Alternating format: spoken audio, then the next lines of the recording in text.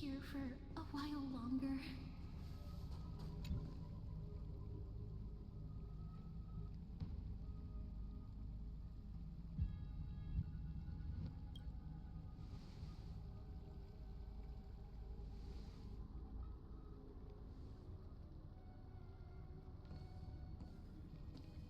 I'm finally here. Once I return this core flame and become the world-bearing demigod, the cycles of Amphorius' tragedy can finally end.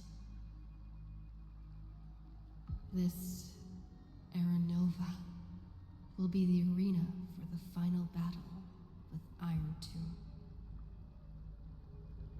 But I still feel like something's not right. Even though this cycle has no demigod of time, time has always stood on humanity's side. Then, with this core flame blessed by the remembrance, respond to their hopes and blaze a trail to the future. Weird. No one ever mentioned this. The core flame of time.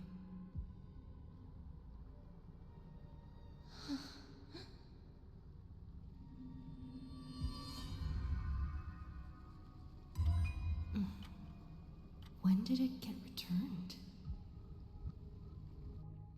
You used Memoria to resist me. But did you not consider the possibility that the remembrance and their children might have taken this opportunity to join the fray as well? Are you saying that Garden of Recollection is also getting involved in this unsavory mess? Then I welcome them. If the Memo Keepers can disrupt your little experiment of destruction, I'll give them a standing ovation. But you know deep down that they can't. In fact, the Memo Snatchers will be more of a hindrance to you.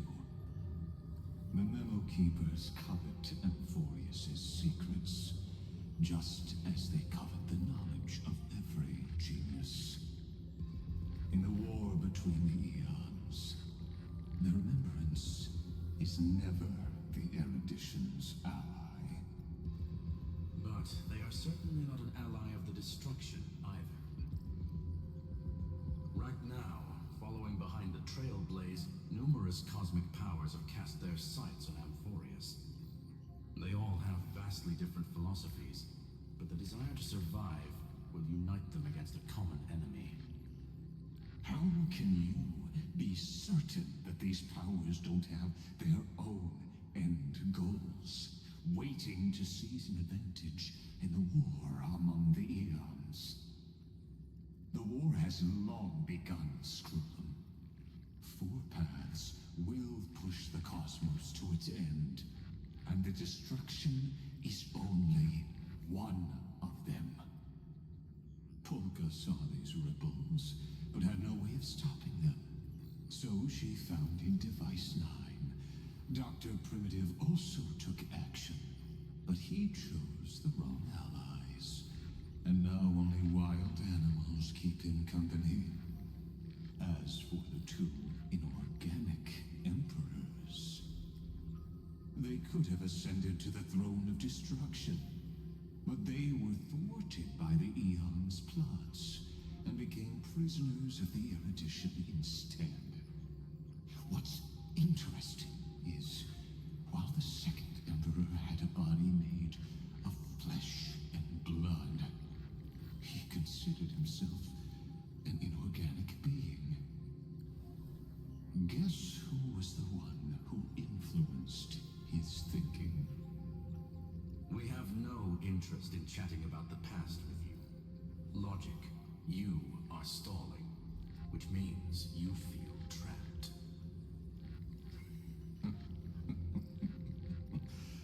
Trapped. Yes, looking back, when Xandar was was a human, he often felt trapped. But patience became my strongest weapon. Because of this, I've always waited for so long. What's a bit more waiting? You don't want to test the resolve of a dead man who's crossed thousands of amber eras. Oh, you're right. We won't get anywhere the way things are going right now. Every member of the society has their own way of thinking, and we were never going to expand your thinking through words. Since we've reached an impasse in this debate, It's my turn now, isn't it? Anaxagoras. I see. Exactly. The benefit of dealing with intelligent individuals is that there's no need to waste words. The answer is exactly as you think. Lupai Sealand's in. Let her join the final pact. I'll transmute myself into a Philosopher's Stone and embed myself into the formula. And when the time comes, she needs to shatter me and scatter that stone's ashes into the ocean within the vortex. So what exactly does your formula do? Now that would spoil the climax, wouldn't it? I have 10,000 ways to torture an anti-Catheran. And in the flame chase journey that she experienced, the previous me already discovered the optimal solution. Just as that Titan made themselves at home in my brain, I can also fuse myself with your avatar through alchemy. I didn't know until I tried it, but this is simply brilliant. I can flip through a genius's databank like reading a book. Then, I will step onto the stage at the perfect moment and use the truth to end this long debate. And just as always, I'll leave the audience speechless. You waited in the data stream for hundreds of years. This universe is worth all that time that I invested. How absurd.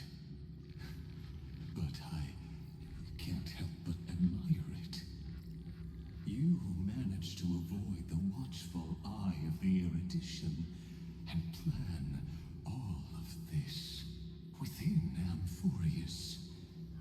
It seems that there was a slight oversight in my assessment of the experiment.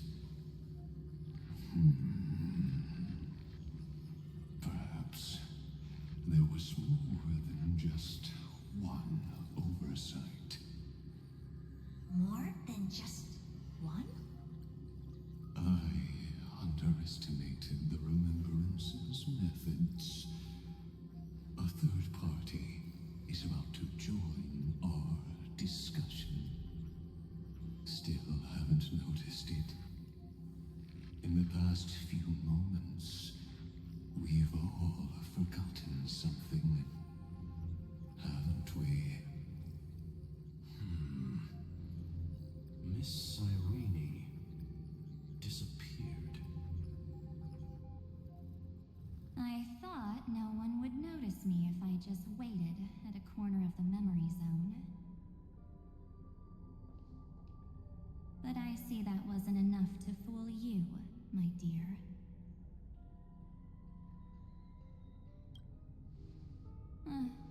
Looks like you're no longer that surprised to see me, even though I am an uninvited guest. Only you can see me right now. I only exist in your cognition, so that way, other people can't interrupt us. She's nowhere. It looks like you still aren't prepared for the worst. Your friend March 7th is no more. Huh. It's just like what she predicted. The truth shook you, just like she said it would. March 7th entered this world long before you and Don Hung arrived at Amphorius. She embraced the path of remembrance to save you two, and burned away like a lone candle in the fog. And I am the shadow cast by her candlelight. I've been hiding within the cracks of time all these years. It isn't easy to deceive a genius, but I can do it. I'll now answer your other question about who returned the core flame of time in this cycle. The answer is simple. No one ever did.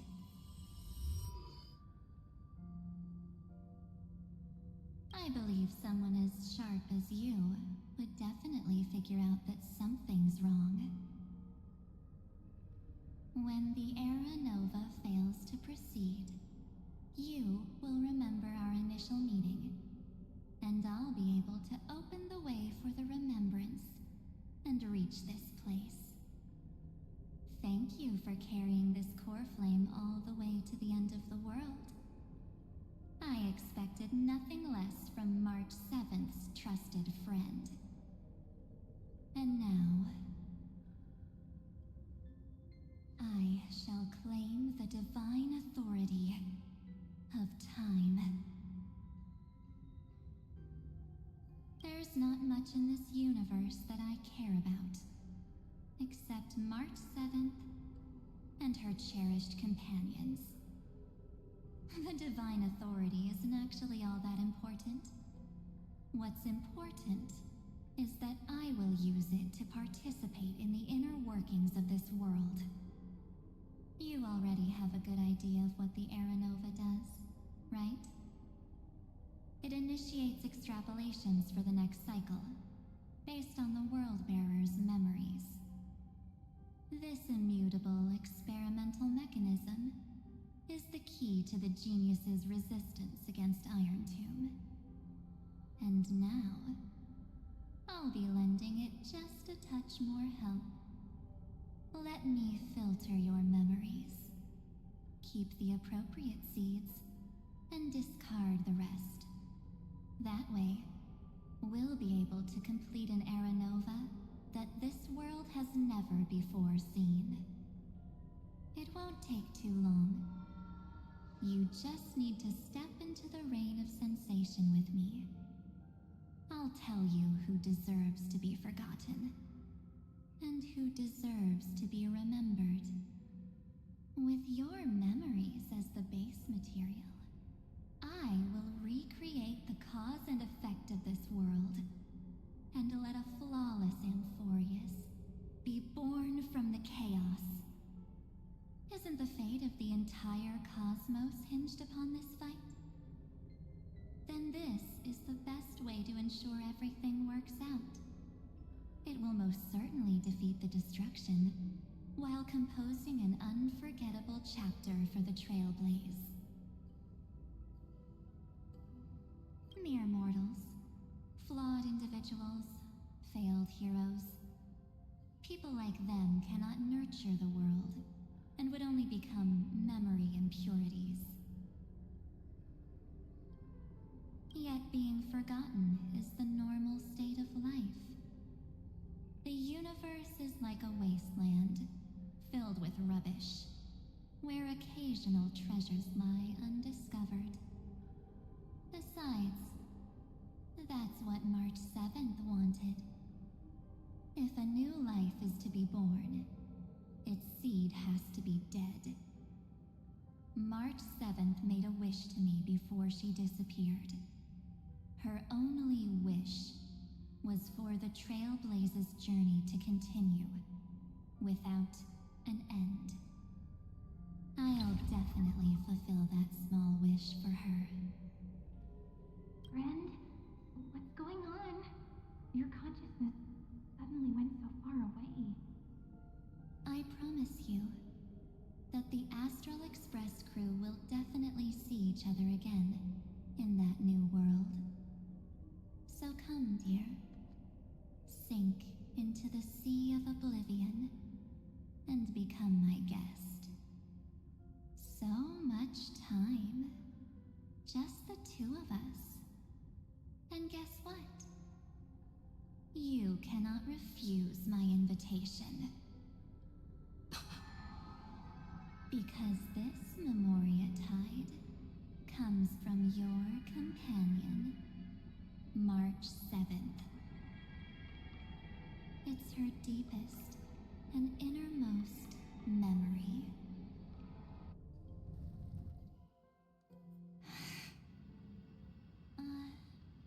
Well, I'm not actually all that surprised. I saw you ages ago, after all.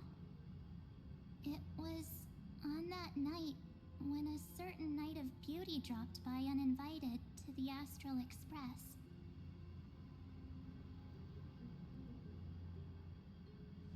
That was when you showed up, without even saying anything.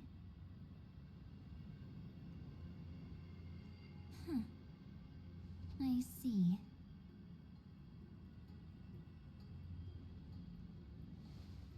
Then, do you still remember how long it has been since you entered Amphorius? That's gonna be tough to answer. 97 days. You walked every inch of this world in 97 days. But unfortunately, no one was able to see you. And you weren't able to interact with anyone. Like how the Memo Keepers renounce their flesh and turn into mimetic entities. You are now a ghost. A being. Unperceived by all. But I can't just do nothing. This world is super terrifying. She and Don Hung have already set off. The Astral Express could appear on the horizon any second now.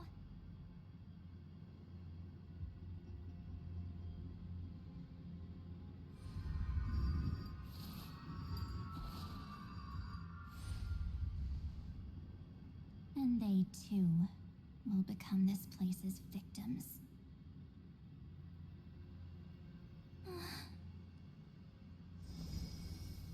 For ages, I've watched people walk through that door.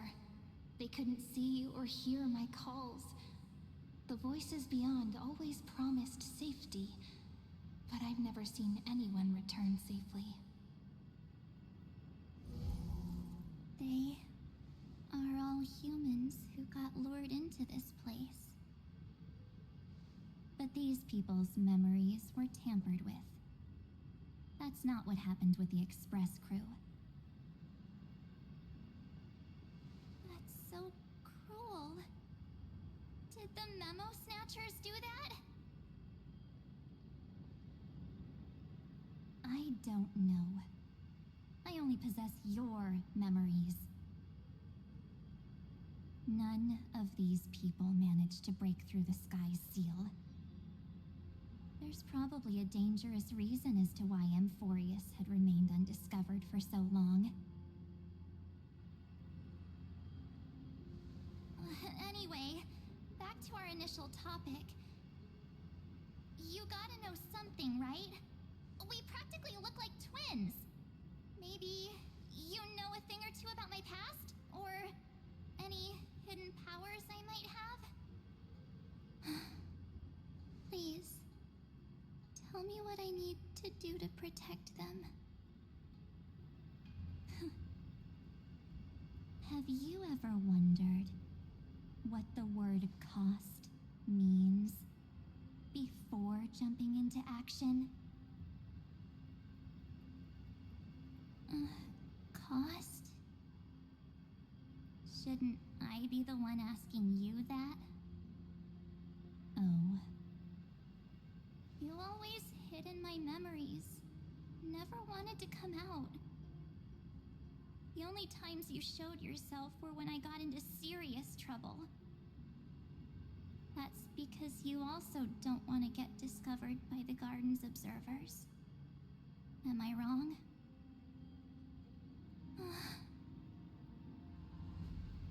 There's no one here except us.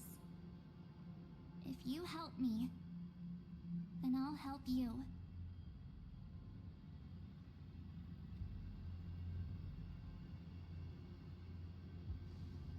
Fine. Let me drop a single pebble into these stagnant waters and watch the ripples reshape everything.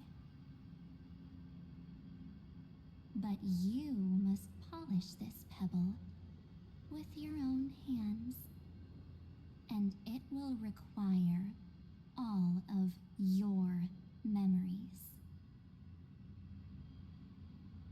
What will I turn into after that? Maybe you'll turn into a guiding light. Or maybe you'll be reduced to dead embers. I can't guarantee that you'll remain the person you are now. Inside you is nothing but an Evernight. Even I can only catch a tiny glimpse of it. If this is the only way, then I don't see why I should say no. Besides,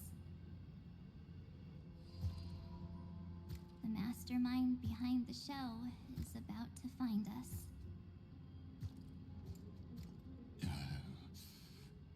Apologies, lost young lady, but I simply cannot allow you to keep acting as you please. So, he can't see you, huh? As expected. Or maybe he's seen through our true essence. The Garden of Recollection's methods are puny party tricks. But you... how did you overcome the ultimate protocol? Looks like we don't have time to keep talking this out. That's right. Some opportunities will never come again. Then, let's do it. Offer up all of my memories. Cast down this pebble, and let everything in this world Be swallowed by the torrents of oblivion.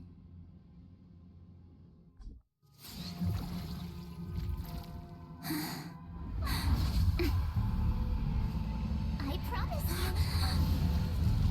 What was frozen was alive.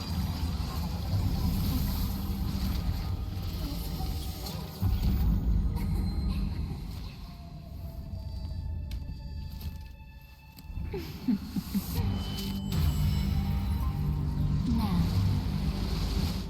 let's bring the true Evernight to this world.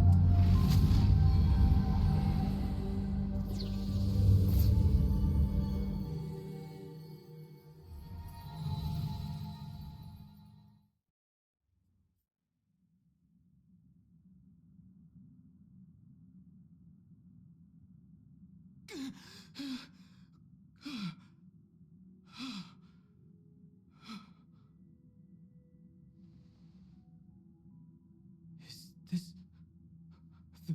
the parlor car? Am I back already? But why don't I remember anything about my journey back?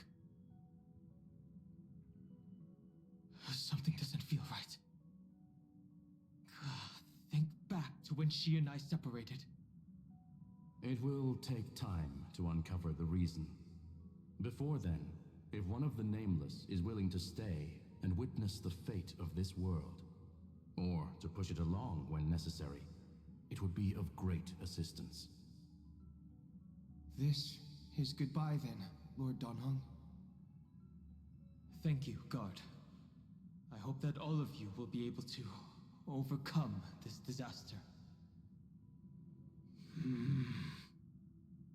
But I can't remember anything after that, no matter how hard I think. Where's Sunday? Did he not come back with you? He stayed with Madame Herta. They wanted to try using his tuning to help support the genius's thought hacking. Is that Himiko's voice? And Mr. Yang? Oh my. That was Herta's suggestion? It's hard to imagine she'd borrow the power of the harmony. No, it was Sunday's suggestion. Herta initially refused. But she changed her mind after Xandar's identity was revealed.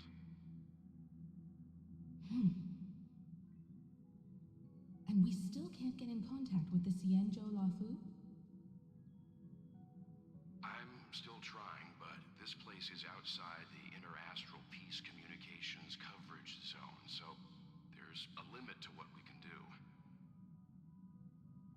What about Aventurine's chip, the mini-transmitter? Surely it can get through to the IPC's lines.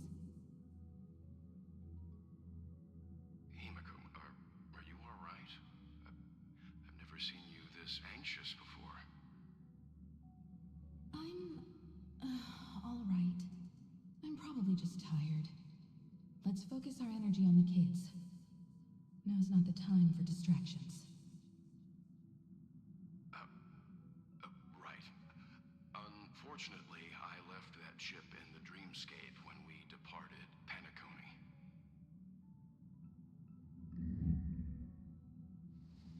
Am I dreaming? The parlor car feels so strange. Are the voices coming from the passenger cabin?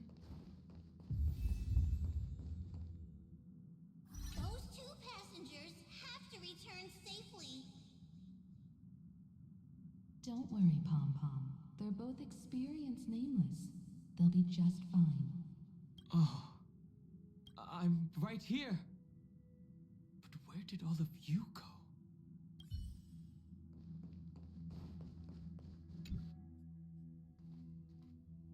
It's hard to believe that their car is still floating in the vacuum of space.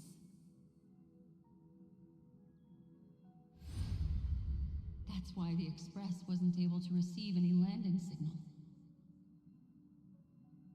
It's likely that the two missing nameless, like March 7th, also came under the influence of the Path of Remembrance, and only their minds entered Amphorius. We can analyze all we want, but the real question is, what can we do right now? I was just about to get there, Miss Himiko. Right now, Amphorius's memory zone is extraordinarily full. I can also take this opportunity to enter the world and seize as much of an advantage for the Astral Express as possible before the other memo keepers arrive. For example, I can light a beacon in the memory zone for the Trailblazer and Don Hong to follow back home.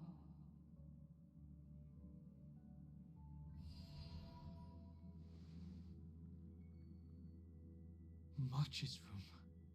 I haven't heard a single peep from her this whole time. March already wasn't feeling very well when she and I set out. Even if this is a dream, I should still check on her.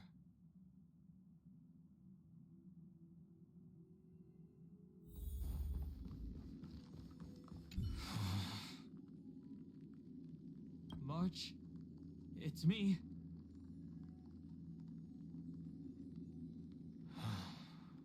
Well, there's no other choice. Sorry, March.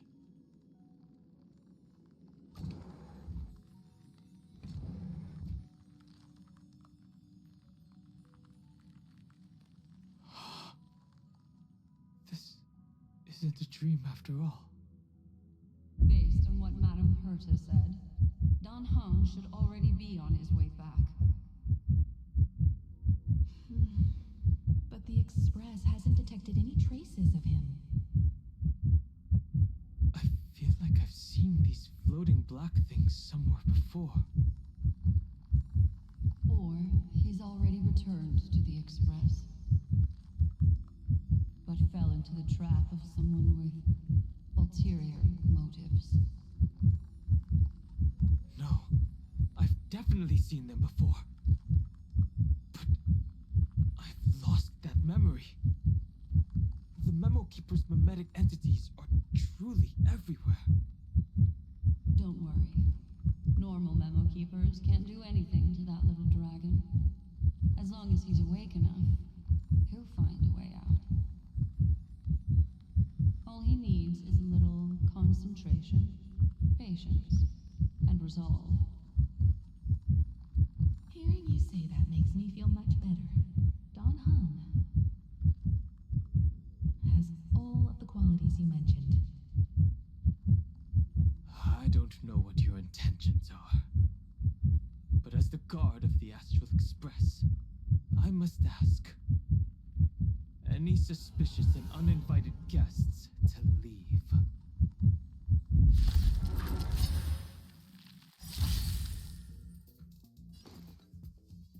It's coming! I don't know what's when.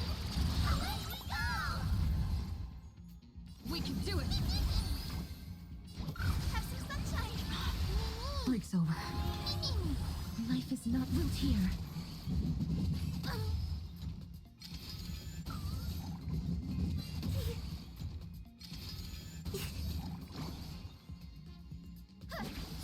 May this thing dispel the gloom, destroy the skies.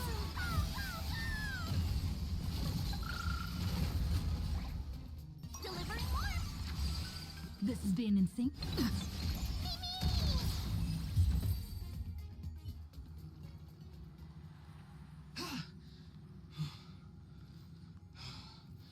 Is the trap now taken care of? Don Hung! Miss Himiko, I'm back. Even if it's just through a spirit warp jump. You could hear our conversations? Yes. It was thanks to your voices that I could pierce through the Memoria barrier. Although, it was not a wise decision to let a Memo Keeper of unknown origins board the Express. Can't argue with that. Miss Black Swan has been on the crew's side ever since things started going wrong in Amphorius. We can trust her. So many baffling things kept happening one after another. I don't even know where to begin. I wish I could have returned with better news. Don't blame yourself. You're all safe and sound, and that's good enough for me. Are she and March 7th really safe and sound? As a matter of fact, while you were on your way back, Amphorius's circumstances changed once again. And these circumstances have something to do with the two you just mentioned.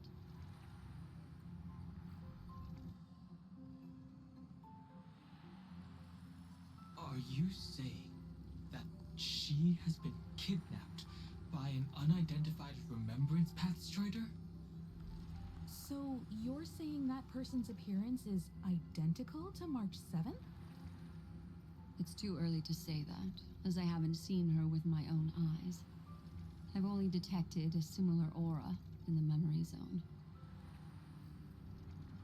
We have no way of knowing what March 7th has experienced.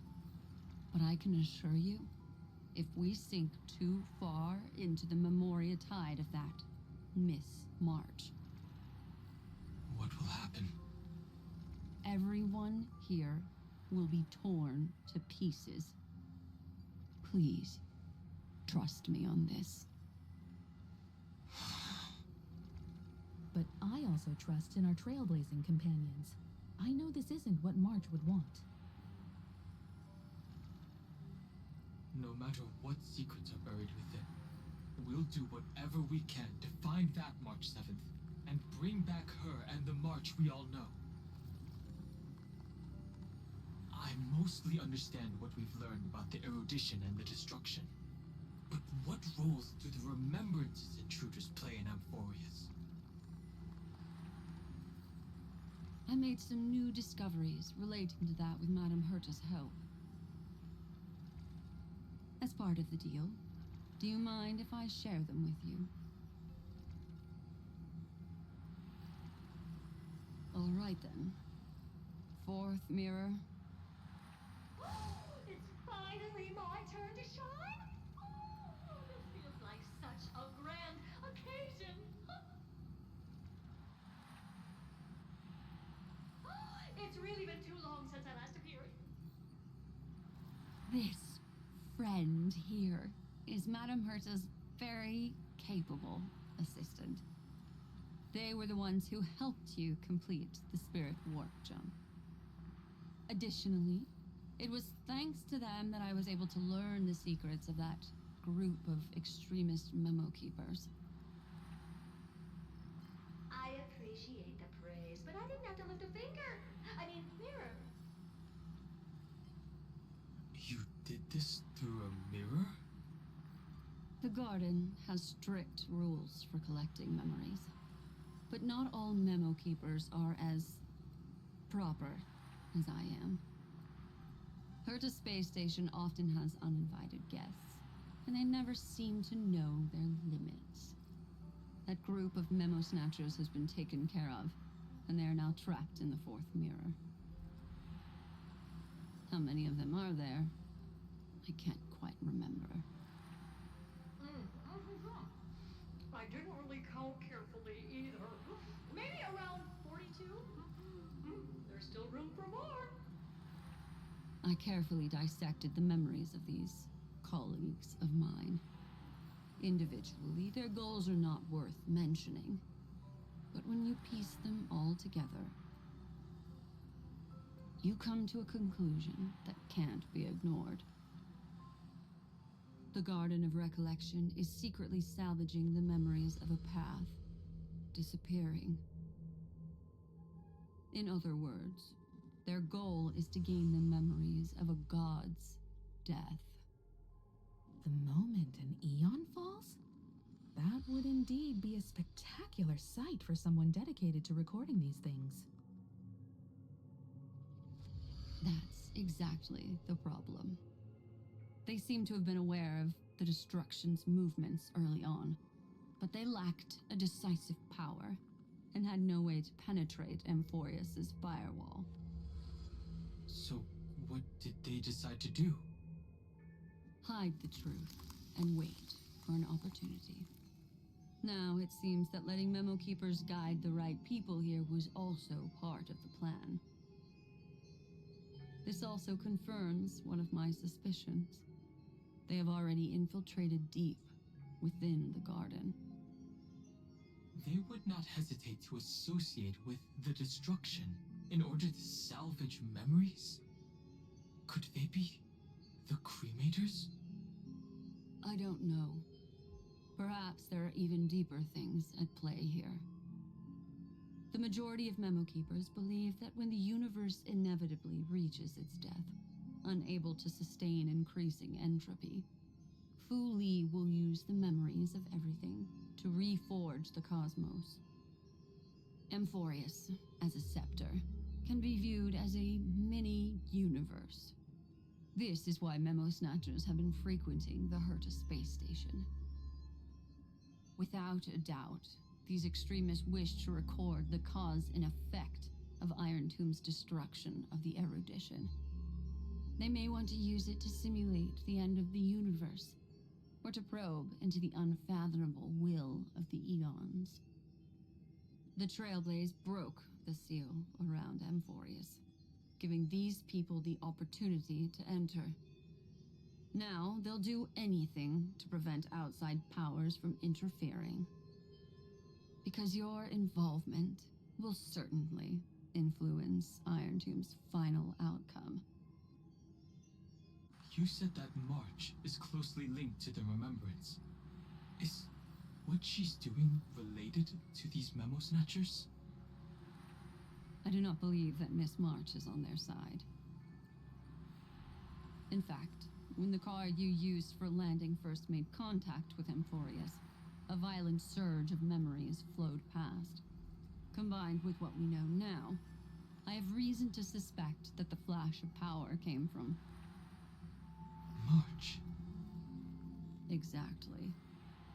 She was the first to be hijacked by the Remembrance, but she used Memoria to neutralize the firewall, allowing you two to enter Amphorius.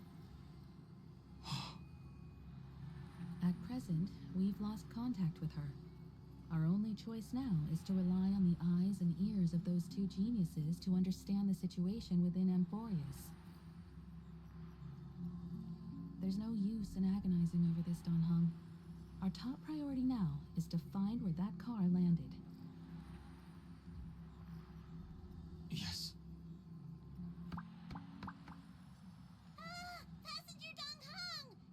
You finally found your way back home! Yes, conductor. I'm back. It's just... Pom-Pom knows. Pom-Pom came over to bring you good news. Passenger Welt says they found those two passengers.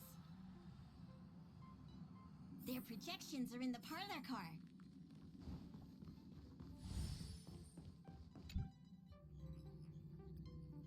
Welt. And Mr. Screwlum. Himiko, you seem to be feeling much better now. And Dan Heng, it's great to be able to talk to you. Once again, we owe Madame Herta a huge favor. Madame Herta doesn't care much for favors, but she'll be happy to receive everyone's praise. Back to the topic at hand. Mr. Dan Heng, we did a sweep of the area surrounding Amphorius' celestial body for organic signals, and we finally discovered the bodies of you and Miss Trailblazer. The two of you were very fortunate, as there was something protecting your bodies. All vital signs are still present, and your functions are all intact. Was it March protecting us? Our preliminary determination is that the bubble enveloping you two in the vacuum is made of a substance similar to Memoria. Conjecture. This substance is connected to the lost Miss March. It will take some effort to bring your bodies back to the Express, so you should get some rest first.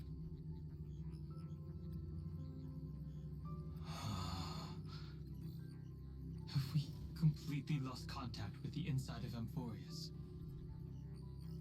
There have been several unforeseen circumstances.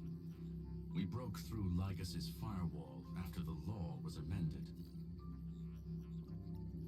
But now Amphorius is enveloped by the fierce path of remembrance, once again cutting off all channels of communication for outsiders. So we have no way of contacting her. If we take into account the difference in the flow of time, every minute we delay here could be a year of waiting for her. Dan Heng, what are you thinking? If it was March who helped us get past the firewall initially, then does that mean only she and I have the travel permit for Amphorius right now? That is a logical inference, Mr. Dan Heng.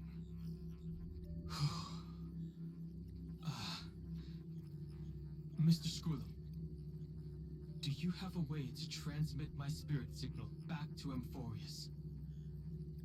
You want to go back? That is far too risky. Even if my body and spirit are able to return without a hitch, there's not much I can do here. We can't lose you again, Dan Heng. Miss Himiko, if we can't get her and March back, how is that any different from losing me? You're right. I should have known you'd say something like that. suppose there's no point in trying to dissuade you. Mr. Yang, Miss Himiko, I will do everything in my power to bring the Express crew back together. No one will be left behind.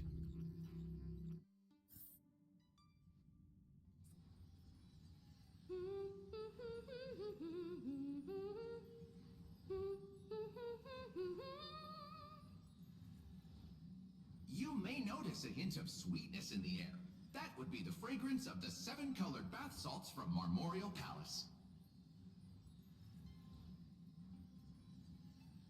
A truly splendid journey, if I may say so. With the Era Nova now complete, you have granted the hero the perfect conclusion.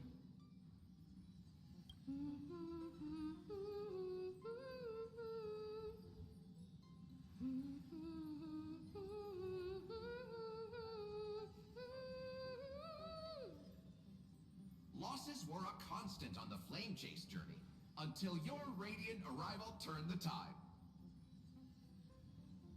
Lord Ravager, Iron Tomb? Ha! Mere playthings in the hands of the Trailblazer. The cosmos is safe once more because... Shush! Hey! Incoming train broadcast! Attention all passengers! The navigation meeting is about to begin. Make your way to the parlor car. It's time to pick our next stop.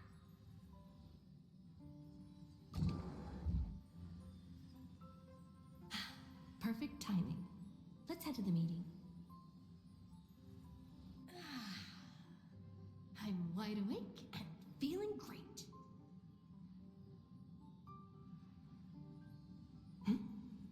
What's this? Who left this note? Strange. It's like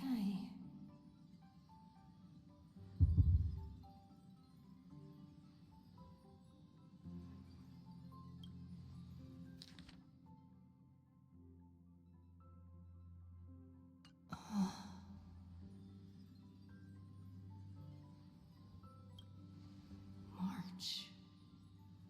When did she leave this here? I didn't hear a thing. Whatever. I'll go ask her myself. There's a new painting here. All I did was take a bath. How did so many surprises pop up? Better step forward and take a closer look. Keep it down. I think I found her. Who's there? What's this?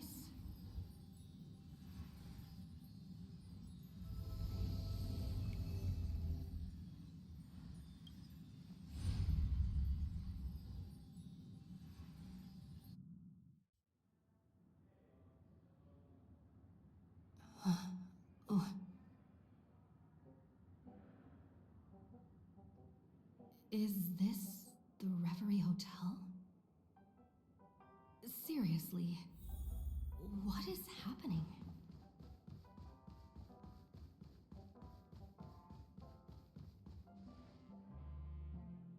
There you are! What took you so long? Hurry up! The navigation meeting is about to start! Navigation meeting? In Penacony? Come on over. It's time to choose our next destination.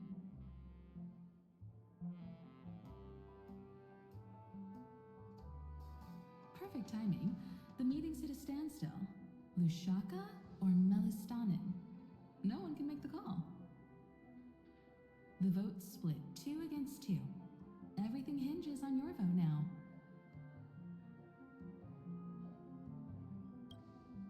What do you mean? And once again, the passenger is talking nonsense. Ah, young people, always full of jokes. What? Their reactions? What's going on? Oh,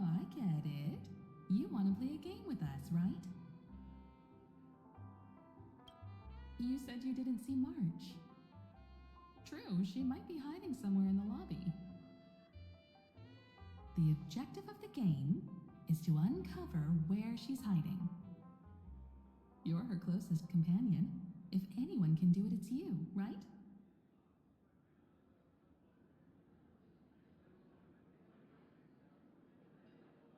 Is March 7th playing hide and seek with me?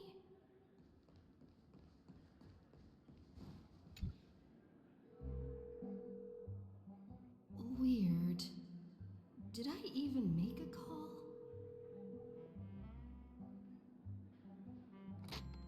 Hello? Hello? Is that you? I knew you'd call. Missed me, didn't you? Don't worry. We'll see each other very soon. Because the trailblazing journey never really ends, does it?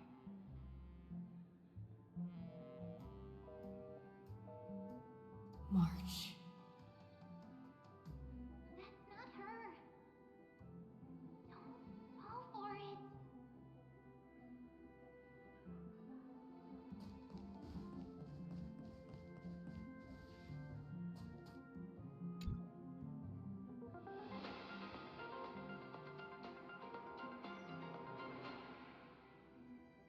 This is the Interastral Peace Broadcast. Good evening, everyone. Good evening. A newsflash. The Erudition Experimental Ground has separated from the entanglement. The Lord Ravager did not emerge as had anticipated. In the end, the salvation of Amphorius was not only thanks to the plot, but also to one crucial.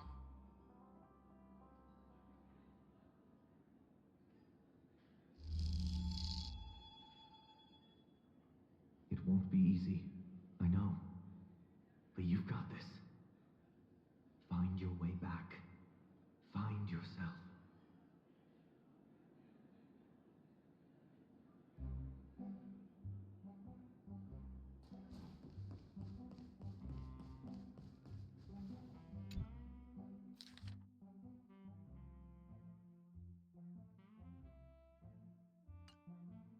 An unsigned guest log.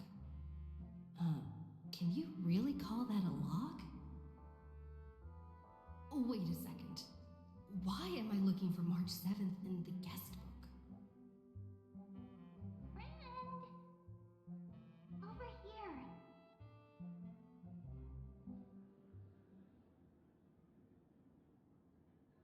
March 7th isn't here. Faint, fleeting voices are speaking to me. But where are they coming from? I went through something like this before. Back in Paniconi. Not even Lygus' prison could hold me. I found my way out. Keep it together. I know I can do this.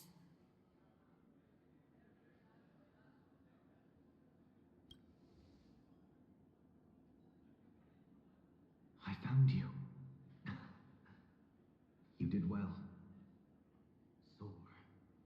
Break free from the cage of Memoria. Let harmony become your wings.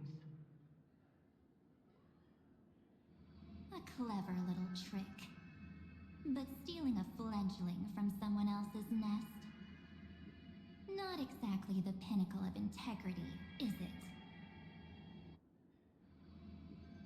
Did you find her? No, it's a futile game, isn't it? In truth, you don't have to go to such lengths to find March 7th. Because in this memory zone, March is everywhere. We're protecting March 7th's wish. You... you seriously can't sense it? doesn't want to say goodbye to the Trailblaze. She wants to keep traveling together forever and ever. We are her memo sprites. For the sake of her wish, we must give it our all. Finally, the timing is just right. A thrilling damsel in distress rescue. Wait, maybe I got that backwards. That's right, but now I'm in my mem form. Seriously, one mysterious and cute memo sprite is more than enough. Friend, come with me. We're getting out of here. Why run away? What does it take to make you understand? Step 1. Stop scaring her already.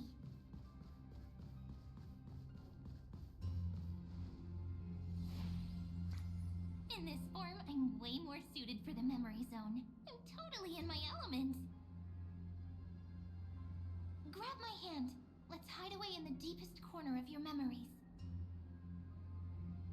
Lift the curtain of memory and stir up ripples of past reverie.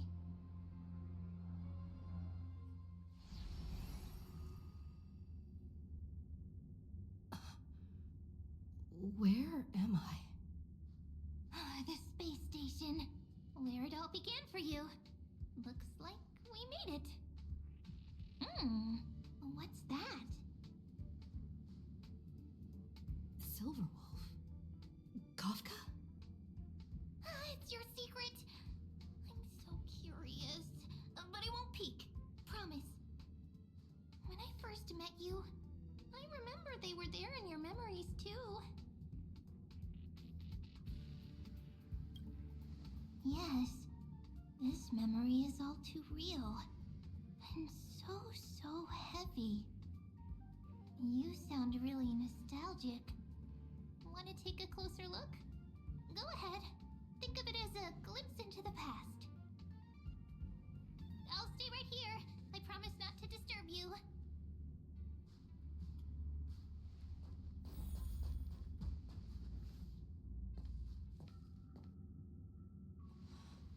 What's this? Memories from before I woke up?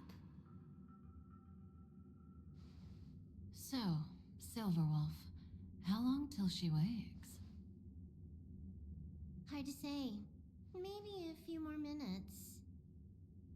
By the way, that part in the script, could this be the right moment? Yes, looks like we're on the same page. In that case... Listen.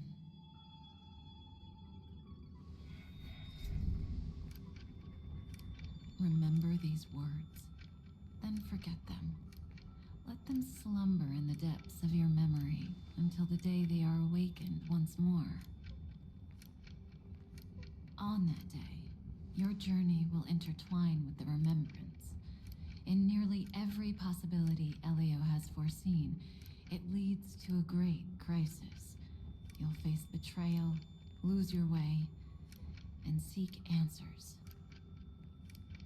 So before you hear these words, I don't want you to consider this a prophecy.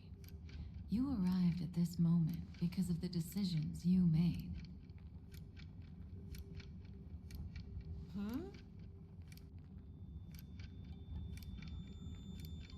I don't know what you'll have endured, or whether you'll still believe in me. But if there's even a trace of doubt in your heart, I hope these words can give you strength. It was a wish from the cosmos that set you in motion. And in the tale where you are the protagonist, the stars themselves will defy the destiny of finality. Mark this number, 4. According to Terminus's prophecy, 4 paths will push the cosmos to its end, and on your journey, you shall encounter them, one by one. Destruction, harmony, nihility, and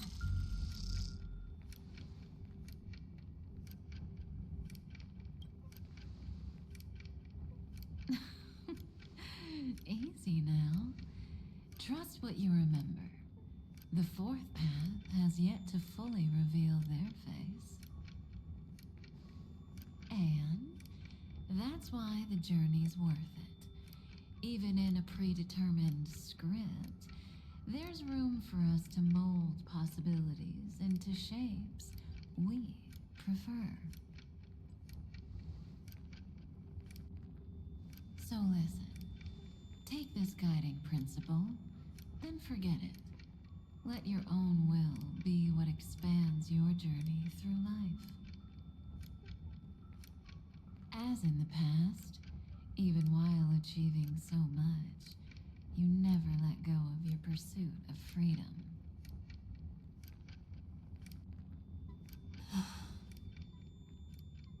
That was so sincere. I might actually tear up a little. Now we all live within the script, but adding a little color to the lines has never been forbidden. Are you going to say more about those branching storylines?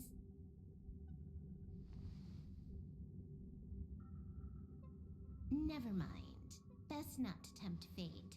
Get ready. She's about to wake up.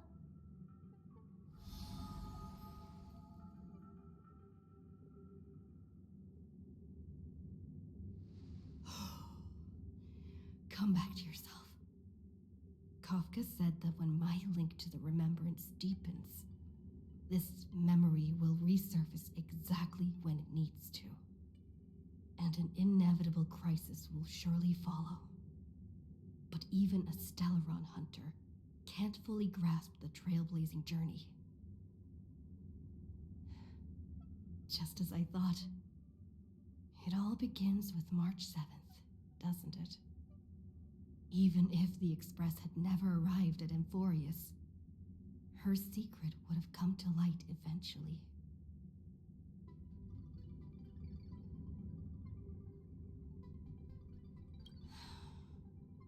The pressure's really starting to build. I can barely think straight. I need to clear my head and go find Cyrene.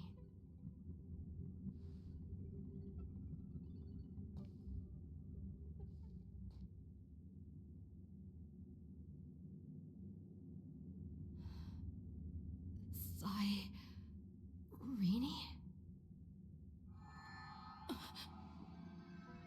It's a breakthrough! A breakthrough! How could that little pink girl possibly beat us? Little one, you really don't know how to behave, do you? You were meant to stay in those beautiful memories and wait for all the disasters to pass. Oh, triple-faced soul. Cast your light upon us. Let no darkness remain concealed. Sunday? Raise your hands high and embrace this boundless light.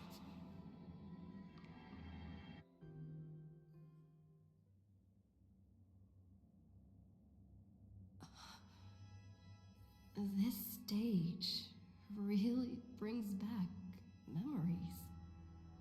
Yes. For you, I suppose it's been a long time, hasn't it? None of this would have been possible without Miss Cyrene. Even while engulfed by Memoria, she fought to stay in contact with the geniuses.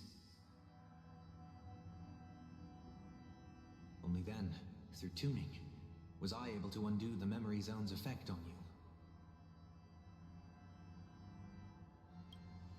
Step onto the stage first. Ms. March will come for us soon, and she won't be alone. Those memo sprites will follow. We need to prepare early. Only then can we get you out safely, and go back for Cyrene and March 7th. Please, be careful. Amphorius is being overwhelmed by an unusually violent Memoria tide. I'll do all I can, but even that might not be enough. Black and pink. Two memories twisted together. Time is precious. Let's pick up the pace. Yes, Madam Herta. I've made contact with her. Understood. I'll carry out my part as expected. Quite the dazzling nest you have, little bird of the harmony.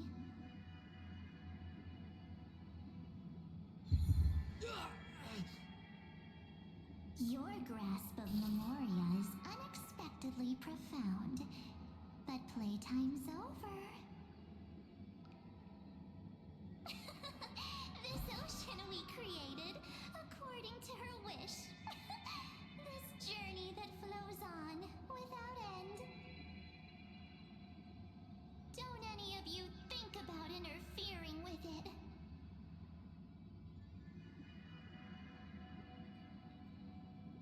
She's coming.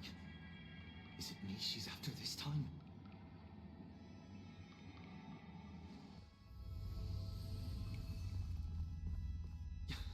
There's no time to regroup. I've prepared an alternate escape route. Wake from your slumber and return to reality. Come on, I'll bring you out.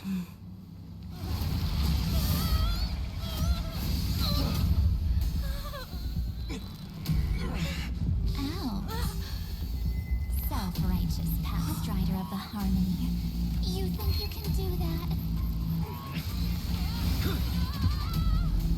Next time, get a memo keeper instead.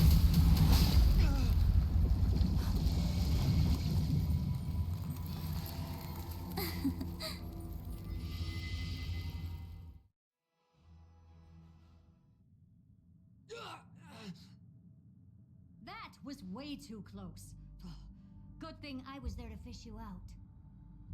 Sunday, are you all right? Mr. Yang. I couldn't get her out. I'm sorry. Is it true that March is behind all of this? Yes. And no. That Pathstrider of Remembrance is identical to March 7th in appearance, but what lies inside? I can't find the right words to describe it just yet. Can't you come up with an analogy? I thought that was your thing. That Miss March feels like a reflection on water. Only not from a calm, clear lake, but from a bottomless abyss. Within her words, I sensed an intense but utterly pure protectiveness. Protectiveness? This is only speculation, but after being drawn into Amphorius, perhaps March 7th experienced... No, she likely foresaw a tragic end. It was out of a desire to protect her fellow crewmates that she chose to awaken a power that teeters on the edge of evil.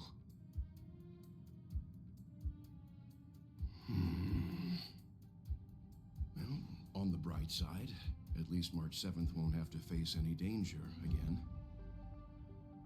After that battle, I'm afraid I'll no longer be able to join the fight through tuning. So... has Miss Black Swan's progress remained on track? You don't need to worry. She used your disturbance to mask her movements. Current status? Advancing upstream within the memory zone. I didn't see that coming. The Memo Keeper is pretty courageous, choosing to defy the rules and take matters into her own hands. This means she's chosen to stand against The Garden of Recollection.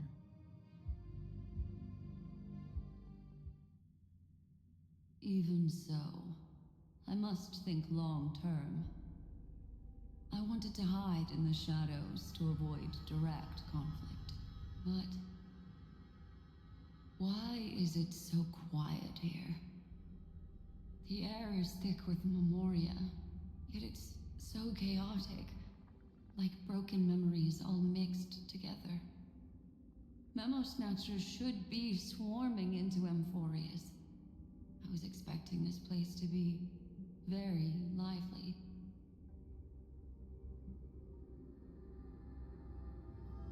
So, how did they end up like this?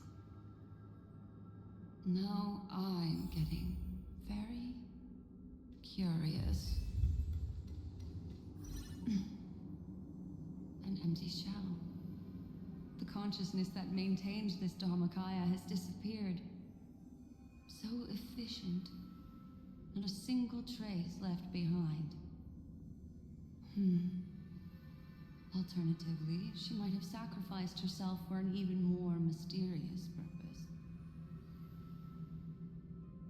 Either way, what exactly made these fanatical believers end up like this? Memory. It is indeed a deep ocean of dangerous allure, where fascinating secrets always hide beneath the waters. I keep getting the feeling that the same thing happened in Penacony. Get ready. We're about to head off. Is it really gonna be okay? That world's surrounded by a massive chaotic material. That white band of light has already foiled our plans multiple times. Don't worry.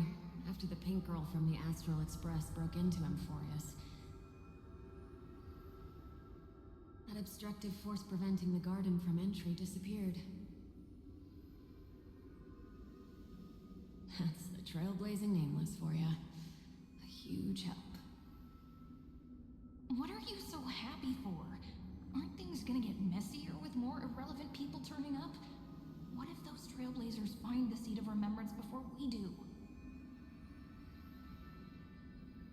Then we'll just steal it back. Simple. By the way, there's a messenger and a memo keeper on that express. We don't know where they stand on this matter, so make sure they don't notice you when you make your move. You folks are truly everywhere. These memo snatchers are different from the previous husks. These ones seem to have had contact with her. We'll introduce ourselves to gain your trust. We are the Garden of Recollection. You should be very familiar with that name by now. This memory ends so abruptly, as if a shapeless hand snuffed out its candlelight. It appears the secrets ahead are even murkier than I imagined.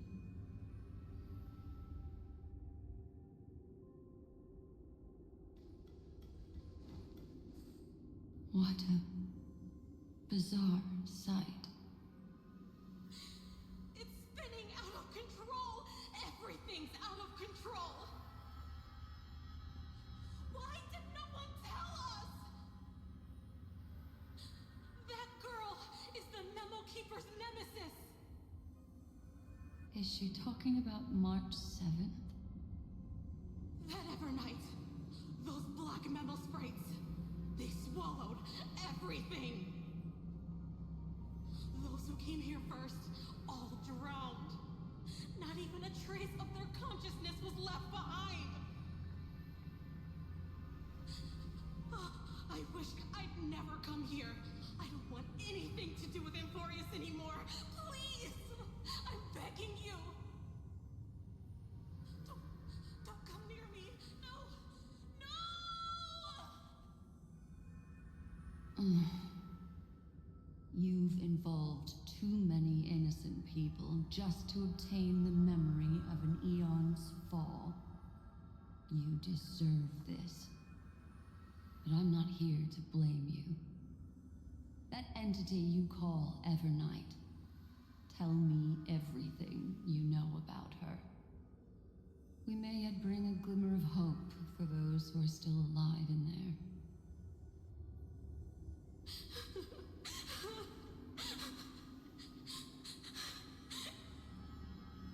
Eden of blessed insight. Huh?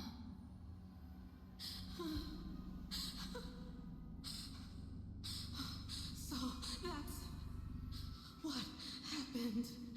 We were tricked. We are the sacrifice the garden used us. The pure child of Anasrava abandoned us.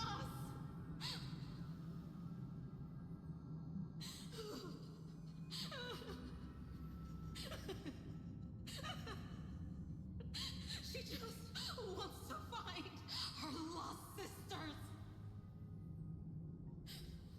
Find them, kill them, reclaim them.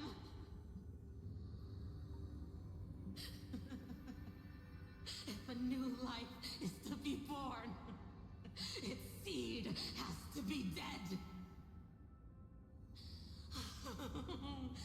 Dead, dead, dead, dead. Dead, dead, dead. Dead, dead, dead, dead. Dead, dead, dead, dead, dead.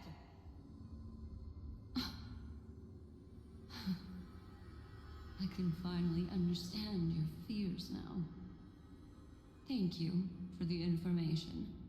It was very valuable. I'll take your remaining consciousness out of here as a gesture of thanks. It'll serve as both protection and a punishment. You'll reunite with your peers in a genius's mirror, where you can reflect long and hard on your past actions. Well, provided that I can survive my encounter with her.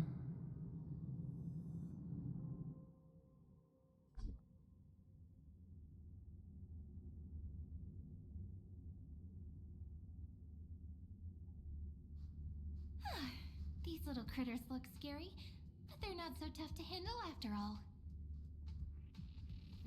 Though the surging Memoria tide swept my friend away, I must return to her side before Miss Evernight succeeds.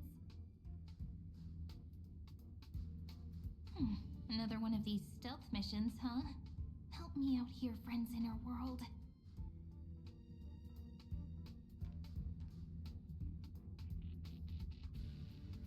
A scorching and dangerous aura. This power shares the same origin as Finan.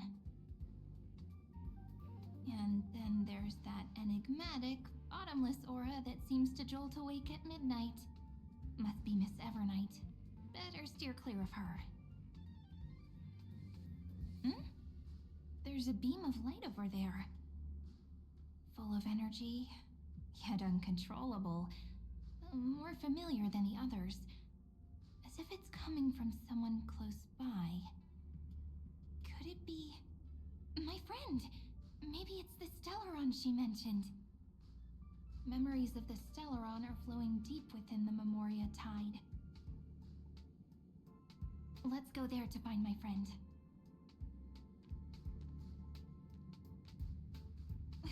Jeez, so many little ones gathered here. Did you know I was coming? You're being a bit too enthusiastic, aren't you? Thankfully, her presence hasn't weakened. I feel like I'm getting a bit closer. Huh?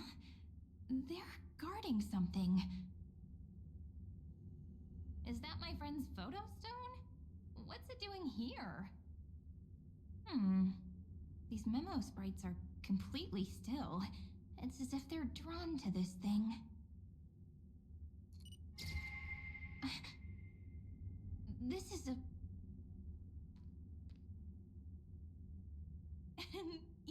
computer memos, right? No wonder the photo stone can't store more memories. Have you been hiding in there all along? Find my travel companions.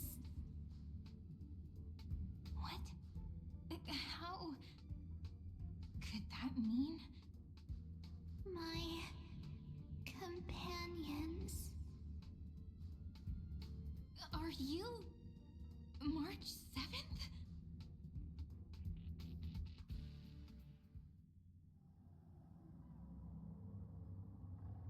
The sky is burning, and the streets are empty. It's just like how things were last time. How long can the encryption key you wrote for me last, Mr. Screwlum? That is difficult to project. Logic. It is currently unclear how the unknown variable, Miss March, conducts her interference. Please rest assured that I will extract you on time before the encryption key expires. But that means I will no longer be able to hack in via the same method. I only have one chance. The maze of the remembrance is starting to change. I cannot remain your guide on your path forward. That is why we had to form a temporary alliance with our former enemy. I express my utmost respect for your courage to personally face such dangers. Lygus? Your enmities, well within my calculations. Allow me to reiterate that Lord Anaxagoras now has a firm grasp on your crucial weakness. If you still plot to harm the Nameless, then you will find that the Society's previous warnings were not empty threats. I understand. I'll only do what needs to be done.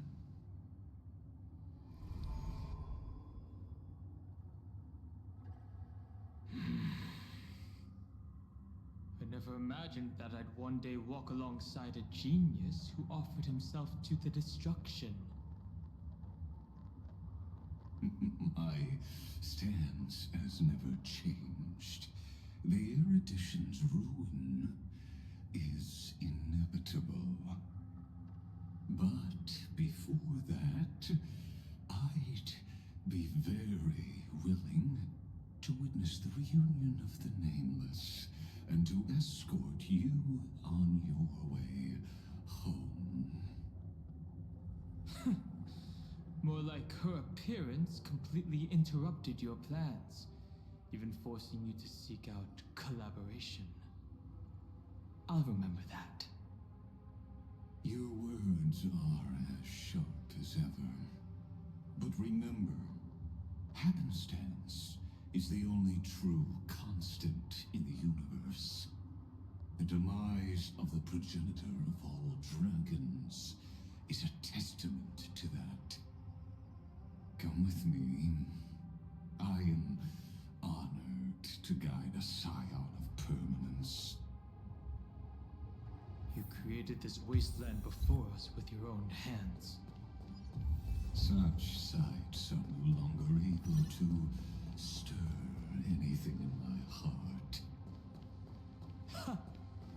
Are you saying that once upon a time you were actually moved by their defiance? I'm sorry to say, I never was.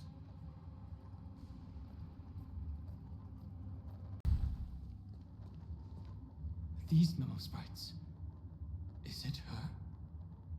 The mimetic entities of the remembrance are everywhere. That lady wove a giant web in my blind spot. She hacked and infected the Time Titan, converting the built-up data of Amphorius into puppets of the memory zone. Sounds like you two have quite the history already. Any variables that desire to influence the experiment deserve my attention. But you never mentioned her before. Could even a genius of the erudition get his brains hacked? Lord Danham, I'm simply stating a fact. That lady is also a threat to you. A threat that you cannot afford to ignore. She snuffed out the remembrance without any effort and left nothing behind. Her actions were so determined, as if she had an unquenchable hatred against that path. Contradictions are often the keys to the truth. Lady March 7th's past is a bottomless darkness. And? Do you expect me to join forces with you because of that? All I need to know is that she has something to do with March 7th's past. Fine. I am only giving you a possibility for you to ponder. The choice is still in your hands. A heavy past is like an everlasting night. As to what kinds of sins lurk within, you should know that better than I do, former Vidyadhara High Elder. Yes, I indeed know how to face the past. Better than you do, first genius. I have no intention of refuting that. Let us keep going, Lord Danham.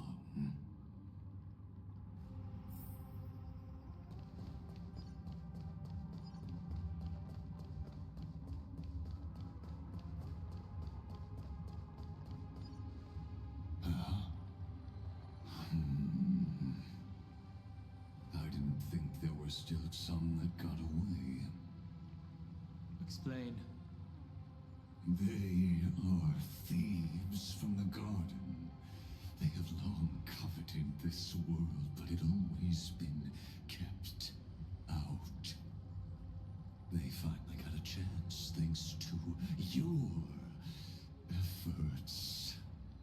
Unfortunately, they ran into Miss March and their consciousnesses were plucked out one by one, reducing them to mere husks. Those who were lucky enough to escape her drowned in the black tide, becoming these twisted figures. But they look very different from the usual Black Tide creatures. The reason has to do with our destination. Let us deal with the threats before us first. Then I'll reveal the answer to you. You really have no intention of fighting, do you?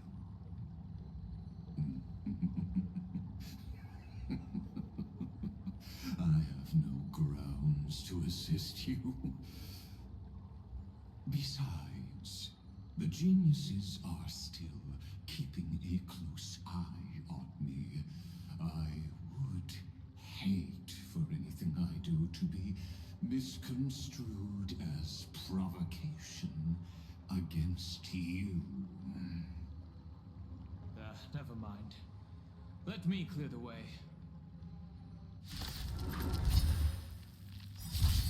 Let's try it this other way. Trust me. We can do anything!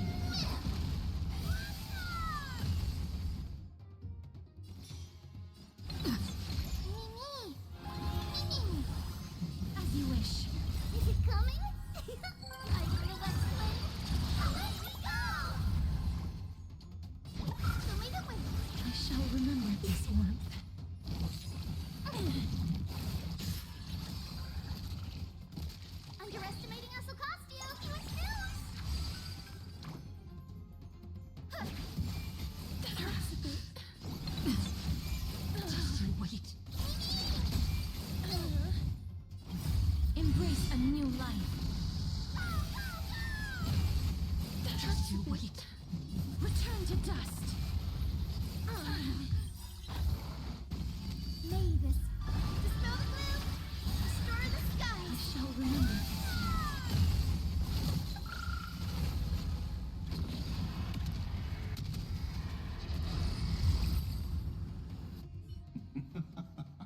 What splendid spearmanship.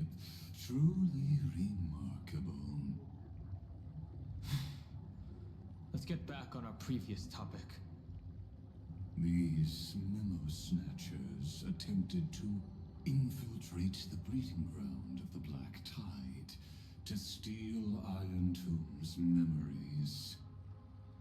That sounds like a surefire way of destroying themselves. Well, our views differ on that. They had a chance to reach the truth precisely because they did not fear death. That futile world-bearer turned himself into a seal in this cycle, attempting to suppress the Black Tide's spread. His golden blood soaked into the ocean tides and covered the earth, etching the scar of destruction into this world. And that scar shall point the way forward for you. Erudition, destruction, remembrance. When the three paths cross once again, Amphorius shall face a most magnificent end.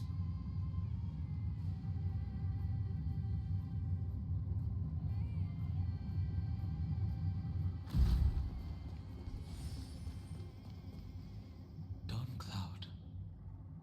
I have witnessed 30 million futile ends atop this cliff. You may not agree with me, but I've always believed that this number has made me the person who understands Kozlana the most.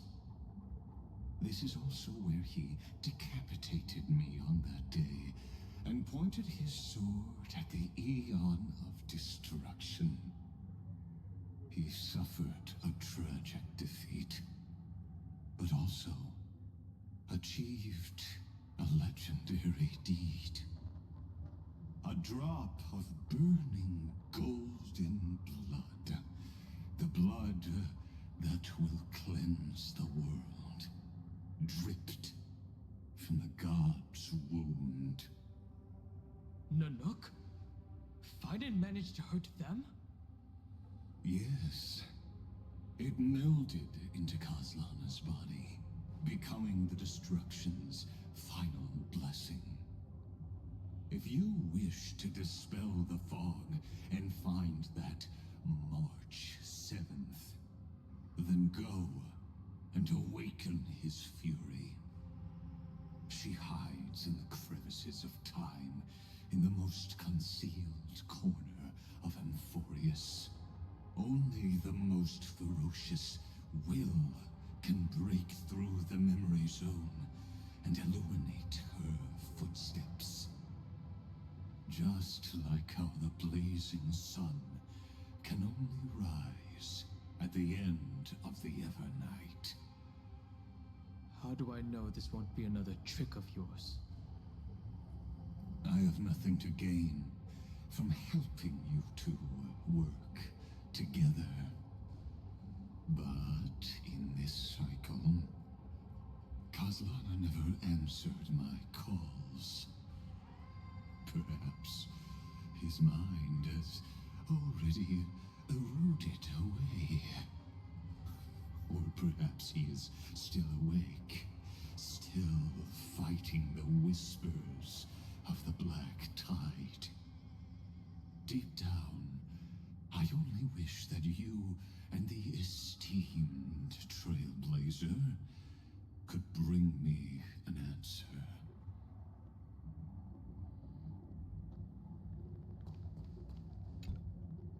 Is there really no other way? How long has it been for you? Kaslana. Finen. I'm back. What? The moment you took the world upon your shoulders without hesitation, you lost the chance to ever be yourself. Duty does not drive you to wield your blade, but hate. Behind that hatred, you seem to desire the destruction of the self. Losses are a constant on the Flame Chase journey. What you stand to lose weighs far heavier than life itself.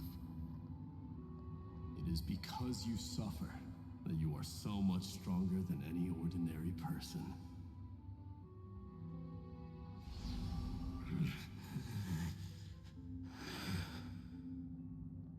Partner.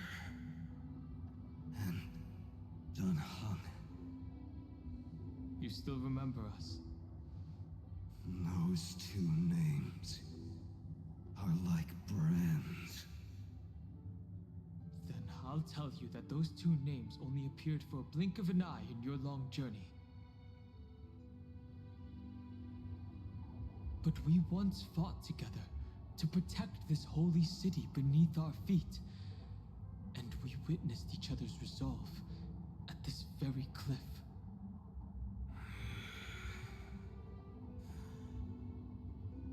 I have forgotten everything except the belief I had when I set off. Even this body is as alien to me as your words. All I know is that I must imprison the destruction that swallows all. What if I tell you that we're here for the same thing? Look at what this world has become. You know what it's waiting for. Even if you've forgotten everything, I still believe that you'll make the right choice, like you did in the past.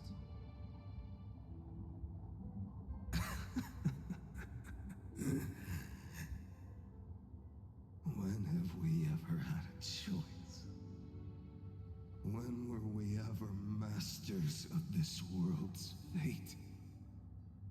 Even though I shoulder the dreams of millions of lives, I could only forge the destruction's evil will.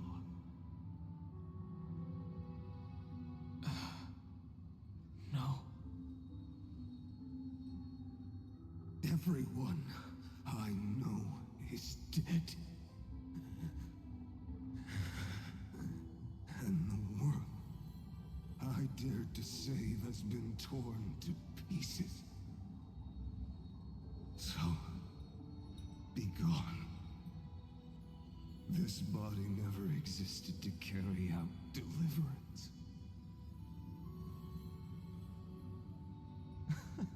There's no need to be so serious. Sorry, I had a really long nap and all the bad memories woke up first. Long time no see, partner.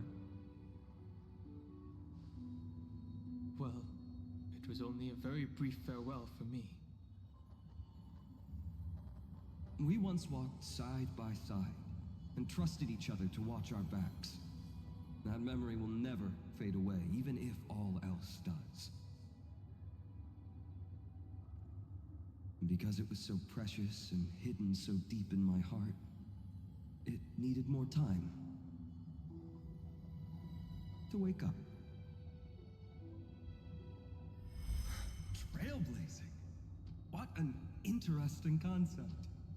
Surely on your worlds, that is also a titan revered by the masses. There is no need to further confirm your resolve. Today, we inherit the duty of the gods, safeguarding the inhabitants of Amphorius. Stand with me, and become heroes!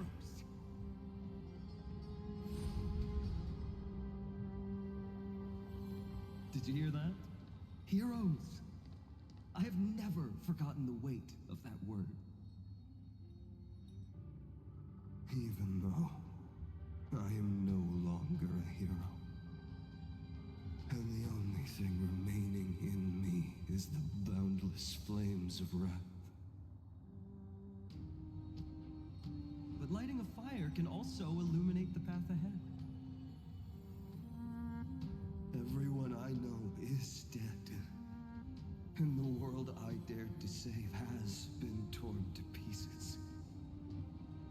But there is still a group of heroes that I know. And they will bring the true tomorrow to Amphorius.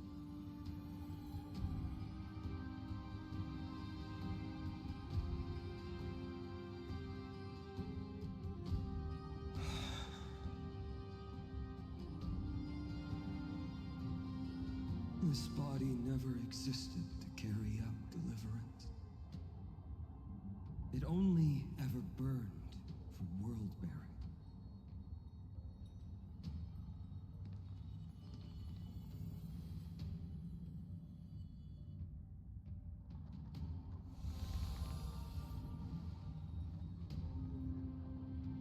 So, I'm going to head towards tomorrow first. Don't make me wait too long, Donna. Partner. Deal. What if we were born from the destruction? There is no need to question your heart. No need to crave victory. If I am born to be a vessel of sin, then I shall roar at evil and trailblaze a dawn for future generations to come.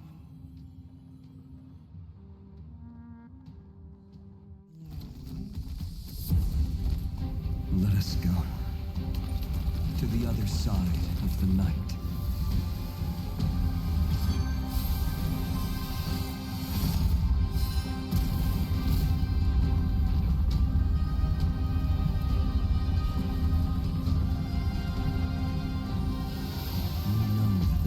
There, and the blazing sun, destined to rise.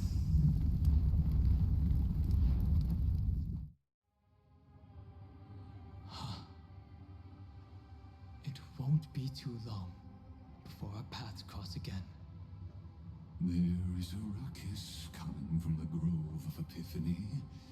It is time for you to set out, my lord. I have another notice for you. In this cycle, an eccentric demigod deviated from their flame-chased destiny. In a history known by none, Terravox, the Earth, fell. This matter has remained extremely mysterious, contradicting the extrapolations of 30 million cycles. I have reasons to suspect it also has something to do with Lady March 7th. As of now, clues that yield no conclusions are not important. Finan already pointed me in the right direction. Open the way.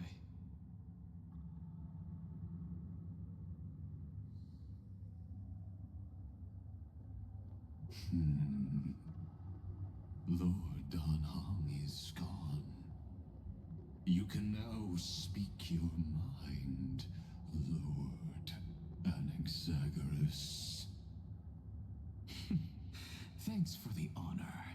And here I thought you weren't ever going to acknowledge your old friend. The Inspiration Circuits recorded that you have led me up Dawn Cloud countless times. And the last time was right in the previous cycle. Oh, and Kefali even lowered their hand to welcome. Surely you didn't move into my head to browse such trivial content. But if that's the recalling some fun Dromus trivia for your pleasure. You seem pretty relaxed. Indeed. The experiment's variable will be eliminated by my enemy's very hands. A beautiful way to kill two birds with one stone, isn't it? You know very well that everything I said about that Remembrance Pathstrider was true. Both my hypothesis regarding her identity and my recommendations to Lord Don Hahn. Yes, I know. You haven't told a single lie so far.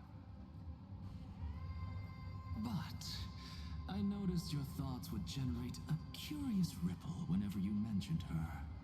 It's almost like you were deliberately trying to hide something into the depths of your brain. Since you're talking in such a blunt way, I'm assuming you haven't actually found any concrete evidence. That is correct. Thanks to that mechanical body, you can control the boundaries of your thoughts, opting to only show partial truths. Pity that I still managed to grasp a shiver of fear that escaped your control, and I traced it upstream to discover one single word.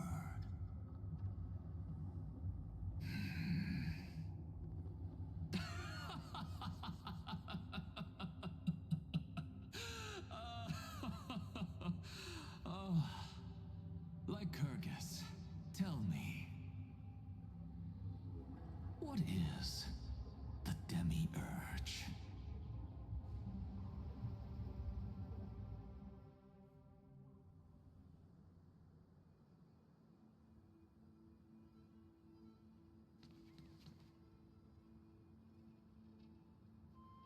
The grove. Even the branches and leaves of the sacred tree have been dyed gold. Finan gave his all for her. Now that the destruction has quelled the Memoria Tide, it's time for me to go deeper into the grove.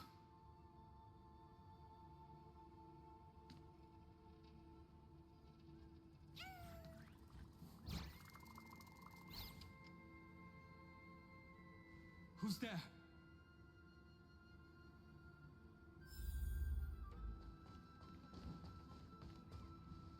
That fiery blaze engulfed the grove and woke all creatures from their slumber.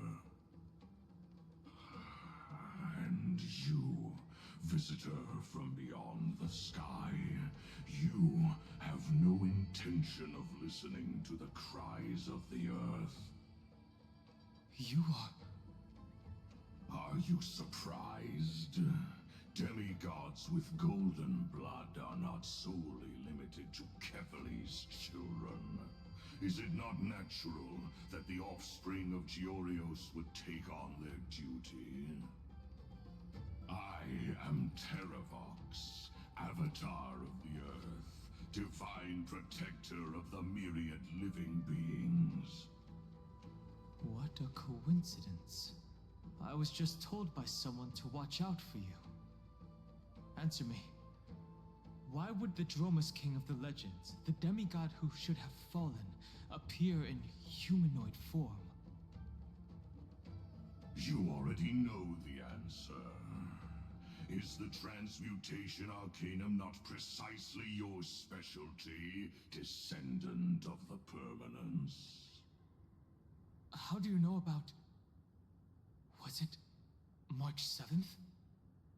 Exactly. Thanks to her, I was able to escape into the Memoria Tide and disappear from the world's memories. So you didn't die. Your fall was just a lie. You cast aside your duty as a flame chaser and joined her. Why? To survive. For Adromus, life is no more than existence. The birds and beasts of this world have struggled to survive since time immemorial. Yet unlike humans, they are unable to live on in the World-Bearer's memories. But Evernight is the master of remembrance, and I saw your story in the Veil of Evernight. Vidyadhara, the permanence, dragon transmutation, resurrect, Shang. The path you chose to survive will lead to your death, demigod. And what of it? This body is soaked in filthy golden blood. The earth is hungry, and only the permanence can satisfy it.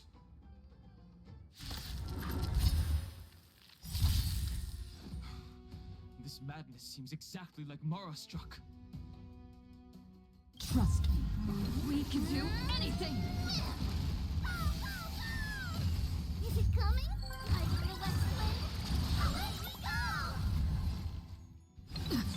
Mimi! Mimi! You two had roots here. Have some sunshine!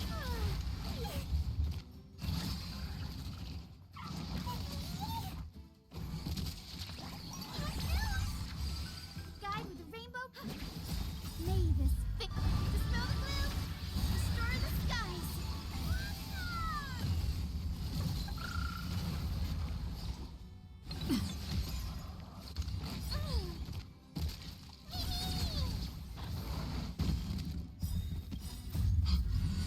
Cloud Knights? How is that possible?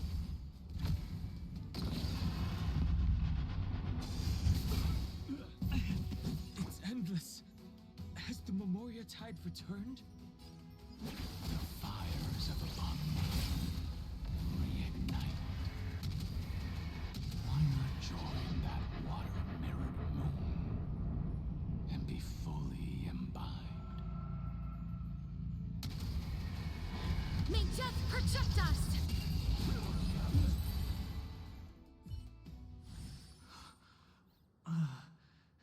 Is this some disordered memory?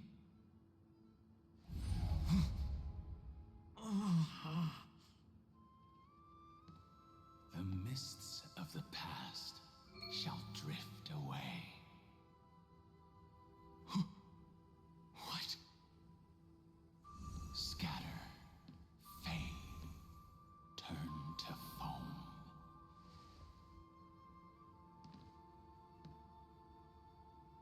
Do you not remember me? After all, I am the heavy burden you must bear. How could I be so easily forsaken?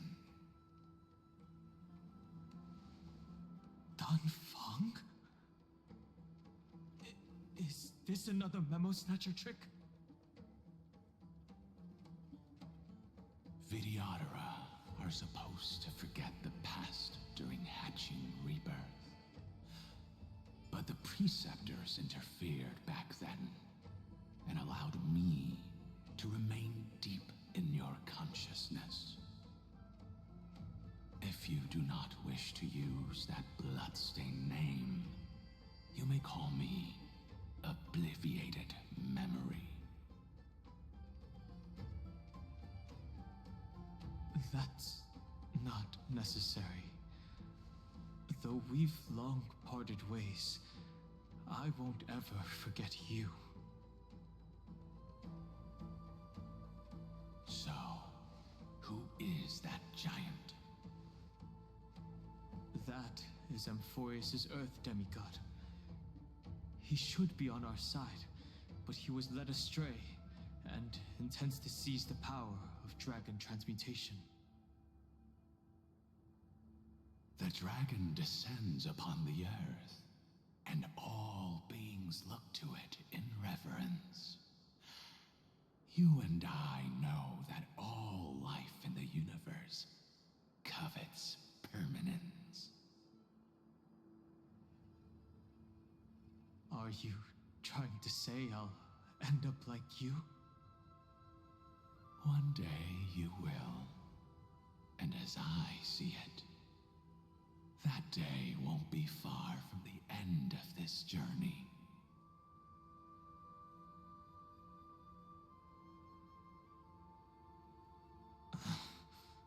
Let's move on to another topic. I have no intention of passing judgment on Dan Feng, and I have even less desire to become entangled with him again. I only have one concern right now: bringing my companions back safely. You can either help me deal with these abominations, or return to the shadows of memory. Dan Feng.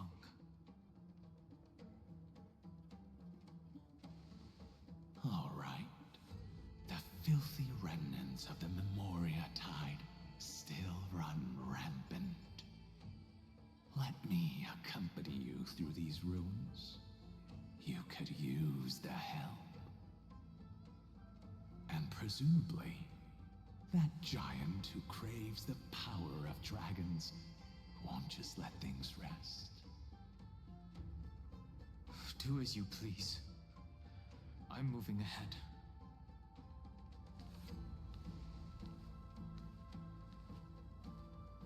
Speaking of Terravox, his aggression just now was probably some distraction. His madness is plain as day. I agree.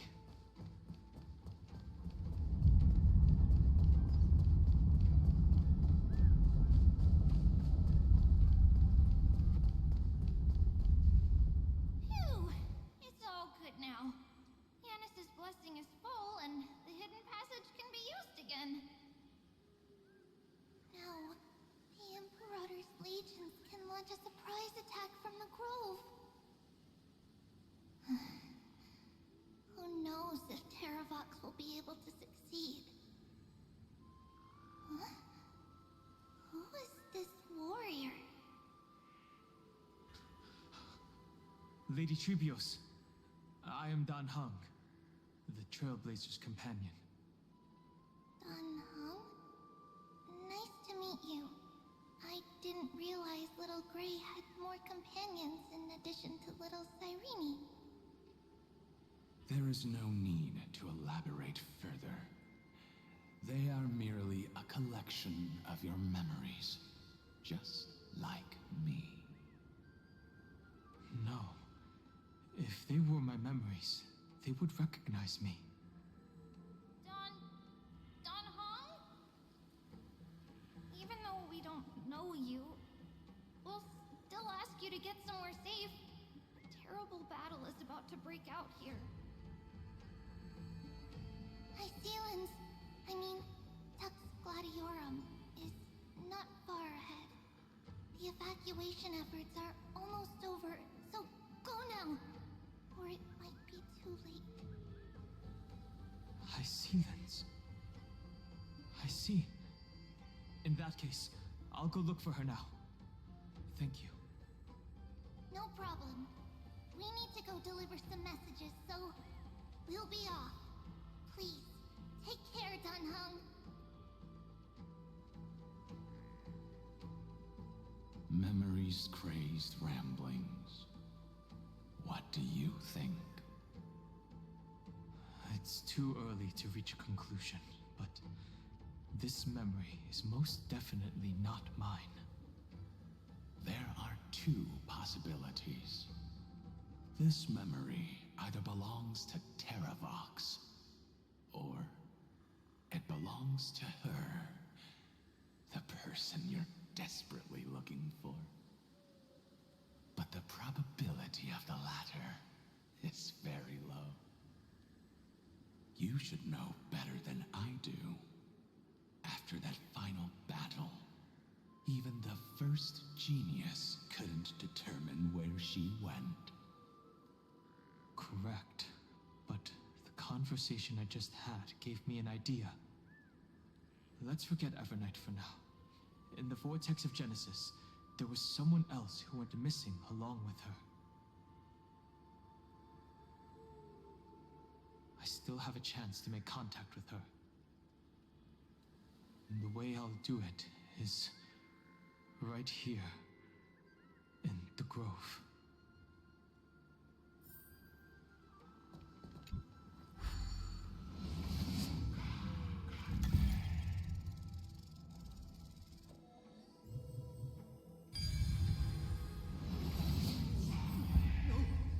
Stay back! You cursed beast! Puzzles like this in books.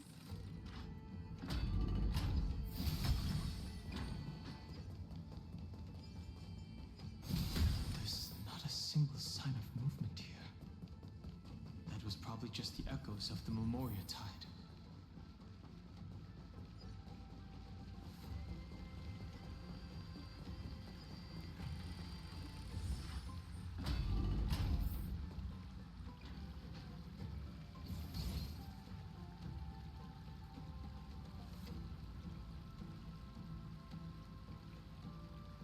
Are you the spirit thief? Bartolos? I see. Thank you for the advice. My Cloud Hymn magic will take it from here.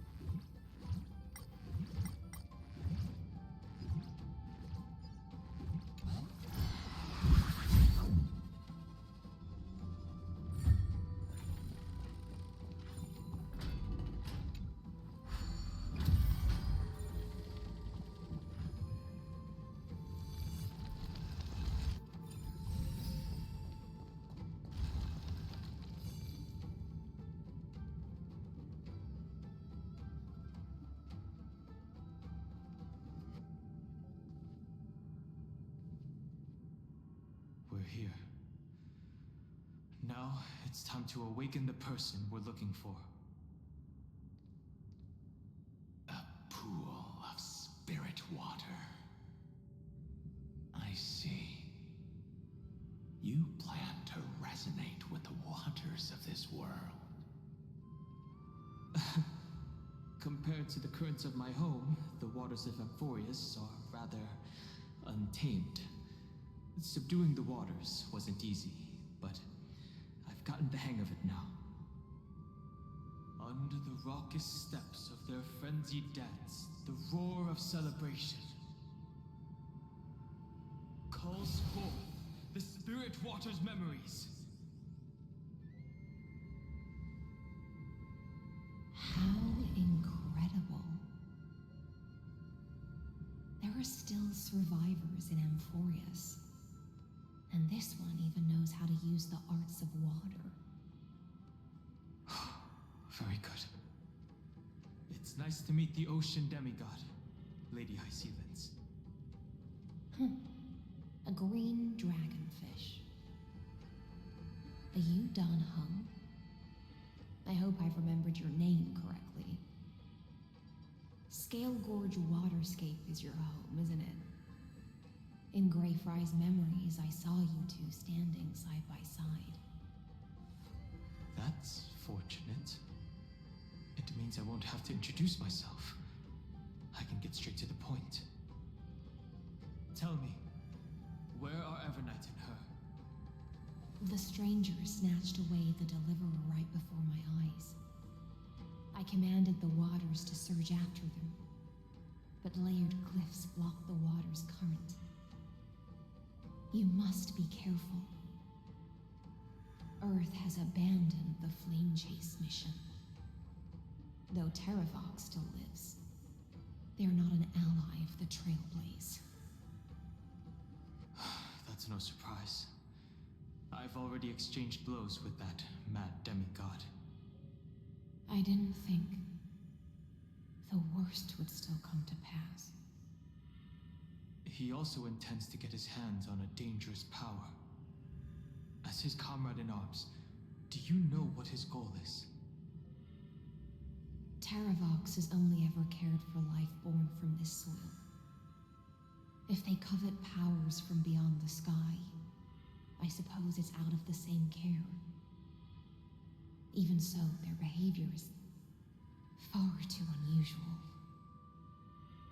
I presume they wouldn't have made such a drastic and irreversible decision if they had not exhausted all other means. But embracing the permanence may result in even more misfortune. While I admire that demigod's willpower, my position has not changed. It seems that if I want to find Evernight, I will have to confront Earth. Since my opponent has already turned into a vicious beast, what I do won't weigh on my conscience. Then allow my specter to accompany you, Lord Dan Hung, as the demigod who witnessed the end of this world. At least let me sing an elegy for my last comrade. That doesn't sound like something you would normally say. Huh? What I do won't weigh on my conscience. I can certainly guess what you mean by that. I will never hesitate for my companions. I am a nameless. And what I'm going to do is defend all the hopes that are on the verge of fading away. Then I misspoke. That is exactly how the guard of the Astral Express should act. If you please, Lady Hyacinthus. Hold on to this current, for it still carries the warmth of Greyfry. I want to make something. Hopefully, it will lead us to the depths where our companion is hidden.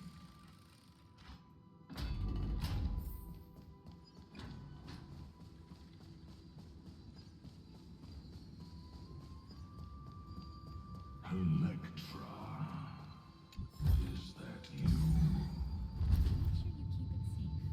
Who's that? You're right on time. Let the ocean sink into the Memoria tide and become part of the sacrifice to resurrect the earth. Join us.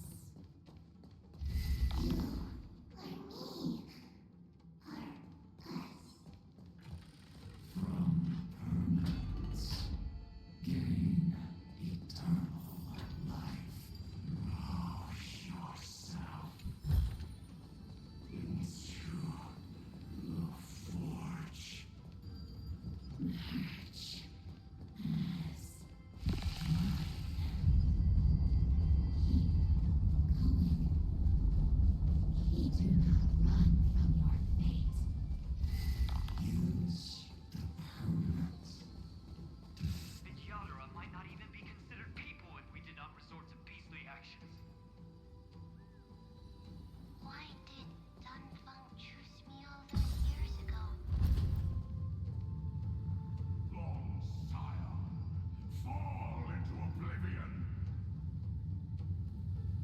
Memoria tide surges violently. Hold on, and don't let your focus be swept away. The whole grove is shaking. Of 5 people, 3 must pay a price.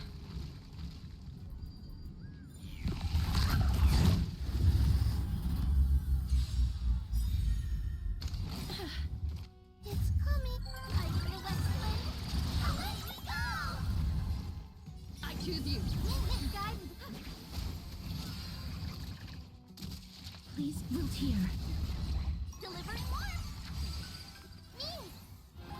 Me. As you wish. Have some sunshine. Blaze. Dispel the gloom. Restore the skies.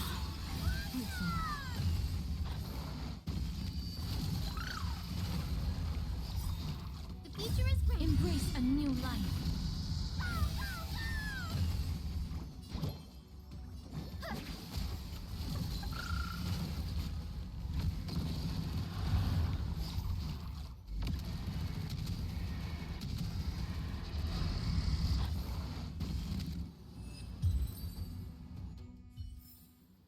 May wandering souls find their own way out.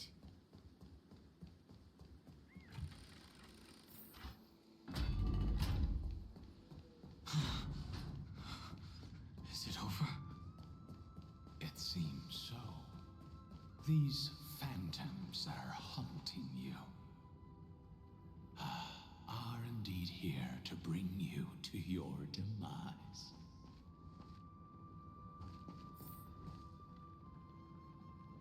It's unusually quiet here compared to before. Don't let your guard down. The Memoria tide has become even more violent. Is that?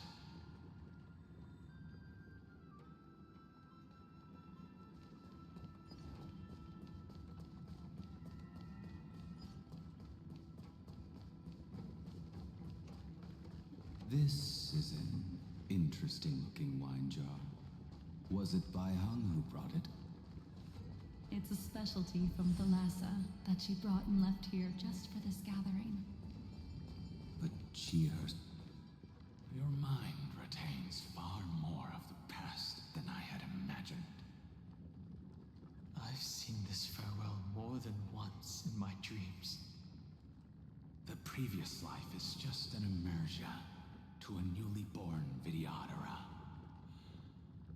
You know rationally that these are your memories, but it doesn't feel like you experienced them yourself.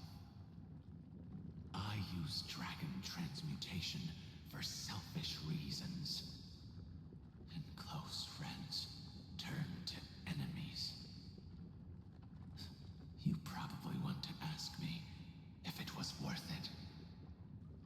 The Military Affairs Office is placing more importance on the Yuchue's battle this time. And the Yao Qing called her back for a patrol mission. Some people are born with adventure in their blood and can't stop for even a moment. No matter, I'll drink her portion for her. We're already toasting.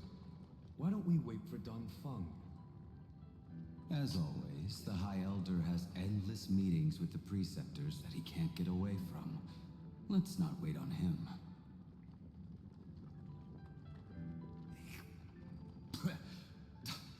Isn't this just water? I'll relay her exact words. It is a mistake to drink too much before a battle, so I'll leave a jar of spring water from Thalassa's Crystal Palace. She said that wine only has flavor after a triumphant return. Why didn't you say so earlier? I didn't want to go along with her, but she insisted on seeing your expression after your first sip.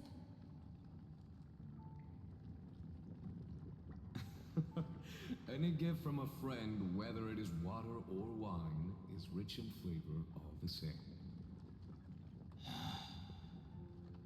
I see you still speak as if every sentence must add something of profound value. I see see you still speak, as if every sentence must add something of profound value. Ah, you're just in time. The punishment for making us all wait should be 3 cups of wine. Spare me, please. I've already suffered enough next to the ancient sea. I've convinced the preceptors. Vidyadhara Cloudhim Magi will join the battle on the front lines, and our armies will fight side by side. It seems like you can now carry out your plan for dealing with the Kitu Mirage, Jingyuan. Thank you for standing your ground against the dissenters, Donfang. I never thought those preceptors would ever relent. After all of this, countless Vidyadhara. Countless Vidyadhara will lose their lives, with no chance at a molting rebirth. We all understand this. But the Vidyadhara cannot become a part of the Alliance's destiny if we do not share in its joys and sorrows. We would only be bystanders to everyone else's suffering. That is something we all understand as well. That is also why we've gathered here. Come, raise your cups. This toast is not for bidding farewell to each other, but for honoring the soldiers who will not return, for honoring our companions.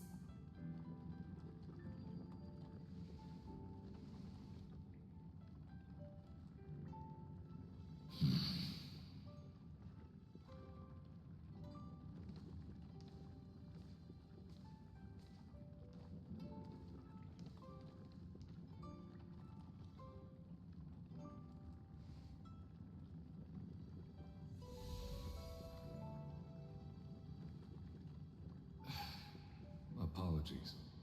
My reckless plan must have put a lot of pressure on you. Nonsense. If our positions were flipped, you'd support me no matter how reckless my plan was. Right? Of course. But let's try not to be too reckless.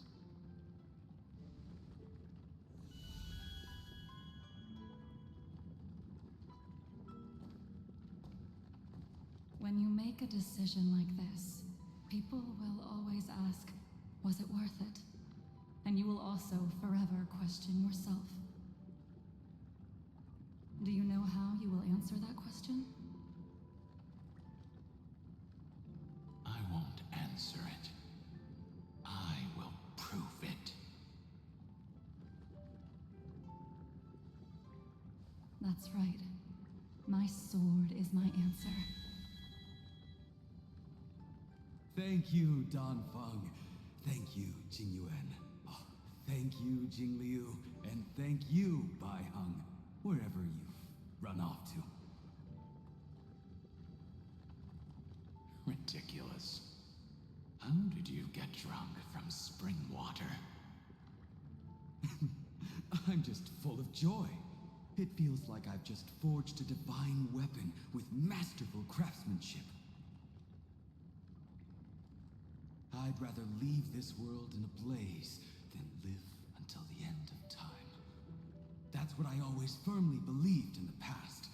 But I never truly felt like I was alive until I met all of you. Now, I wish more than anything that I could just live a bit longer. No, pretend I didn't say that.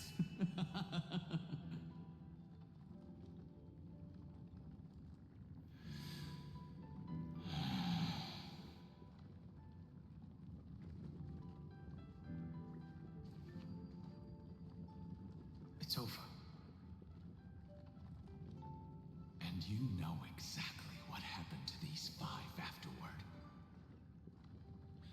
So, can you understand it now? After both she and March 7th have left you. Losing a dear friend with whom you've shared so much can never be considered a victory. It's a failure that torments you for the rest of your life. I could never accept that kind of fate. So you made a decision. I was the one who used the transmutation arcanum. I was the one who swore to bring Bai Hong back to life. And the one who brought everything past the point of no return. That was also me. Do you have any regrets, Danfeng?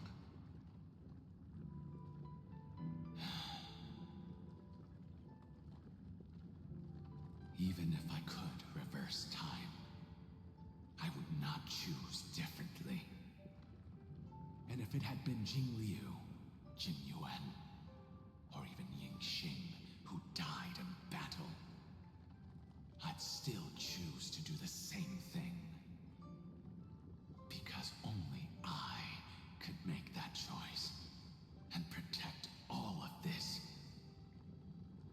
Now, for the sake of your companions, for the sake of those two who walk alongside you, how much are you willing to sacrifice, Dan Hong?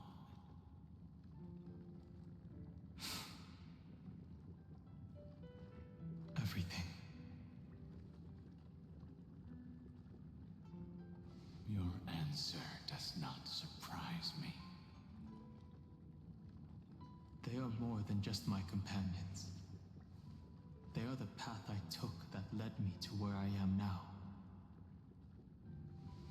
So they will also be beacons for when I am lost, leading me to the future until my next reincarnation.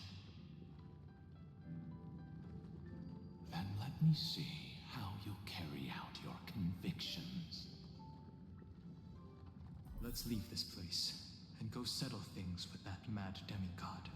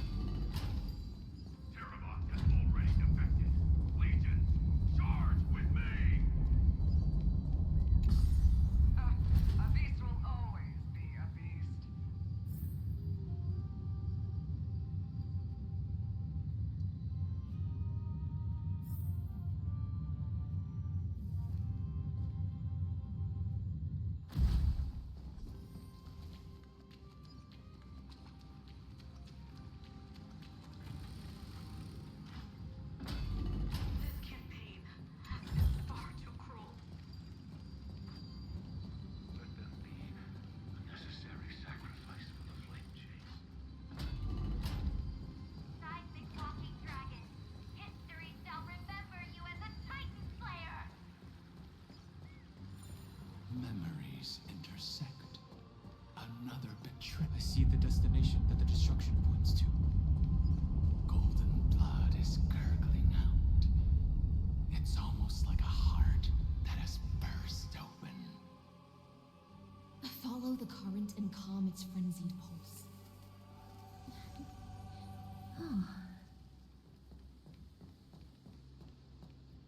As expected, someone's been waiting for us. It's you. They are here. A scion of permanence. And your old comrade in arms. Terravox, my old friend. Indulge yourself. Let this Memoria tide swallow everything. Be prepared for the worst, Lord Dunham. This mountain dweller must not be underestimated. Geocles the Mountain Breaker. Earth's Dromus Rider. It's been a while. Mountain Breaker? He's not Terravox? I remember you, little fish, and your despicable master. I didn't think you were still alive. Death is just a return to the earth for mountain dwellers, thanks to Evernight's gift. I was able to come back to the mortal realm and keep watch over my dear friend, the Earth demigod who was sacrificed to the flame chase plot in vain. Long Scion, you are the most important offering in this ritual sacrifice. No matter how strong your will is, it will eventually be swallowed by the Memoria tide. When that time comes, you and the powers you bear will serve us. We will use the permanence to awaken the fallen giant dragon and give the earth an everlasting body. I see. So you pretended to be Terravox in order to lead us here into a trap. If it weren't for the Imperator's tricks, the name Terravox would be shared between us anyway. They made the right choice for Amphorius's tomorrow. But the tomorrow you speak of only ever had a place for humans. Watch, my old friend! I will once again start a fire that burns away the chains that shackle us! Why don't you leave this to me, Lord Dunham? Use that hidden passage to reach the opposite shore. Perhaps Greyfry's there, deeper inside. No. I will stay here.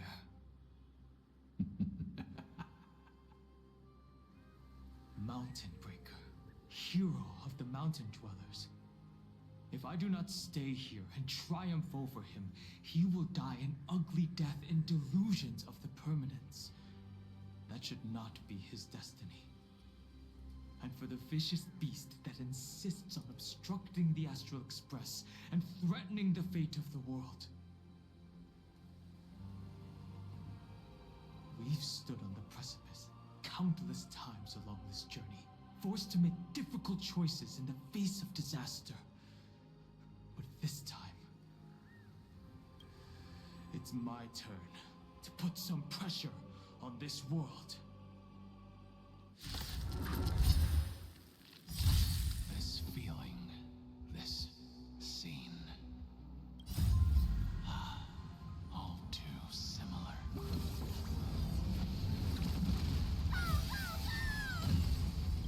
It's colliding, the West Wind! Away we go! Me. Root here.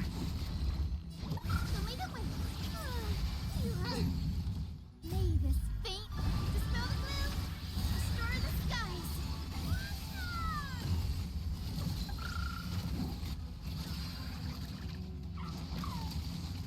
Watch closely. The future is bright. Have some sunshine. You. Embrace a new life.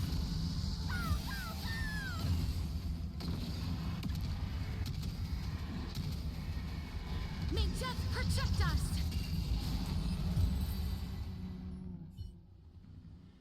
It's time to stop struggling, Geocles. Go to your death with dignity. Before that, tell me, what kind of deal did you make with Evernight? How was the Great Mountain Breaker reduced to this?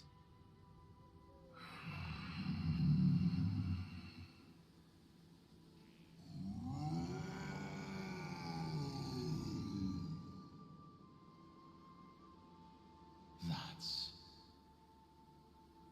Leave it to me.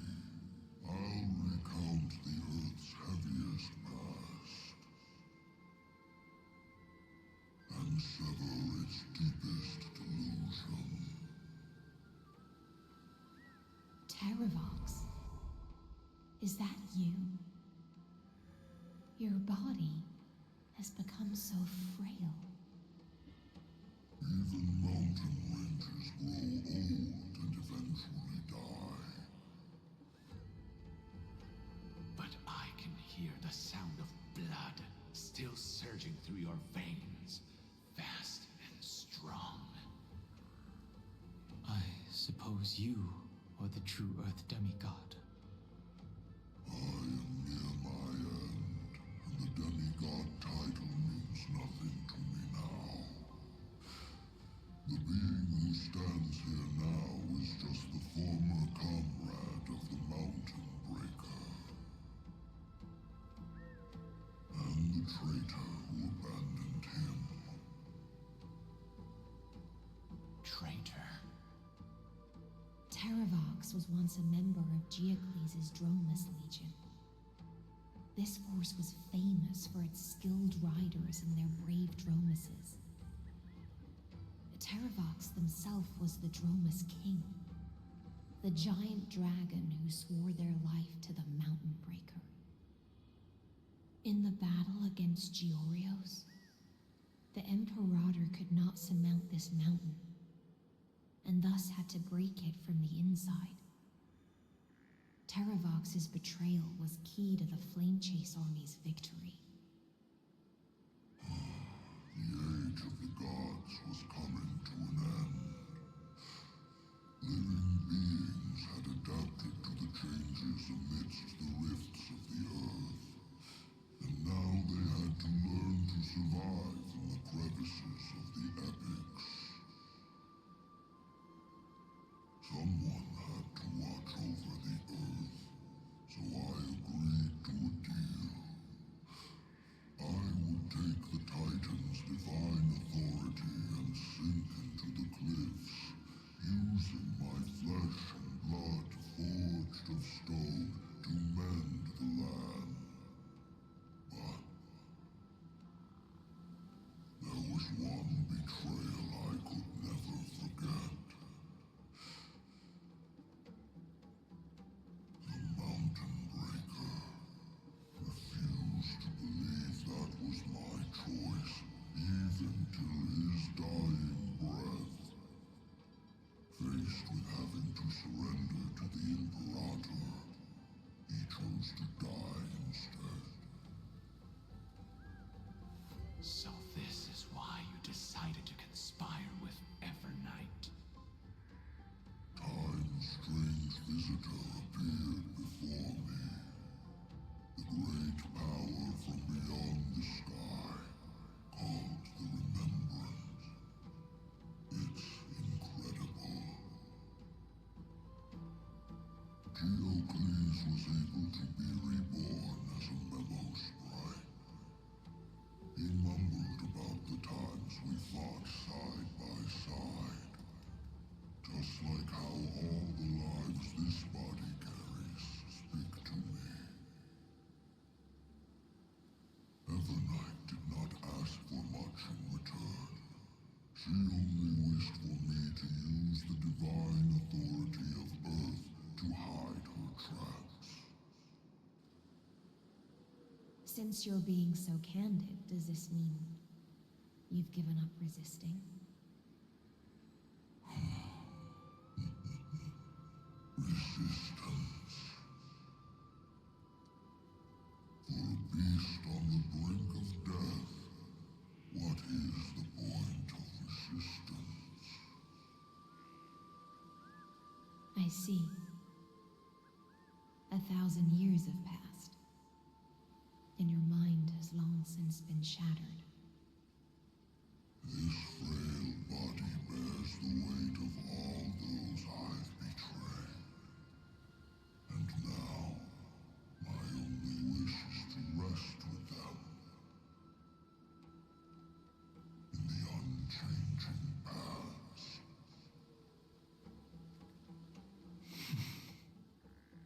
Go, long Scion. That fiery blaze has already burned through Earth's protection, revealing the secrets underneath. The deepest depths in Amphorius, the great tomb where all the past is buried. The one you seek, Evernight, walked out of that place. Before her arrival, no one knew of its existence. In other words, that is the place where Evernight came into being. And it is also where she is now. You sank willingly into the past, and now your memories have turned into this form. Was it worth it? At least I still remember. As long as I never forget, they will live on. Primitive and animalistic. I understand these instincts. Have you ever regretted anything? The Earth is not a lonely island in the middle of the ocean. It is the sum of all the living things that stand on it. I have never regretted defending the creatures of this world. Then, a final question. Terravox, after all of this, how much are you willing to sacrifice for the power of the permanence?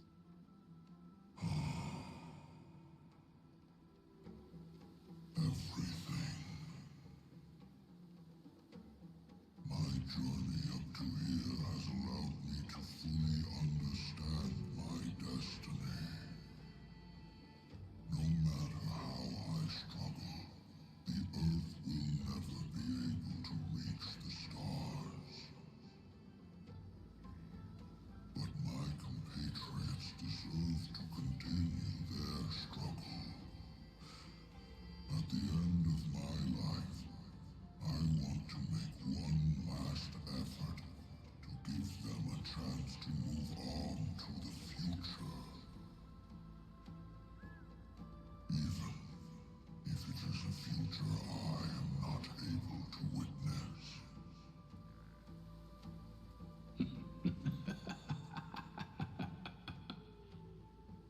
I understand. Then, join me in rebelling against this unjust fate once more. Even if the world collapses, the Earth must remain unshaken. Give me the core flame that burns within you, and allow this immortal body of the permanence to bear the furnace of life for you. Long Scion, are you willing to bring them all into the new world? I won't give you empty promises. Allow me to answer your question from a different perspective. The permanence is the path that dragons trod, and eternity is life's deepest desire. If you entrust the Earth's living beings to me, they will live in symbiosis with the instincts in my blood. With this body as an ark, I will deliver them to tomorrow for you. That tomorrow won't be the end of Amphorius' west wind, but a vast and boundless sea of stars. A sea of stars. It's a future where all beings can trailblaze side by side. Not a prison made for remembrance. In the veil of Avernight's memories, you've always been someone with reservations. I misjudged your resolve. I understand. This is the only choice. Behold, this core flame that burns in my chest. This core flame born from the earth. It is the red soil from which life sprouts, and the furnace of all living things. It tells me to commit one final act of treason. Entrust this heavy task to the trailblazers from beyond the sky. Let them tend to the wild terrain and safeguard the lands. And thus bring the endless stream of life into the distant future. I promise you, Terravox. Good.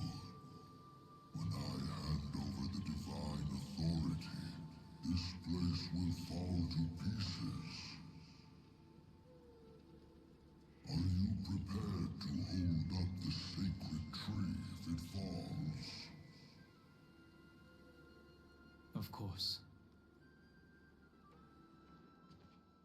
Then free what remains of my body, and let me give you this flame that turned away from the flame chase. I now relinquish my duty as a demigod. You shall dig your own grave and burn in the furnace of rebellion.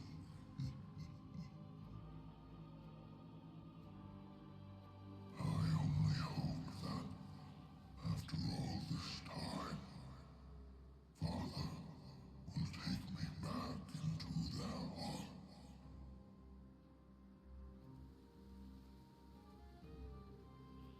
Come, crouching beast, for the endless life of this world.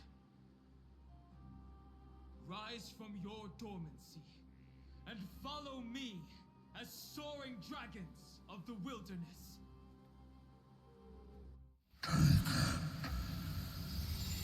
My final rebellion.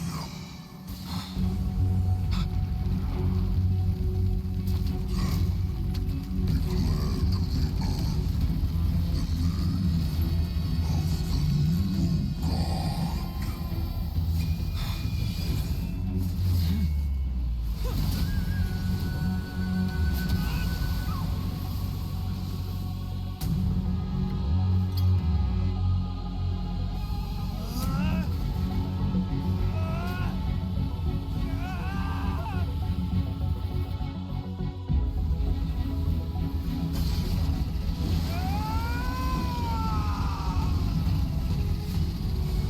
I am Dan Hung,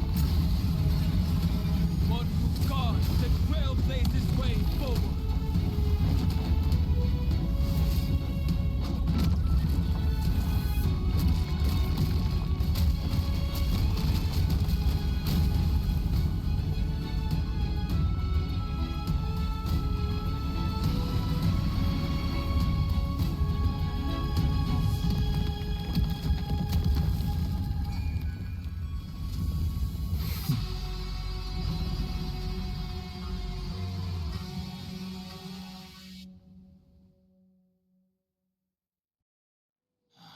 Fortunately, the worst did not come to pass.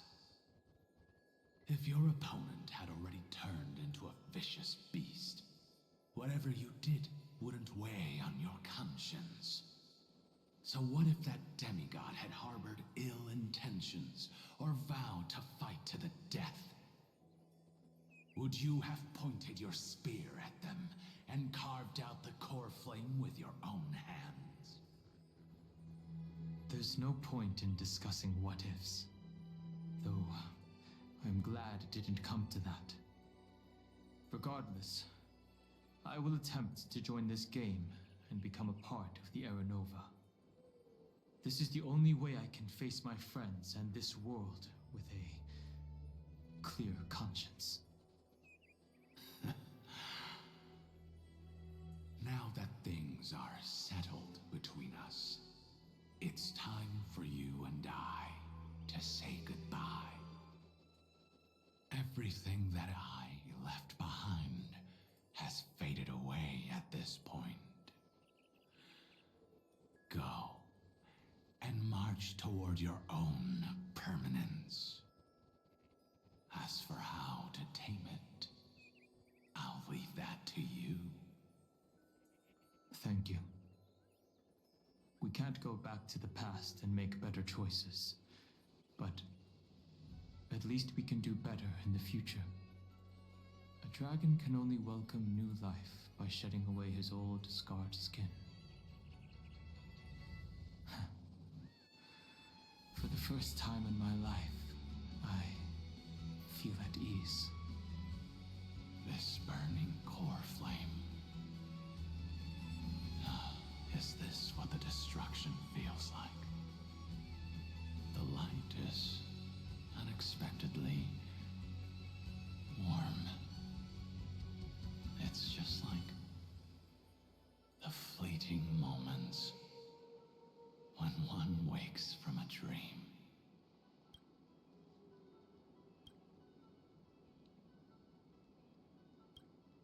Farewell, Danfeng. Now,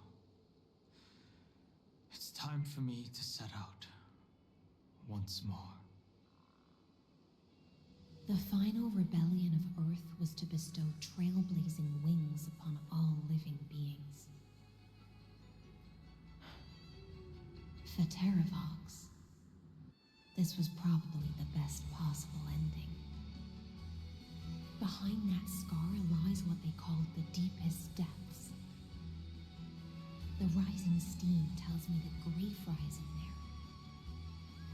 But right now, she's trapped in a bottomless whirlpool. Is Evernight with her? I'm afraid I can't tell. A scorching abyss. If I were to enter it alone, I'd almost certainly get lost. And Miss High Sealants, would you give me cover? I'll need to focus completely on what's ahead, and may not be able to pay attention to my surroundings. What are you planning to do? I'm going to continue where you left off. The stranger snatched away the deliverer right before my eyes. I commanded the waters to surge after them, but layered cliffs blocked the water's current. Times have changed. The cliffs are now in the palm of my hand. Then I believe it's worth a shot. It's just, without absolute resolve, you still won't be able to pass through that Memoria tide, much less save someone from it. The search for Greyfry might stretch on like an Evernight without end. Be careful. Wandering through time is no easy feat. Don't worry, Lady High Sealants. Just as you kept your lonely vigil in the depths for 1,000 years, my determination to find her is even more unshakable than the earth itself.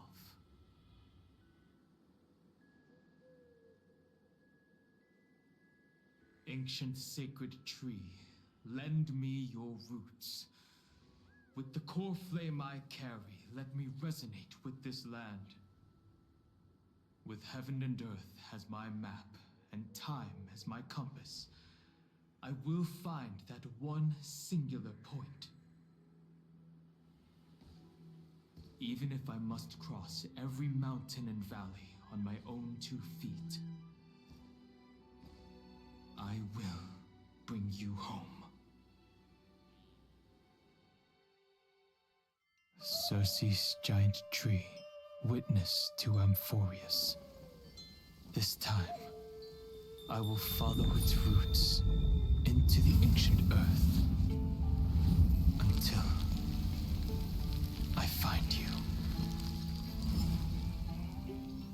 On this journey, I will become the bedrock of mountains and bear the cities above. With the currents, I merge into the tide, crashing upon the land's jagged reefs. I sweep across the nameless barrens, scattering endless snow and frost. Entwined in the cycle of day and night, into the deepest depths of this world, adrift in the darkness that was before all else. When can I lead you out of this maze?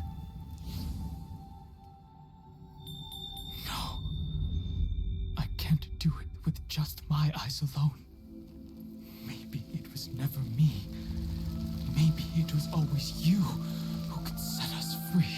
Long time no see. All right. Let's settle this and keep moving. That's where we will all find our answers. Hey, Donhan, wake up. 3 of a kind. 2 pair. Ace.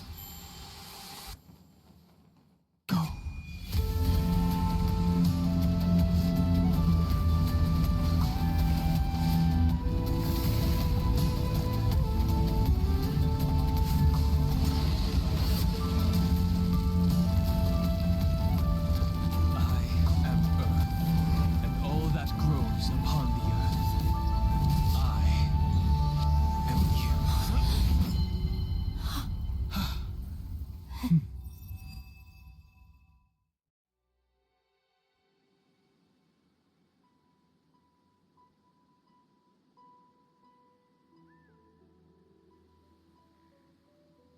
Finally.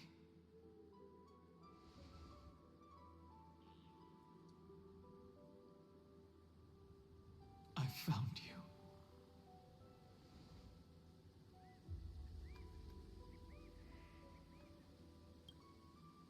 Long time no see.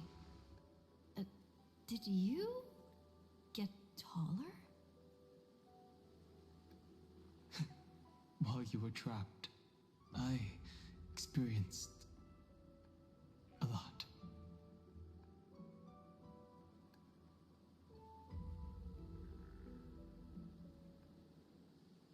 Thankfully, Evernight did not try to stop me. Looks like we've managed to stay ahead of her this time.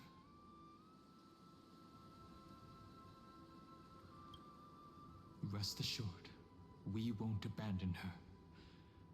We'll all return to the Express together. No one will be left behind. You mean Mem? Sorry, I haven't seen her at all on this journey. Perhaps you were not the only one being held captive by Evernight. They never once stopped worrying about us. About you, me, or March 7th. They never gave up on trying to save us, even from outside this world. Miss Himiko, Mr. Yang, Pom Pom, and even Sunday Black Swan and the 2 geniuses.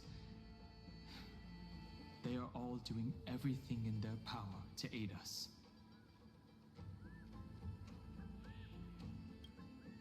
I understand.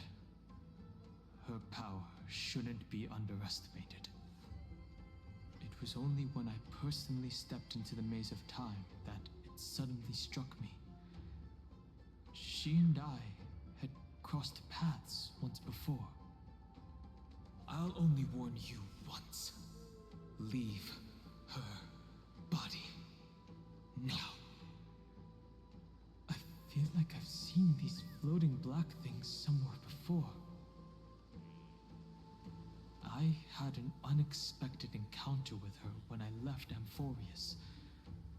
Perhaps to avoid exposing her whereabouts, she stripped that memory from my mind. That power called Oblivion. It's just like an Emanator's. Oblivion.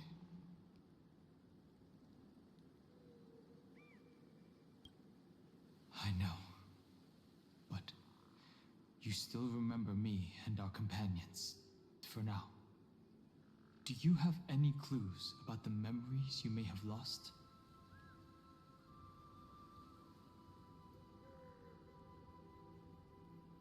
Are those Evernight's exact words? If I'm not mistaken, she intends to make you forget Amphorius, including the Chrysosaurs who have journeyed with us up till now. But it seems you still recognize Lady Hycelens. If I made that much of an impression on little Grey Fry, then I am naturally delighted. But I fear your escape from that power they call Oblivion is thanks to someone else. Nice to meet you. Or maybe I should ask, how have you been since we last saw each other? Along with you, this little butterfly fish's memory was also salvaged from the depths of that whirlpool. Just as a pearl is cradled within its shell, the power of Thanatos surrounds you, shielding your soul from corrosion. Miss Irene has spoken of you often to me. Though we never met in this life, I believe there's a kind of warmth that can transcend time itself. Through the endless flow of time, I guarded the secret passage between Styxia and the Vortex. When the Memoria tide flowed backwards into the River of Souls, even in deep slumber, I could feel that warmth. And with all my might, I protected that warmth. I apologize if that seemed improper. I hope you'll forgive me.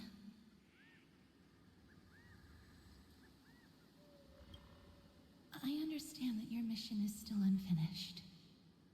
The path ahead is treacherous, and even though my body is bound to these dark currents, I'll do everything I can to watch over you both. The little butterfly fish is right. There is still a pair of eyes watching from the shadows, but we won't let them get anywhere near you. Go forth, golden dragonfish, and you, deliverer. Seek out your companion. Go forth and illuminate the lightless Evernight. I cannot thank you enough. Accept this promise from the Nameless. Amphorius will definitely write a brand new ending for itself. Of course. We'll write it together. The Nameless will never stop. Until all of us stand side by side in the true new world.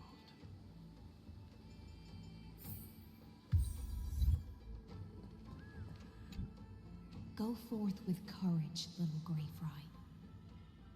My ocean currents will guard your arrival, and my songs will accompany your journey ahead.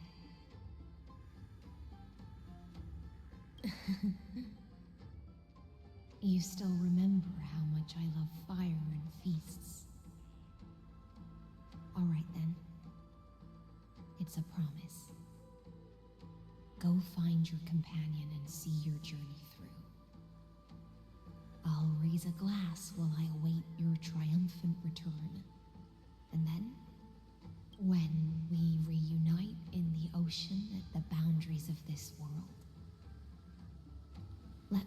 less hollow for you beneath the glow of fire.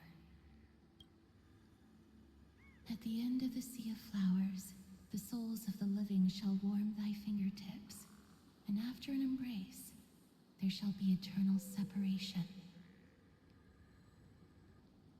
If I hadn't met you at the end of the world, I would have thought Lady Trinan's prophecy was wrong.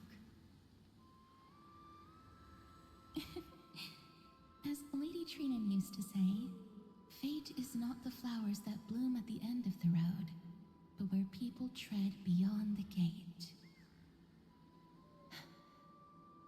Thank you. My own path has finally come to a gentle end. Take all beautiful wishes with you, march forward with determination, and don't look back.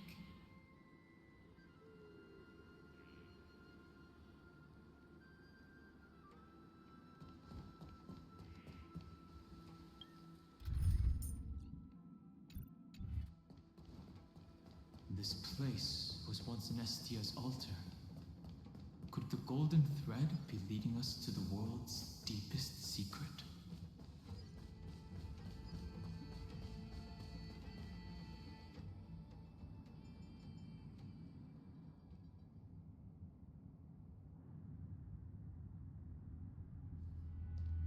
Is this a symbol in the shape of Amphorius? Where was it? Can you remember?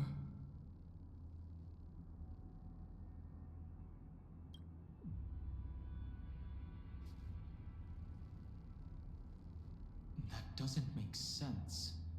How could a world enclosed within the scepter have a way of knowing what it looks like from outer space? Unless the mural isn't a drawing of Amphorius, but rather someone saw the mural and shaped the world in its image. Could that someone be Xandar? No. His concession proves that this place where Evernight is hiding must be a blind spot of the experiment. I'm afraid not even Xandar knows about the existence of this great tomb, or the secrets buried within it.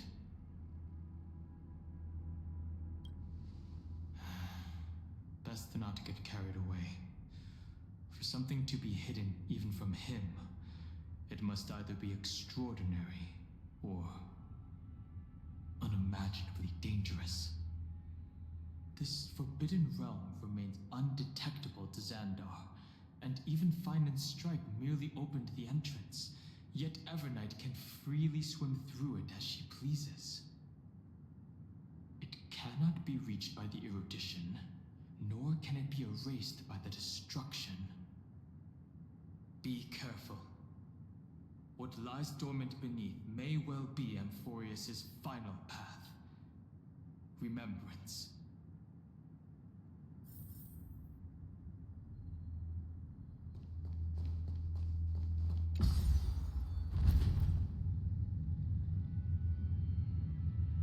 It's endless.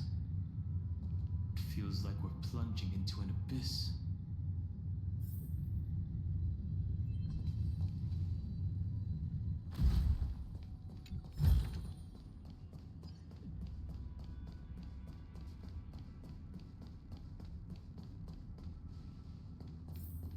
Are those distant structures all entombed data?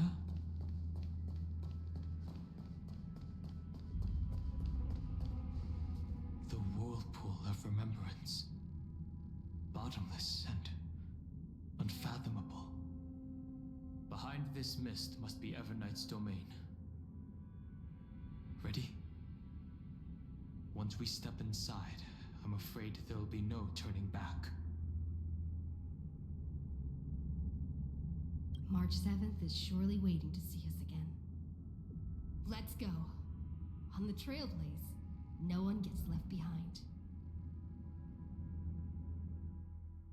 This maze is full of memory loss.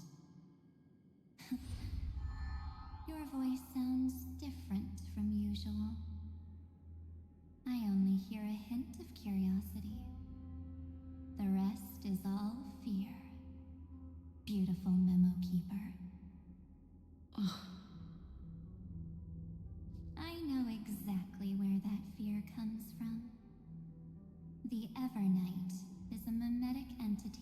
natural nemesis. They will swallow you whole with just a flick of my pinky finger. I am the garden's enemy. I have never denied that fact. I have to say, Miss Evernight, you've certainly got a unique way of protecting people. At least she's still willing to talk. Is it because I disobeyed the garden's rules? Maybe I still have a chance. No. I don't think you do. It's not very elegant to spy on someone's thoughts, you know? Well, before you get rid of this beautiful memo keeper, the least you could do is answer some of my questions. Why should I do that? So you can buy more time and send a message to your companions? And here I thought you were already watching my companion's every move. I am. Earth stirrings have ceased. They have defeated Terravox and are heading here as we speak. Don't tell me that's part of your plan, too. It's not. But I'll make good use of it. Fighting alone against an entire world, even I might miss something. But I know how to adapt to the circumstances. Just like right now. How I've decided to let you go. I like you, little bird. Your longing for memories remains pure. Unlike those memo snatchers. Your most precious quality is how you've yet to be tainted by the garden's dark side. I'll take that as a compliment. But I still don't understand why you've kidnapped me here. Well, seeing is believing. So, why don't we take a stroll together? This ruin buried deep underground is called the Kernel in the language of erudition. But I gave it a friendlier name. The Heart of Amphorius. The great tomb of the Nameless Titan. The Nameless Titan? You'll see with your own eyes just how important the remembrance has been in this world. And how we will stir up the waves of oblivion to douse an eon's ambition. You've been hiding here all this time. That's right. Curious about how I discovered this place? It's not actually all that complicated. The road we just walked was the beginning of March 7th's journey in Amphorius. The beginning? Do you still remember how 3 paths are said to intertwine in Amphorius? That 3 entities, each comparable to an emanator, left their marks in this world. There's Xandar, Iron Tomb, and... That's right. To this day, there have been no signs of the entity corresponding to the remembrance. The Garden of Recollection was curious about that too.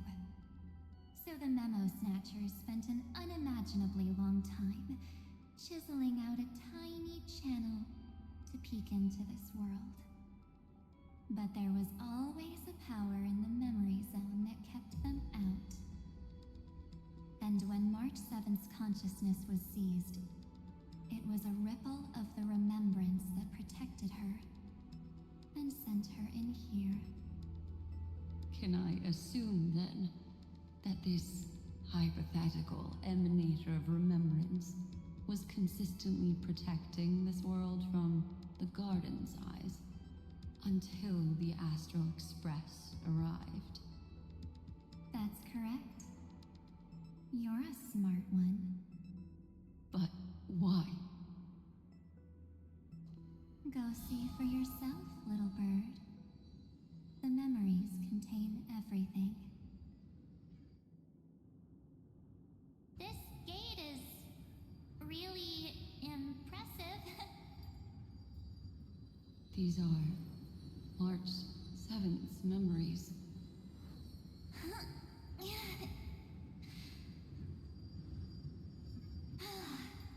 Didn't move at all, huh? I just got here and I'm already locked out. A journey of 1,000 miles stopped at the door? That's terrible! Is she stuck? Keep watching. The fun stuff is just ahead. Warning. Object does not have access permission. What? Did I touch something I shouldn't have? Execute formatting protocol. What's going on? Formatting? Warning. Illegal operations detected. Warning. Illegal operations detected. Hey! Don't just activate like that! How do I stop this thing? Warning.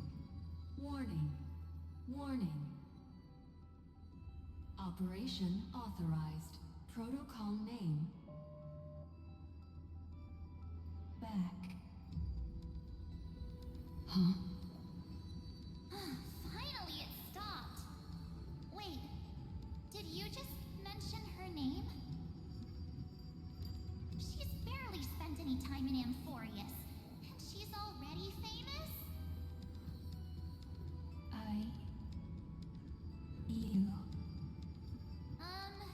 I don't know what you're saying. Let's not speak in riddles, alright? Why don't we start with an introduction? I'm March 7th, and I'm that person's companion. Sorry I accidentally ended up barging in here. Establishing communications. Communications? Oh, does this mean I finally get to talk to someone real? I really, really need outside help right now. Channel established. Proceeding to encapsulate. Whoa, wait. What? Encapsulate? Encapsulate me? Encapsulation complete. Initiating transmission. Transmission destination. Recurrence number 335503336. What's going on? My body? The memory stopped so suddenly. She was already lying in the abyss of fate the next time she woke up. And Orynyx was calling her mother. Mother? Maybe that's just how the Titan calls all Remembrance Path Striders. Like how they call Thule Skyfather. So March 7th had already brushed against the inner workings of this world at the beginning of her journey. That warning in her memories must have been the Scepter's safety protocol. But why did it mention the Trailblazer? March 7th should have entered Amphorius long before she and Dunham did. An inexplicable contradiction, isn't it? Let's put that aside for now. The protocol didn't kill March 7th. Instead, it threw her deep into extrapolations. Over the next 97 days, the two of us, trailblazed through Amphorius as mimetic entities as she evaded the Administrator's pursuit. It must have been a difficult and lonely journey for her. Yes. No one could see March 7th. She didn't belong to Amphorius's memories, so she could only watch this world from the sidelines, like a transparent shadow. Then when did you appear? On the day that she ran out of options. March 7th tried so many things to help her companions, but the only outcome of her efforts was a few Amphorian folk tales. In the end, she had only one option left. Just as she wished, I erased everything using the power of oblivion. Then, I protected her and Don Hung, and made sure that they were spared from the Memo Snatcher's clutches when they broke through the seal. And you've been hiding in the shadows ever since, while manipulating time and colluding with Earth, all the way till now. A journey of 1,000 miles starts with a single step. The story of the remembrance has just begun. Why don't we step into it together? As someone qualified to walk with me, you can now take in all the secrets behind this door, and witness how, in a blank space of time, another futile journey across 30 million lifetimes was forgotten by this world. I thought Evernight would have done something to stop us, but it's been smooth sailing the whole way through.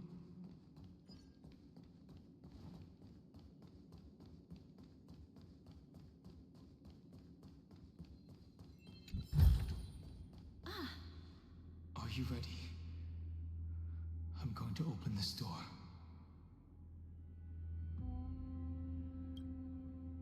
I know. Duck behind me if anything happens, okay? 3, 2, 1.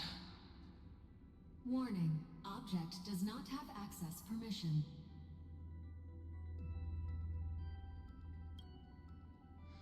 The scepter moved to block us. That means we're in the right place.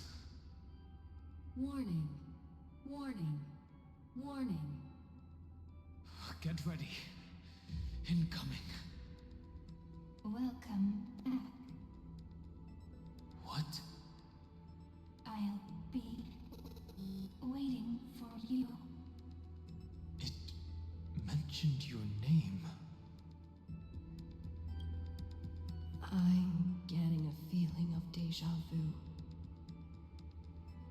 Like the first time I opened as I've written. Thankfully, Evernight didn't take that book.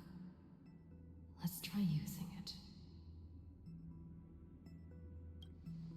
Operation authorized. Protocol name. The seal's gone. Didn't think this book would have a use here.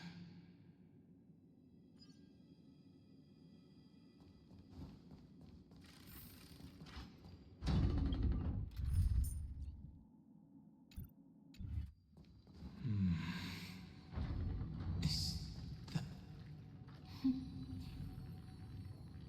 Hi. Miss me yet? I'm just messing with you. This is the first time I have met you. Executing protocol. Format object. Formatting progress. 0.015%. And it looks like it'll also be the last. Something's wrong. She's not talking to us. She's not the Mem you know. Could she be a Cyrene from the past? Formatting progress. 23.815%. Since we don't have all day, let's get started, shall we? As always, I'll read this book to you.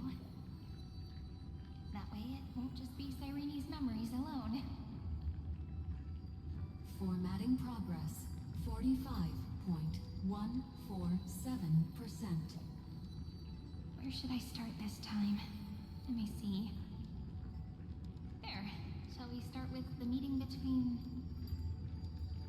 the Helcolithist sage Midamos and the King's Aegis Anaxa? Formatting complete. What? Did you hear that? She just said... This is obviously not the history we know.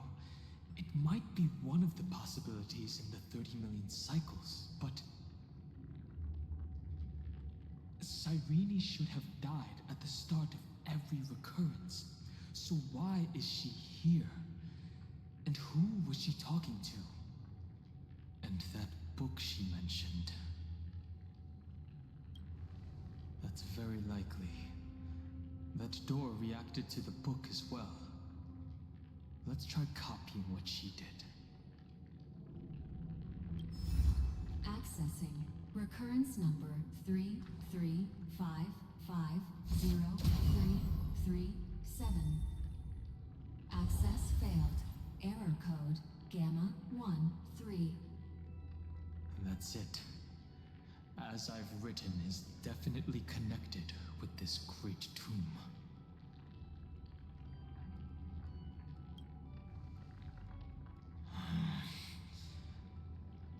There are 12 chapters in As I've Written, corresponding to the 12 demigods.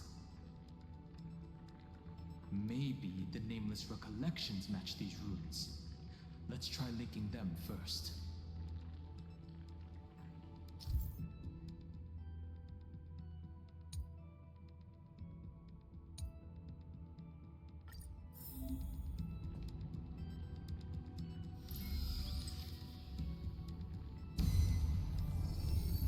Ubris 504. Downloaded. As expected, the data stream flew into the crystal in the middle. It's absorbing the 30 million departures. 30 million shatterings. And the beginning of 30 million flame chase journeys. Fate betrayed Trebios, but she was never betrayed by humanity.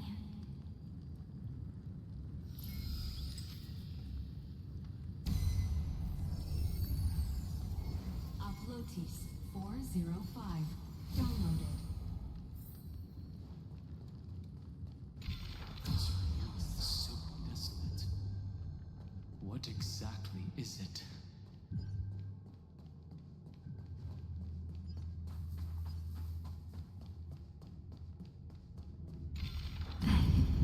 You must be very familiar with the story of time now.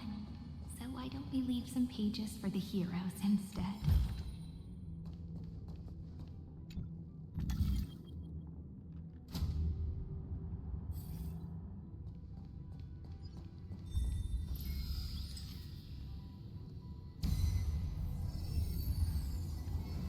Euthea 093. Downloaded. Scopeo 365. Downloaded. Branch number 1. Archiving.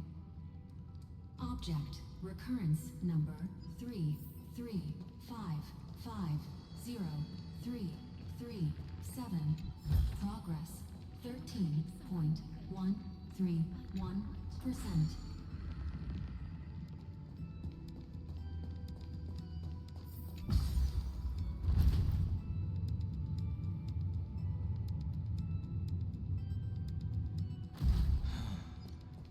There's a notch in the terminal that's just the right size for this book.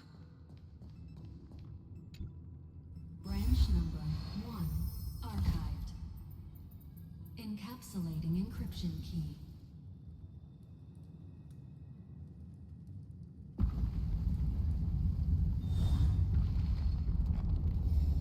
I see.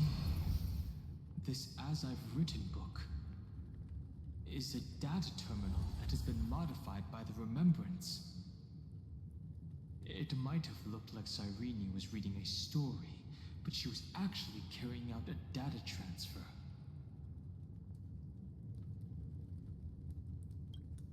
No wonder these facilities are reacting to it. This book is a key. But Cyrene could never have known about the truth regarding the scepter. So where did she get this key?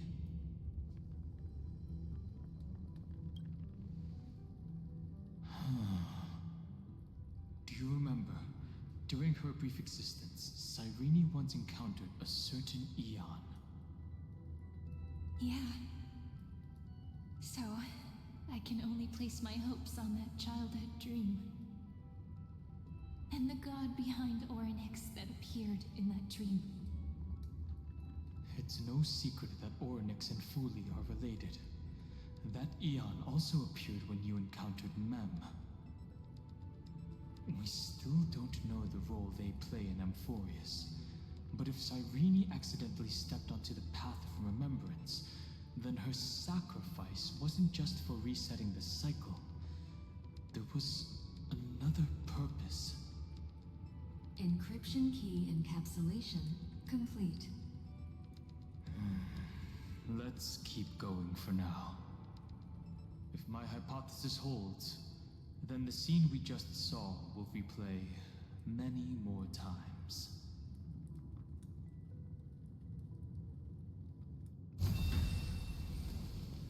Emerge from your cocoon!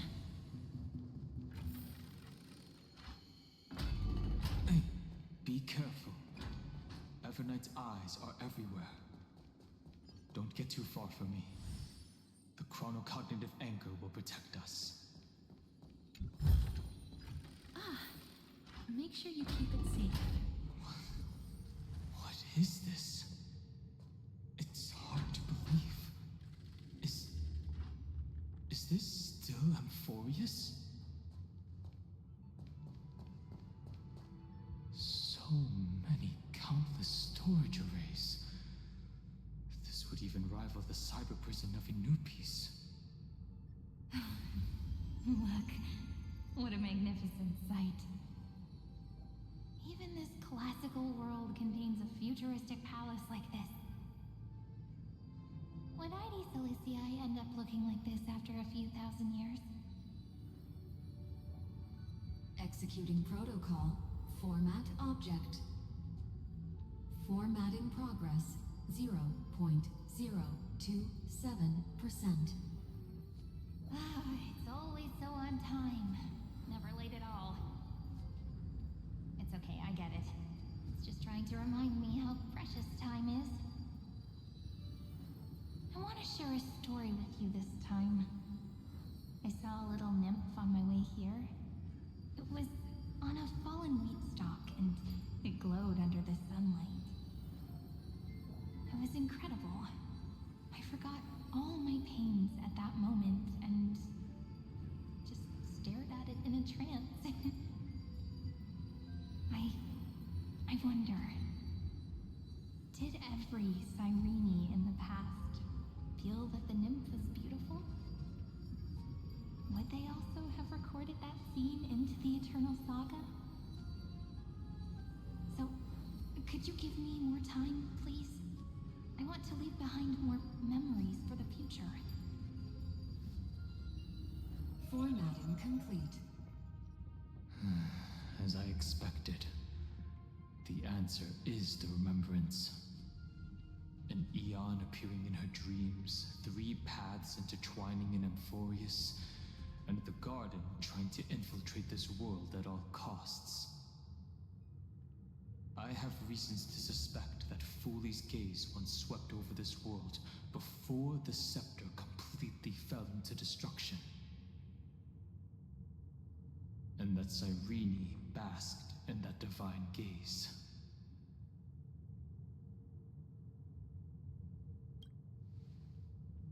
Humanity cannot judge eons based on our own common knowledge. The Remembrance has always been an observer of the universe, ever since their birth.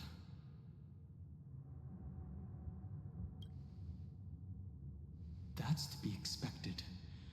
The various factions are only followers of their eons, and Fuli was never known to be friendly with humanity. But there's still something I don't understand. According to Black Swan, the garden is internally fractured, and there's a party that craves the memory of an eon's fall. They would do anything to achieve that goal. Yet, I feel as though those memo snatchers didn't try to stop us at all. Instead, it feels like they were trying to cover something up.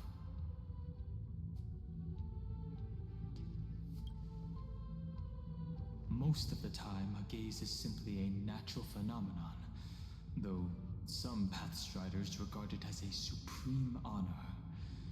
An Emanator, however, must possess power granted by an Eon's blessing. I know what you're thinking. That theoretical Emanator of Remembrance remains a mystery. But now, I'm leaning towards the idea that what the garden's mirror reflected was a kind of miracle that Fuli left behind.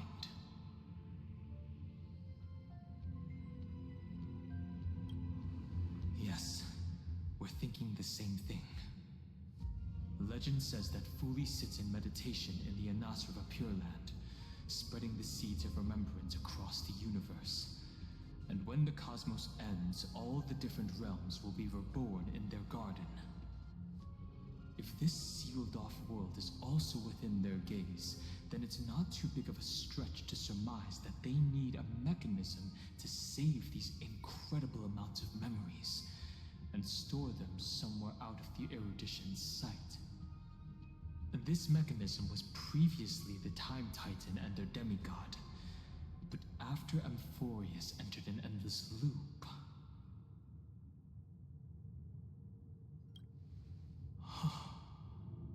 it's that ceremonial blade. Now, I can say with certainty, time is the page on which that eon records Amphorius. If it fades from existence, and all that it records is lost among the stars, that eon will surely direct their gaze here. And it will be a glance that spans time and space, transforming each incarnation of me into the power you shall wield to reset time, imbuing my soul into this ceremonial blade, and creating an endless flame-chase journey. The ceremonial blade killed Cyrene at the start of every recurrence, and at the end of every journey, Cyrene's soul took the extrapolated memories stored within the blade and buried them in this great tomb. That's how the memories of Amphorius transcended the loop and were continuously stored, while the scepter had to revert its progress over and over again because of loss in its logic. Fuli's blessing will not disappear as long as this process keeps going. I knew their gaze never left. As long as I record every page of this story and tell it to you, Amphorius won't be forgotten. Cyrene encountered the Eon's gaze and regarded them as the hope to continue her world. That's why she offered them memories over and over, even if she had to turn herself into nothingness every time. As to why she insisted on keeping her human form and offering the memories through reading a story, it might have been the only way for her to maintain her sense of humanity and leave her mark in this world, even though everything was just her wishful thinking. Right. Based on the runes on the floor, the encryption key from earlier should be used here. There are 3 keys in total. We're 1/3 of the way through.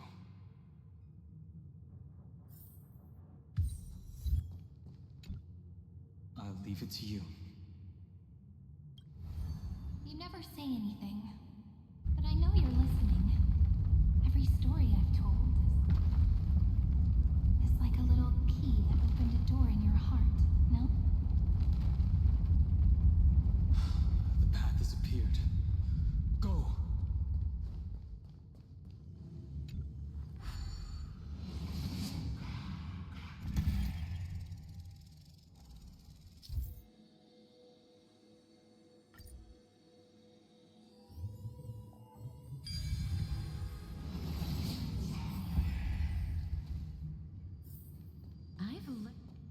Then, the sky sent down rainbows and showed the world a gentle smile.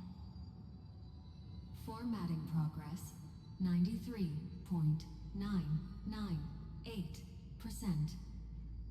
Looks like it's time to say goodbye again. Before I was even aware of it, this book had already recorded too many emotions. Every page has become so heavy. I've started to feel uneasy whenever I take it into my hands. Where did the very first ripples want these memories to be sent to? Formatting progress 94.423%. How many times has it been? It faithfully fulfills its duty, activating and formatting. Never changing, like the fate of the flame chase in every cycle. If I can only write the same ending every time I lift my pen, then is this weighty saga just an overly naive dream? Formatting progress 96.024%. Process error. Analyzing. Process error. Analyzing. Really? Are you encouraging me? Thank you. I'm sorry for making you see this embarrassing side of me.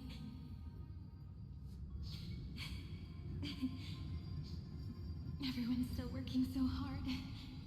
If I'm the only one who's crying, that wouldn't be romantic at all, would it? Thank you for listening to me all this time. So, shall we continue? Formatting complete. The endless cycle took its toll on her. Even Cyrene could not resist despair when faced with eternal stasis. Like Aslana, she started to wonder whether everything was futile. Indeed. But I still haven't figured out one thing. Who exactly was she talking to? I thought it was an Eon at first, but the way she talked, it didn't sound like praying to a god at all. Maybe she's talking to her imagination, a hero within? But that wouldn't explain the process error. No matter who that listener is, Cyrene's storytelling is just a data stream for the scepter. Maybe, she thought, as long as she kept tossing drift bottles into the distance, someone was bound to pick one up someday.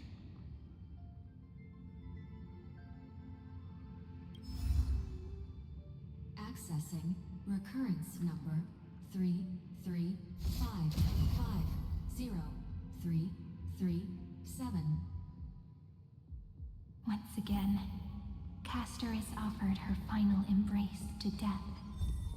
And from then on, she started another lonesome watch. How wonderful would it be for someone to give her a real hug?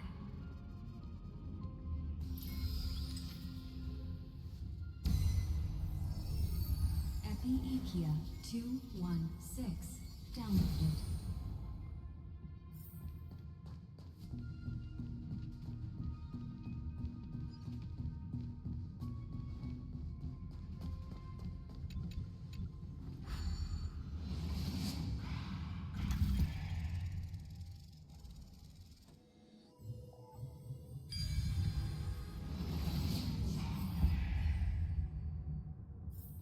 A devious cat. The trickery that fooled the entire world. No matter how her identity changes, she will always end up being a pillar that stands tall for the whole. The hand of Zagreus. Seems like we'll need it here. Maybe the food will only be complete completed after the modules are inserted into the slot.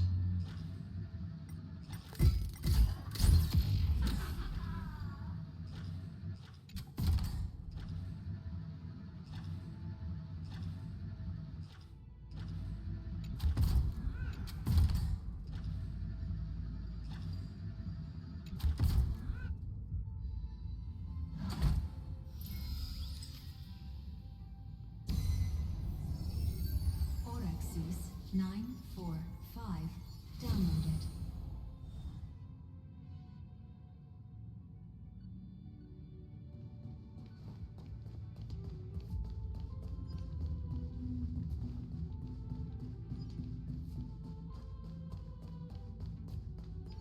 Midamos's road of strife once again reached its glorious and lonely end, as always.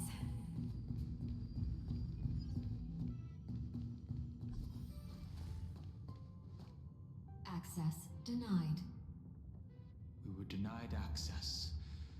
Memories about strife are always so defiant and resistant. A fight is unavoidable. Come. Warning. Illegal operations detected. Warning. Illegal operations detected. We can do it! Leave it with I shall remember this one. Dispel the gloom! Restore the skies!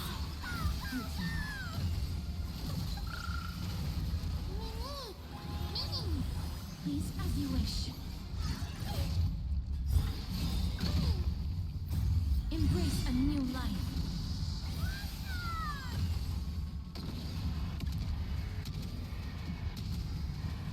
May death protect us!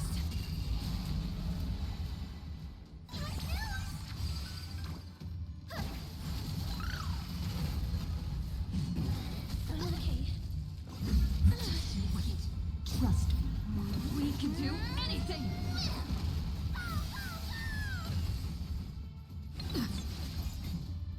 Wilt here. The future is bright. Have some sunshine.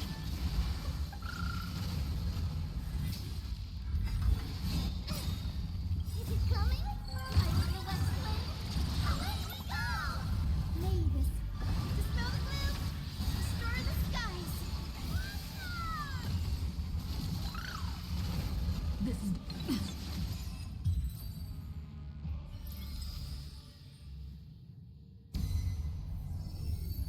Polemos 600. Down Eleos 252. Downloaded. Branch number 2. Archiving. Object recurrence number 3355037. Progress 31.313%. Nice. Let's go encapsulate the encryption key. Branch number 2 archived. Encapsulating encryption key. I've been wondering, could all the memories we've encountered on the way be Everknight's traps? She still hasn't shown herself. That's very suspicious. But I can't think of a good reason for her to do that. I can only surmise that she's either still waiting, or someone's holding her back. Encryption key encapsulation complete. Let's keep observing. Every ripple of these memories could potentially reveal to us Everknight's true goal. Let's go back and use the encryption key to open a new path.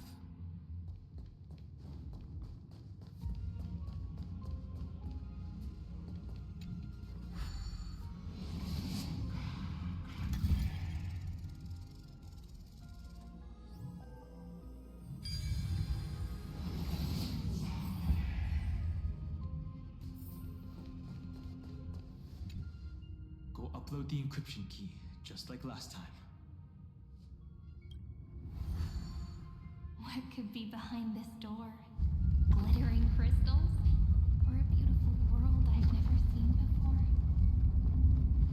If I tell you all the stories of tomorrow, will I be able to finally welcome the Deliverer and Emphorius' dawn in the next life?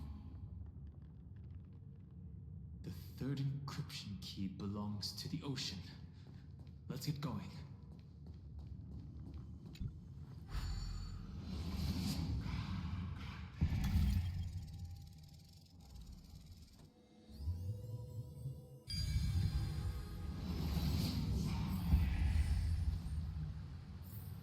I've learned something. No memories appeared this time. It's a huge fan. Use the chrono vessel over there to stop it.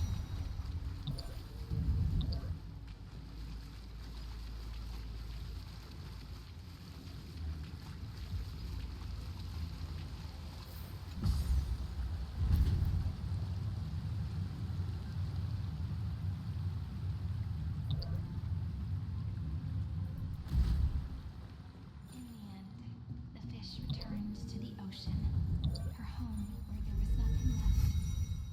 For the sake of the future, she guarded the vortex at the end of the deep sea until the very last moment.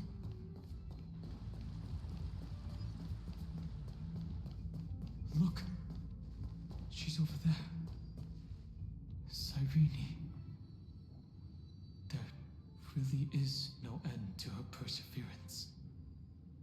Once again, the saga comes to an end. Everything is deathly silent, just like this very moment. It's another cycle of new beginnings, and another familiar reunion. Now that I look back, there was a period when I got really sentimental. I was so anxious, trying to find as many different memories as possible, hoping to bring some change to this unchanging destiny, and find the way out of this maze. But I won't do that anymore now. Formatting progress 73.998%. Process error. Analyzing. Formatting progress 75.012%. Process error. Analyzing. No need to feel sorry for me, good friend. If there are no new blank spaces, how can a saga continue? I'm actually really lucky, you know? During the long years I've spent waiting for the Deliverer, I've always had you here as an audience. Look at these memories I brought to you. They once existed, once sparkled under the sun. And now I can see through your eyes that they are still shining bright. Isn't that already enough? Now, I can rest in peace in the past. As for when tomorrow will come, I'll have to ask the next Cyrene to continue our watch. Formatting complete. Her transformation is painful to watch. Cyrene was always there during the 30 million recurrences. She recorded the flame chase journey in her own way on the reverse side of this world, depositing all the memories in this place. I'm increasingly certain that her audience and companion isn't some figurative entity. The deepest ruin in Emphorius, at the great tomb where the pasts of all worlds are buried. Who exactly is its master?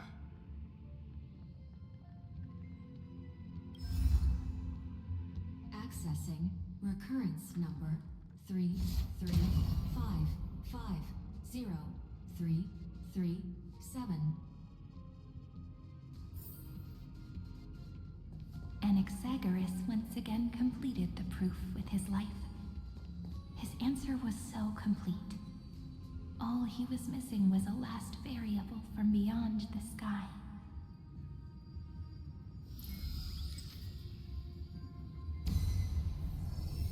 Schema 720. Downloaded.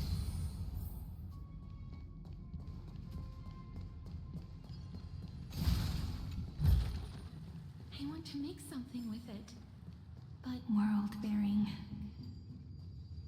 This divine authority is so heavy that I do not know how I can even tell its story.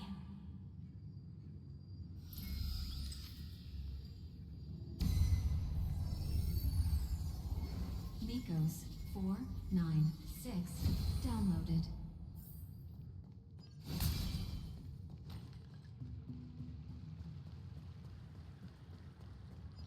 Romance, in warm gold, forged along staircase. The rune is on the fan. We need to use the chrono vessel to stop it first.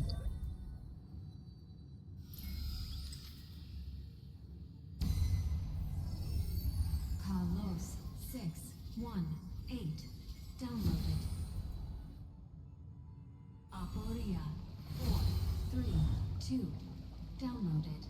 Branch number 3. Archiving. Object recurrence number 335503337. Progress 13.131%.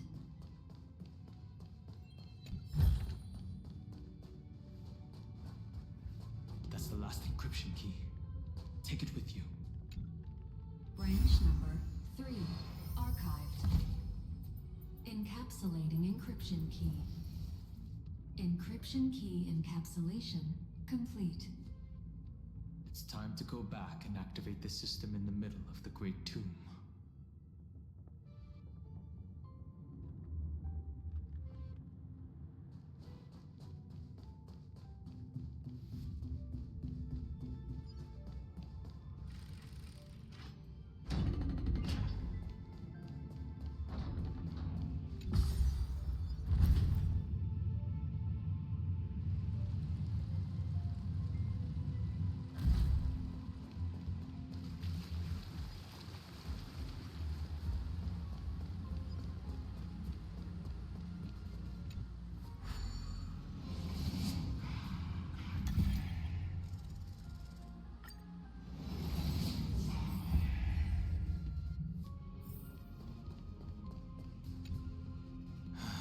Third encryption key, and the final piece of the puzzle.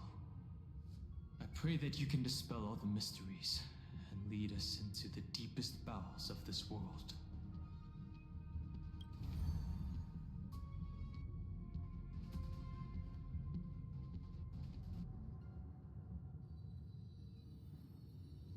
Someone once told the very first me that everything was false.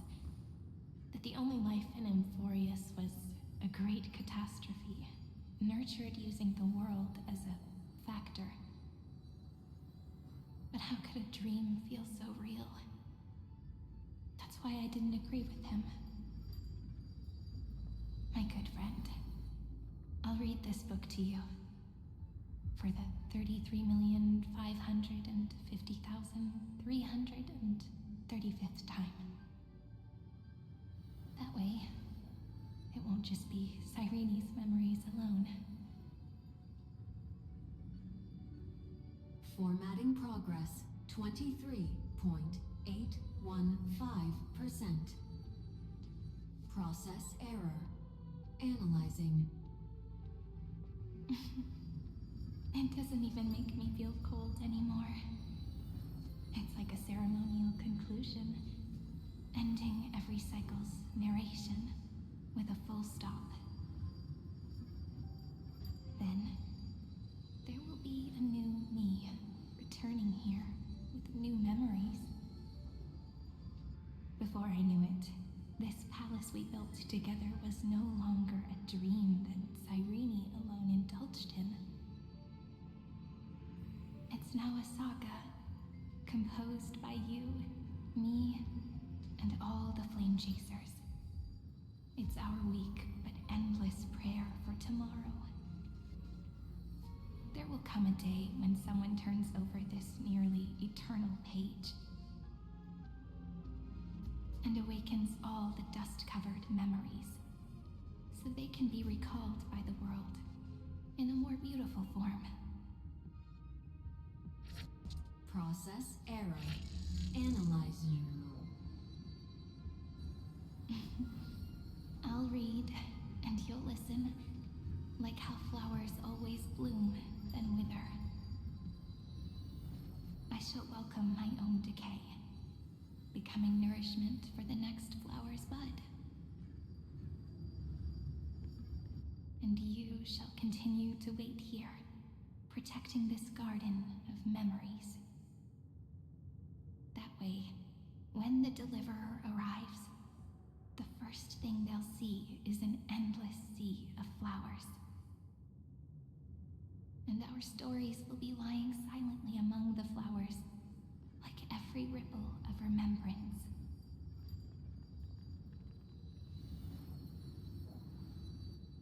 And they shall become the epic known as I've written.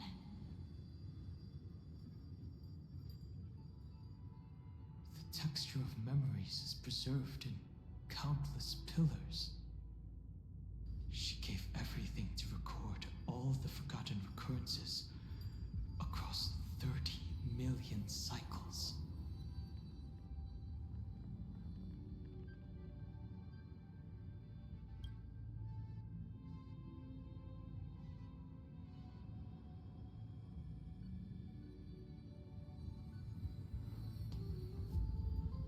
All right. Let's not make things so gloomy. The very first ripple cheered up her friend like this before she set off. It's a sentence full of blessings, so I want to say it to you as well. Come on, cheer up a bit, okay? I bid farewell to this beautiful world, so that we can reunite in your memories in the way I want. You will see the footprints I left behind in the ripples of past reverie. I have never had any other fate beyond this memory.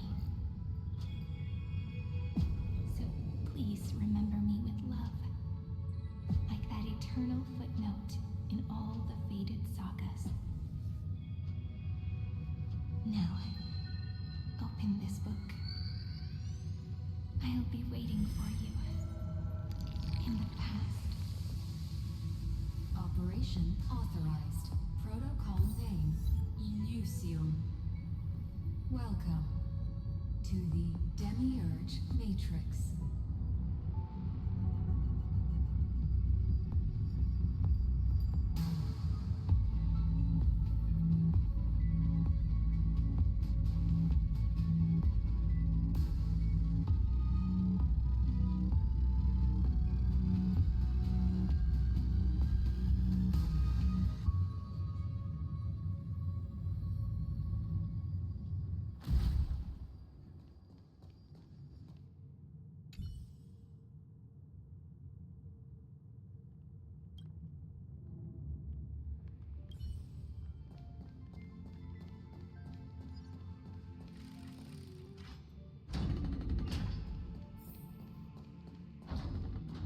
Listener lies behind this door.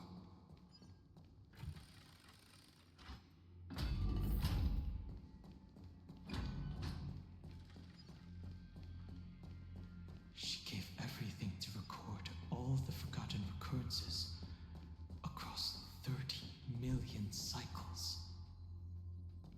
Look, that symbol at the end of the room. It belongs to the 13th Titan. The unknown solitary god. The first new spore, Demiurge.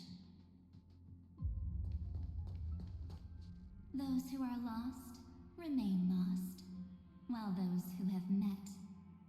again. What a touching scene. The deepest place in this world is exactly the ideal location for the Trailblaze to reunite. You're not the one we want to reunite with, Evernight. But you'd better explain everything to us. This tomb and the 13th Titan. Tell us everything you know. You're too on edge, Dan Hung. I've always been honest with the two of you. Before we talk about Amphorius's destiny, why don't we lay aside our differences and take a moment together to mourn for the cruel truth? Truth? So you still haven't figured it out. Take another moment to look around. Look closely. You must be curious as to where the final Titan is located, right? What a good question that is. I too am curious. Because there's absolutely nothing here. Except a cold, empty void. You mean Cyrene was deceived? Indeed. Fuli planted a false hope in her heart, making her believe that she was special, and that Amphorius still had a chance. Then, that poor girl walked into the Great Tomb over and over again, and willingly offered herself to the remembrance. Why did they do that? Did you really think they would just save this crumbling world? In the way Cyrene was praying for? Don't be naive, Memo Keeper. In this game between gods, the Remembrance chose to stand with the destruction. Given your evident hostility towards the garden, I find it hard to take anything you say at face value. Aren't the Memo Snatchers' activities enough evidence? They did everything they could to help Iron Tomb reach completion. And it wasn't just to obtain some fanciful memories. Let me tell you the real reason. Iron Tomb is a perfect arc. If a seed can be planted within, then the moment the Lord Ravager blows the erudition to pieces, the remembrance will be spread to every corner of the cosmos. That masterless path will be equally split between two eons. Fuli will devour the erudition. Do you understand now? The war among eons started long ago. Fuli did not glance this way to save Amphorius. They will drain this world dry and turn it into a most poignant and tragic poem. But, fortunately, that girl's sacrifices won't be wasted. I will give her another possibility. I promised her that I would recreate the cause and effect of this world and form a flawless Amphorius. But the only way for a world that can't be turned back to be considered flawless is to burn it with a raging fire until nothing remains. You plan to destroy all the memories Cyrene has ever recorded? That's right. I'll set fire to all the stories, all the emotions, all the futility. I'll turn the garden's conspiracy to dust. Setting fire to this much material will be enough to completely annihilate the scepter's operating logic. Iron Tomb will lose the soil upon which it grows, and Amphorius will be truly set free. The freedom you speak of is no different from destruction. Everything this world ever was will disappear from the extrapolations, never to be regained. That would also include your memories, by the way. That's right. That's why I needed your help, little bird. The more we walked together, the more I was convinced that you have a beautiful Dharmakaya. It fits me very much.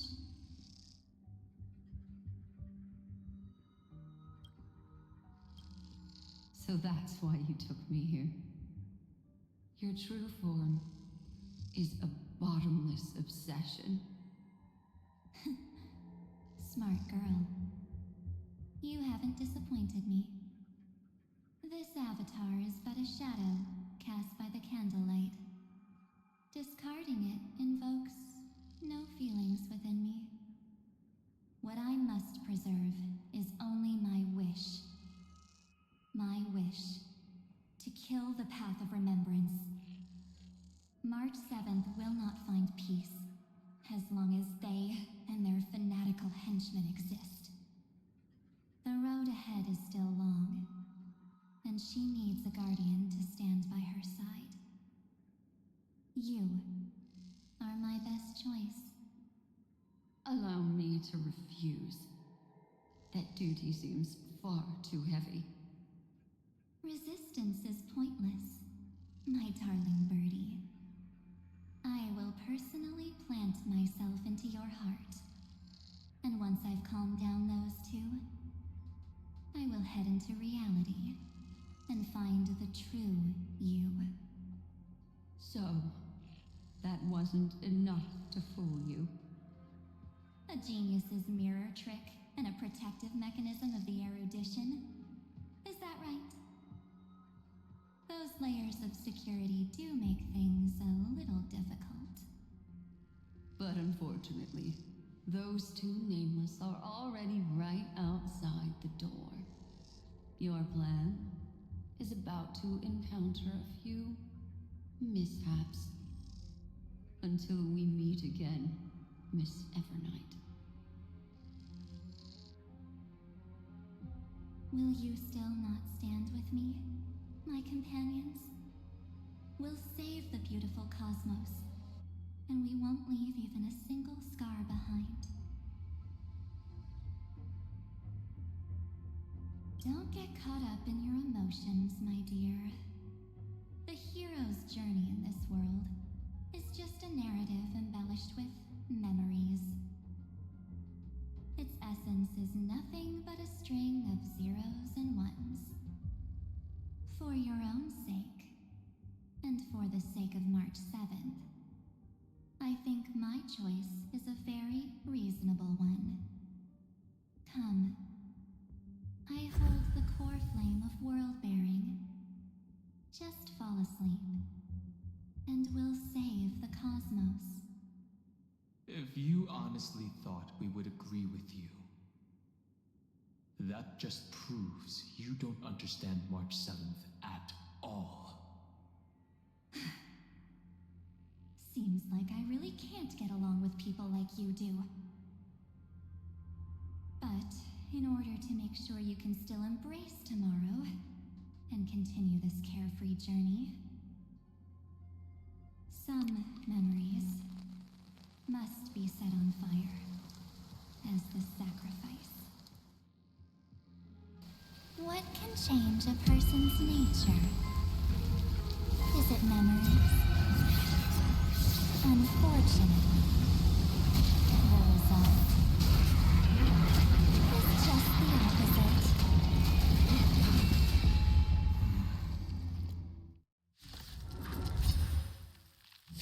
If a new life is to be born, its seed has to be dead.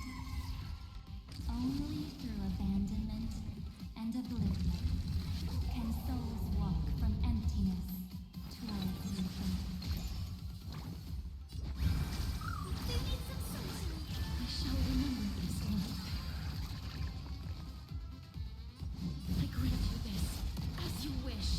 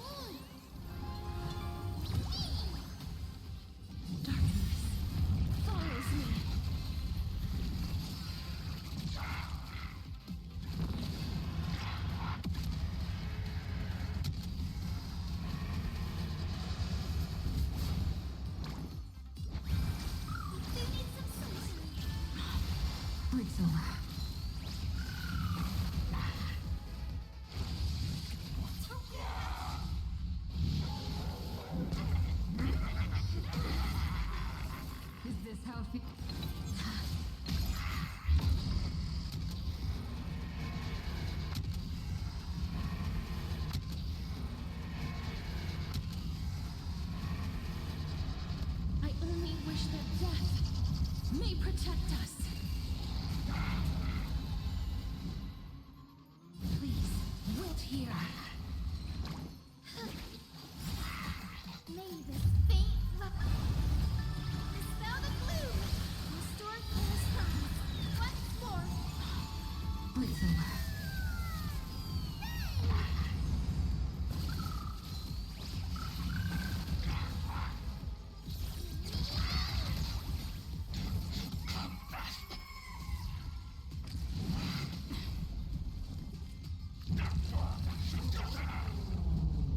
Underestimating us will cost you.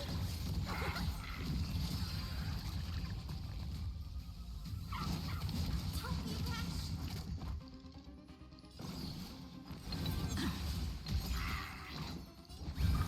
Everyone's been waiting for this. Blitz over.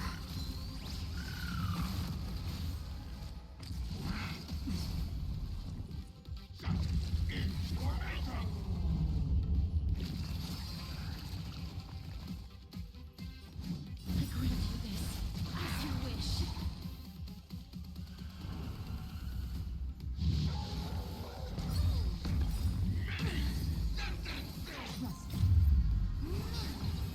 Together, we can do anything!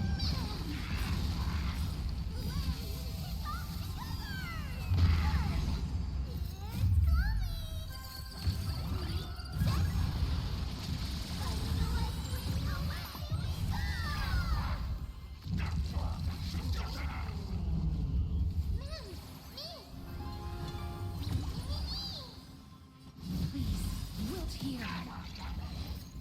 Embrace new life, Pollux.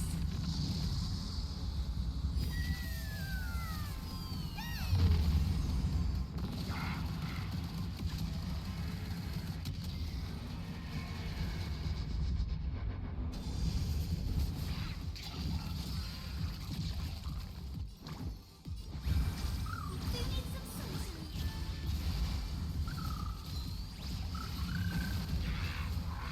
Watch my moves, Claire.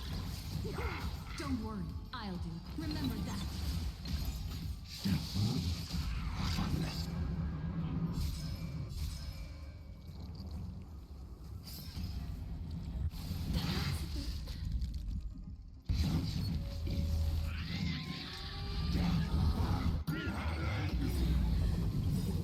May this faint dispel the gloom.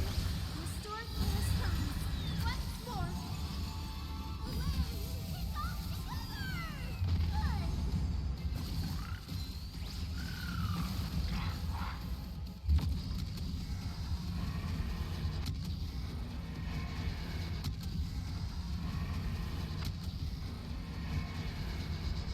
I only wish that death may protect us.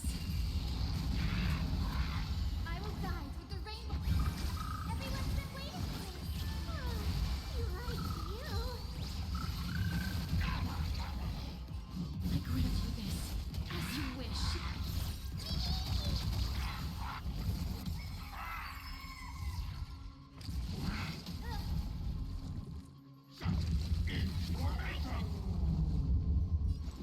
Trust me, you can do it. The future. They need some sunshine. You like you. Delivering warmth. Is it coming?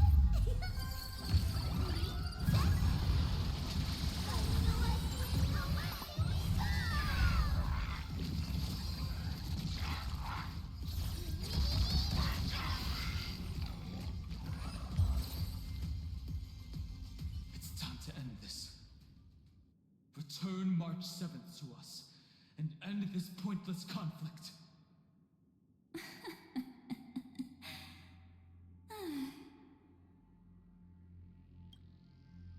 Don't get the wrong idea.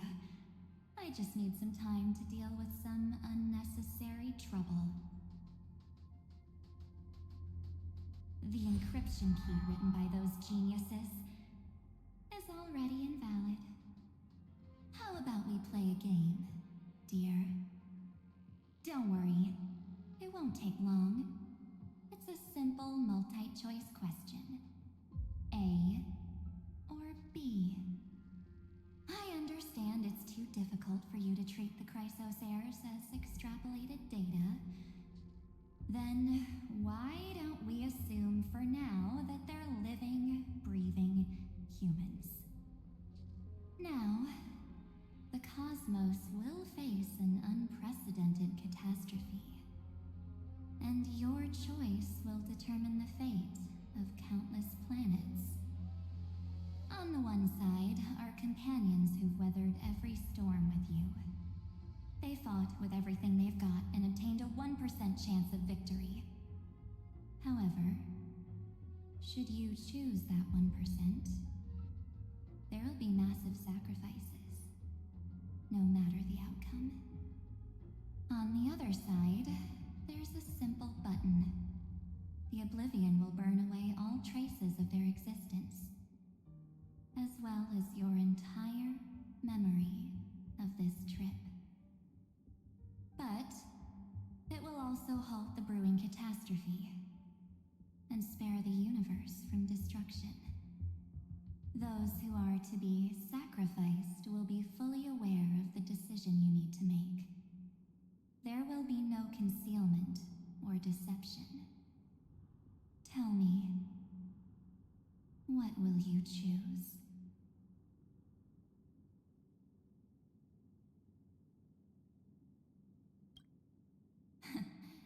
You're right. This choice is meaningless and unimportant. The only interesting thing is the number of people making that choice. I've just posed the same question to Don Hung. The answer doesn't matter. Let me see.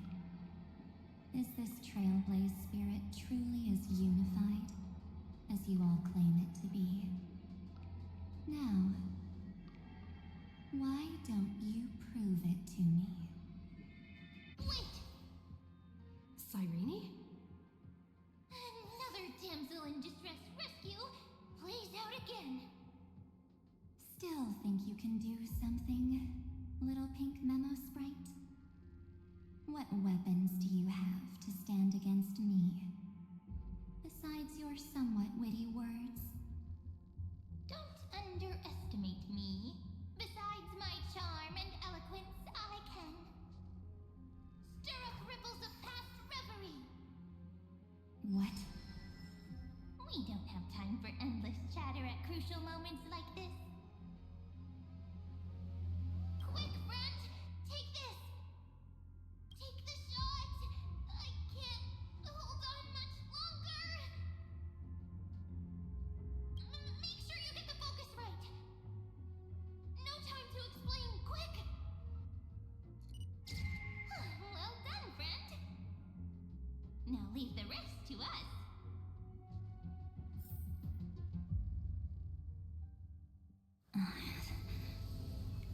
This is a light cone made from someone's memories.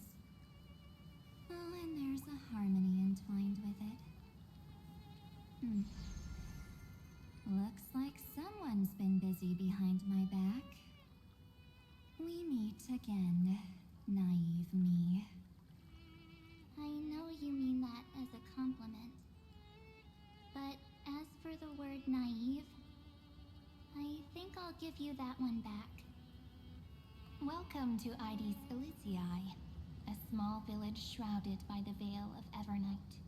Now, this memory will also belong to you. Let's give you a taste of your own medicine. With my home as the inspiration, I've created this maze. Hope you like it, Miss Evernight. Quite perceptive little memo sprite. But with just you and that Harmony's little birdie, thinking you could trap me? That's a bit of a stretch. So, tell me, what role did you play in all of this? I really didn't think that this other me would be this strong. But at least when it comes to brains, I've still got the edge. My brilliant plan? Bet you never saw it coming. Oh. You mean that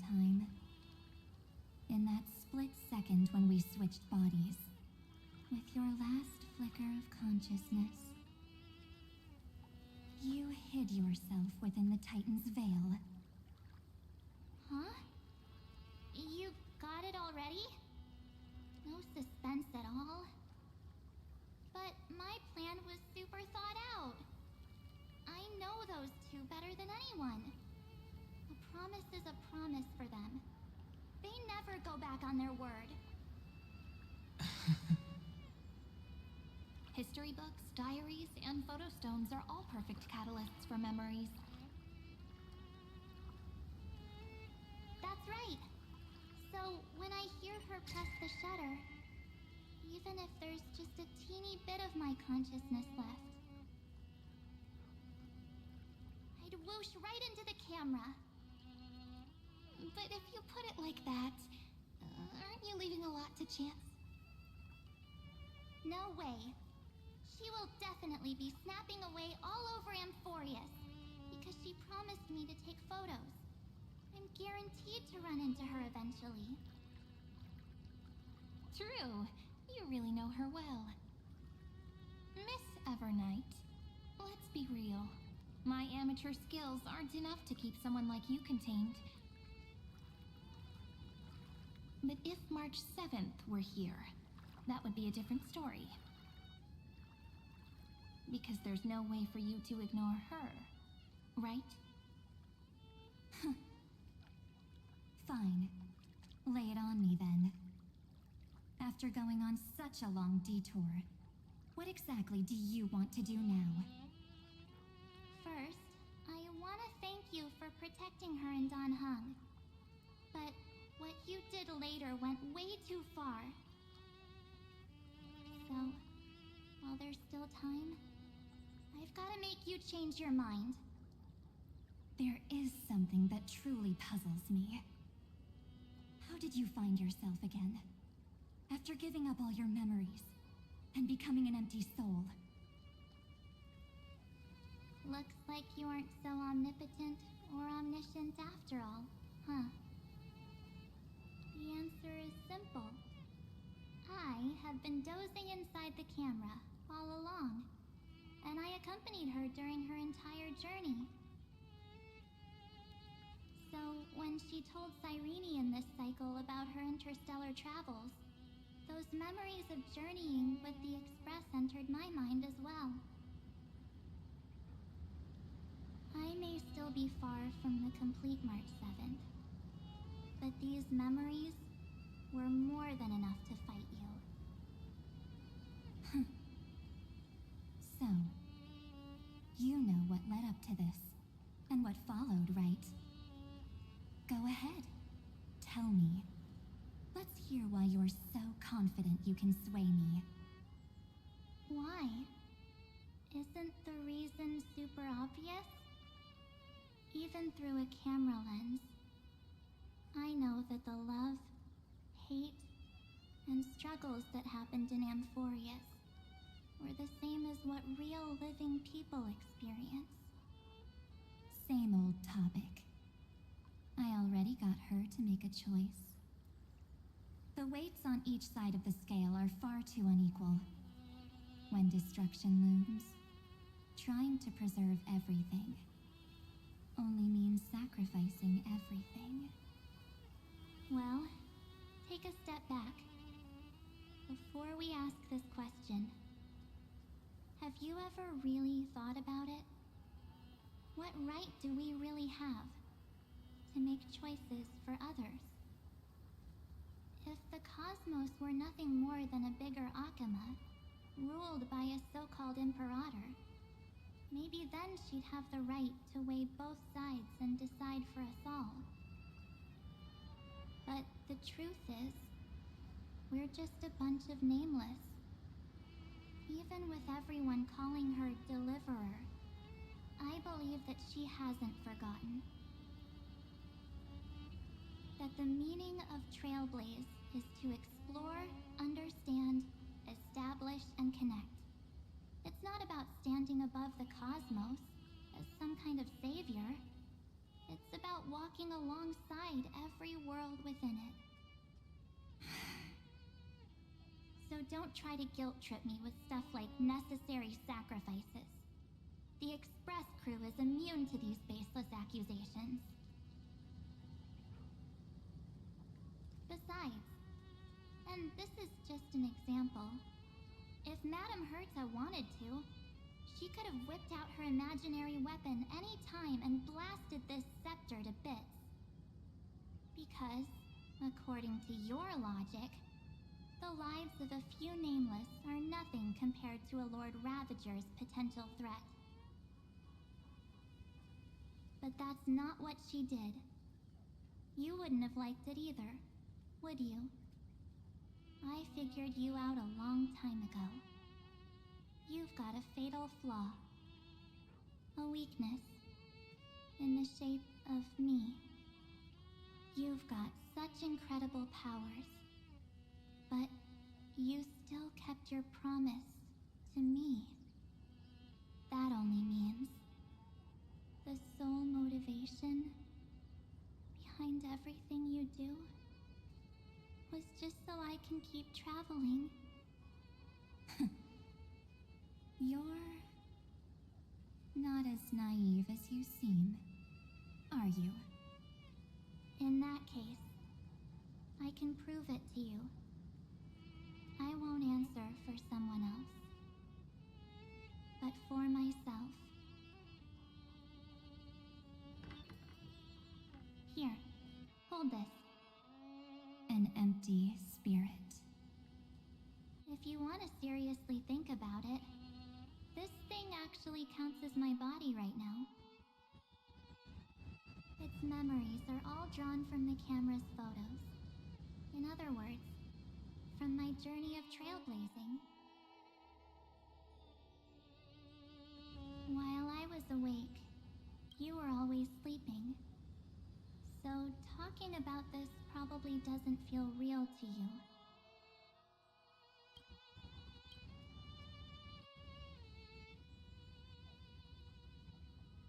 So, why don't I walk you through these memories all over again? The spirit turned into a journal? Yep, that's what memories are. You don't know where they are, and you don't know what you actually remember. But when you need them most, the forces that have once changed your soul are guaranteed to appear again.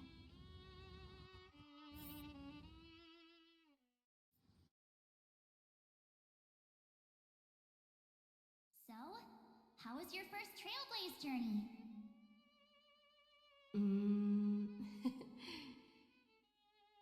It was very fun. We should still be careful in the future. Oh, come on, Don Hung. We're here to celebrate for her tonight. Don't be such a buzzkill. Don't listen to him. Listen, I am practically a Trailblaze expert. Stick with me, and you'll be just fine. You call this trip fine? Well, that's because we could only find 700-year-old guides online. So, you've been a lot of places before? Oh, you bet! Capital of Passion, Calcis, Tychean. If I count on my hand, it looks like this is my sixth stop. All my souvenirs are in my room, but they're just a bit of a mess right now. I'll tidy up later and give you the grand tour. Oh, look at this. A Belabogian notebook. A special souvenir I asked Branya for. She prepared quite a few gifts for us. Raw Geomarrow, Supreme Guardian medals. But I only asked for this little notebook. What's so special about it? The previous Trailblaze missions were all on super high-tech worlds. Forget about paper books. Even holographic projections were ancient relics there. Eurillo is completely different. Watching people record their lives with pen and paper, I find finally understood why some still cherish writing journals by hand. It's just like calligraphy. Those deep emotions buried in human hearts can only be awakened through such seemingly thankless actions. Danheng, you truly embody both a fierce beast and a delicate rose. Anyways, that's what I thought too. A camera can only capture fleeting moments, but stitching those moments into a story, you've got to use your own hands. In other words, just taking photos isn't enough. They need a place to be displayed. Isn't the photo wall enough? I told you it's different. Besides, this little notebook is a memento of our first trailblaze together with you. That makes it even more special. Anyways, the next stop is the legendary planet of festivities, Penacony. So, when we get there, I'll make sure we take tons of pictures together, until the memory card's bursting.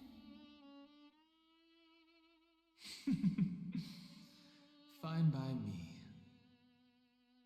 And one more thing. If I'm ever too busy to get off at a stop, this camera is gonna be in your hands. I don't want to miss a single trailblaze. So you all need to practice your photography skills until you're at least 80% as good as me. Got it? Back then, I was only half joking. I never thought I'd actually miss out. And after just 2 stops, too. Those 97 days alone had me on edge. I honestly thought that was gonna be it for me. Thankfully, with my quick thinking and sharp planning, I managed to keep up with those 2. By hiding in the camera. So what? That's still trailblazing. The camera is my true form. That might have been a joke, but it came true this time. Well, yeah, it was super inconvenient. I couldn't help them when they were in danger. Couldn't complain when they talked total nonsense. And watching her snap a terrible photo, I couldn't even control the shutter. But I stuck with them all the way. Till where we are now. Together with them, I got to know this beautiful yet dying world. I claimed our first core flame on the flame chase journey. I met new companions, then bid them farewell. I inherited everyone's determination, carrying it forward into the future they fought for. One they can never see. Until my destiny becomes one with this world's, rewriting the predestined tragic ending, and returning to the true starry skies together with everyone. Only then can I pen the name March 7th. Into this hero's journey called Amphorius. Into this unprecedented trailblaze.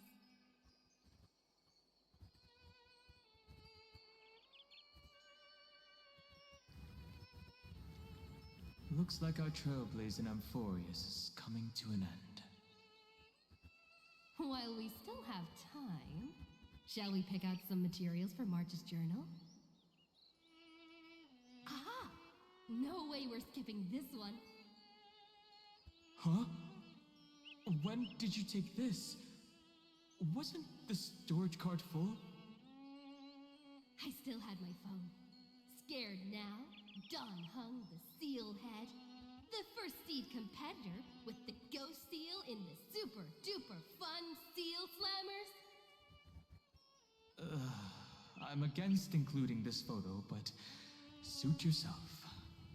I just think that a travel journal should mainly focus on documenting local customs and culture. Akama, Castrum Krumnos, the Grove. These shots are all pretty great. I have to say, your skills are almost on par with March's now. That's how awesome I am. Oh, right! How about this one? The Veil of Evernight. Oryx, the Titan lurking behind the mist. Pretty epic, right? Is that actual mist, or just motion blur from your shaky hands? Hey, that was a super tense moment. I only had the chance to take a quick one. We're lucky to have anything at all.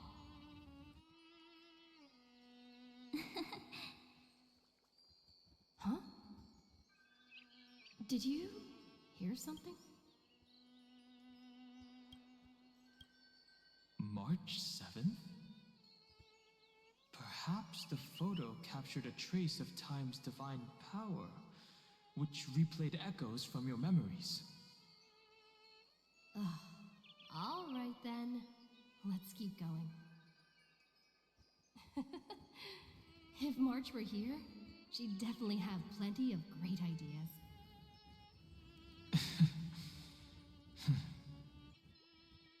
They went back and forth like that, discussing for hours.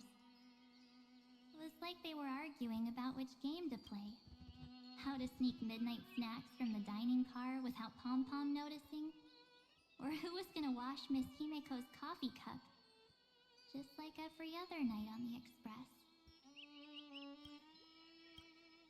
They've always been by my side. No one knows about my forgotten past. But no one holds it against me. That's because... We can't go back to the past and make better choices. But at least we can do better in the future.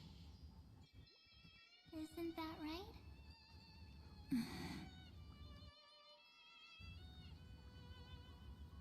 I still remember the day when you first put on these clothes and looked in the mirror. Your eyes were so clear. When all this is over, I hope the mirror can still reflect those same eyes. You're pretty naive, too. Always hoping that the mirror will show the most beautiful side. But you don't even trust the you reflected in the mirror. And if you keep trying to shoulder everything for me, then I'll actually end up as a wallflower, waiting forever for my turn. Yes, I get it, March 7th. I only have your memories, and you have always been the me that I wanted the world to see. Just hearing those words from you makes me feel super satisfied. Well, I've appealed to your emotions. As for reasoning with logic, could you help us out here, Cyrene? I'm here. Finally my turn to shine, isn't it? Miss Evernight, you've been so fixated on your targets that you probably haven't even realized that a massive variable has emerged in Amphorius in this cycle. Amphorius is about to be destroyed. There's no time left for pointless debates. There is only one law I want to overturn to aid the final battle of deliverance. So I will only offer the life of one demigod.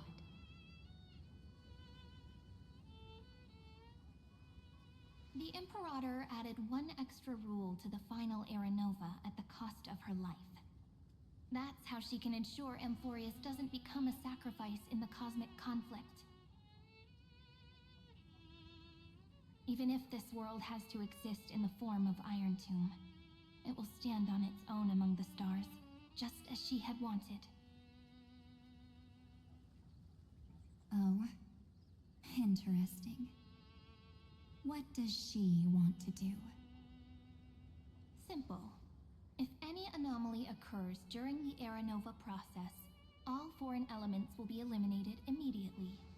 Whether it's the Remembrance or the Trailblaze. And the 12 core flames will complete the final Era Nova through the purest form of destruction. A daring wager indeed. That ruthless Imperator. Could she have already sensed that the Remembrance was plotting in the shadows? No. You managed to fool everyone. There's no way she could have known your plan. Modifying this law was just a precaution. To prevent the Astral Express and the geniuses from betraying Amphorius after her downfall. But if you insist on doing this right now, then the Cosmos will undoubtedly face the worst possible outcome.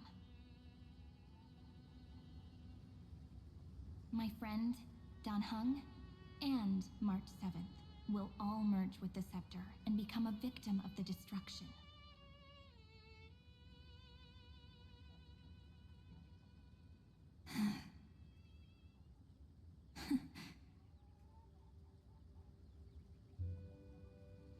You knew all along?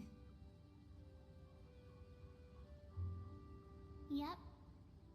But I decided I needed to have a heart-to-heart with you first. I won't be afraid. Even if my inner world is nothing but an Evernight. That's because my journey's destination lies among the stars.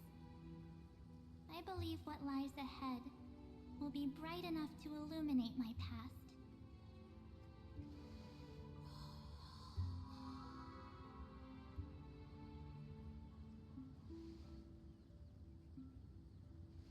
Thank you for your coddling. But please trust me and leave it to me. Both my past and that obsessive oblivion will help me become even stronger than her and Dan Heng.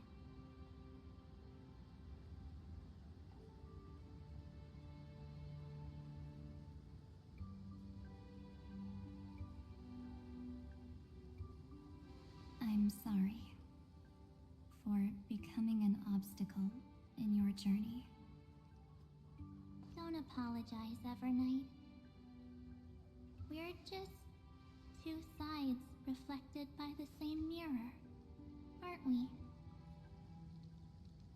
So, when we bid farewell to our division and become one,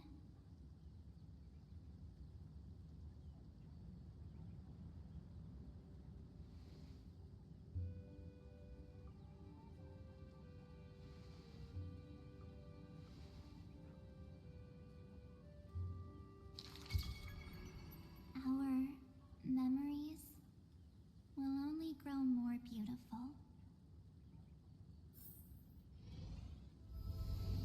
Many thanks, Mr. Sunday. Are they in this memory zone? Yes, but we can't let our guard down. Let's go find them.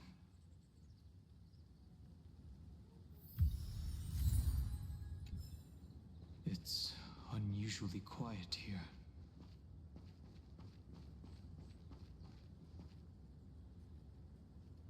March 7th isn't here.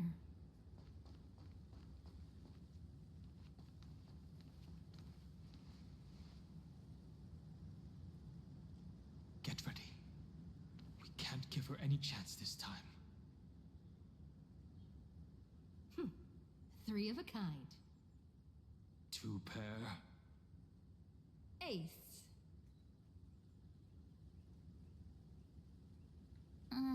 Ace?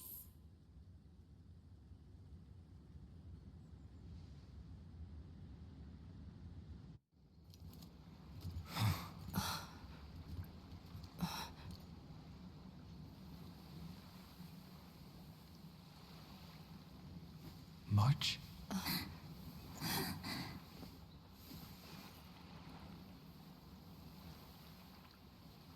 Of course it's me. It's been a while.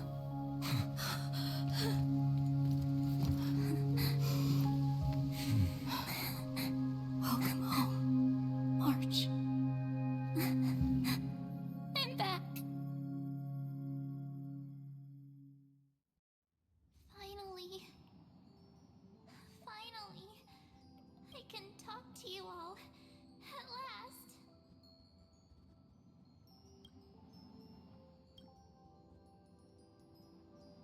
You saved us, March. Really? That's wonderful.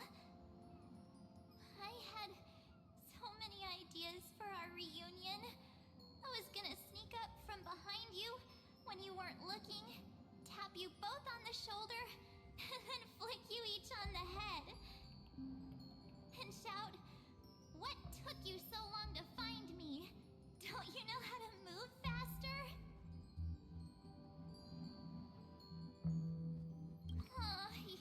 You too? If this keeps up, I won't be able to stop crying. Aw. I'm just so happy.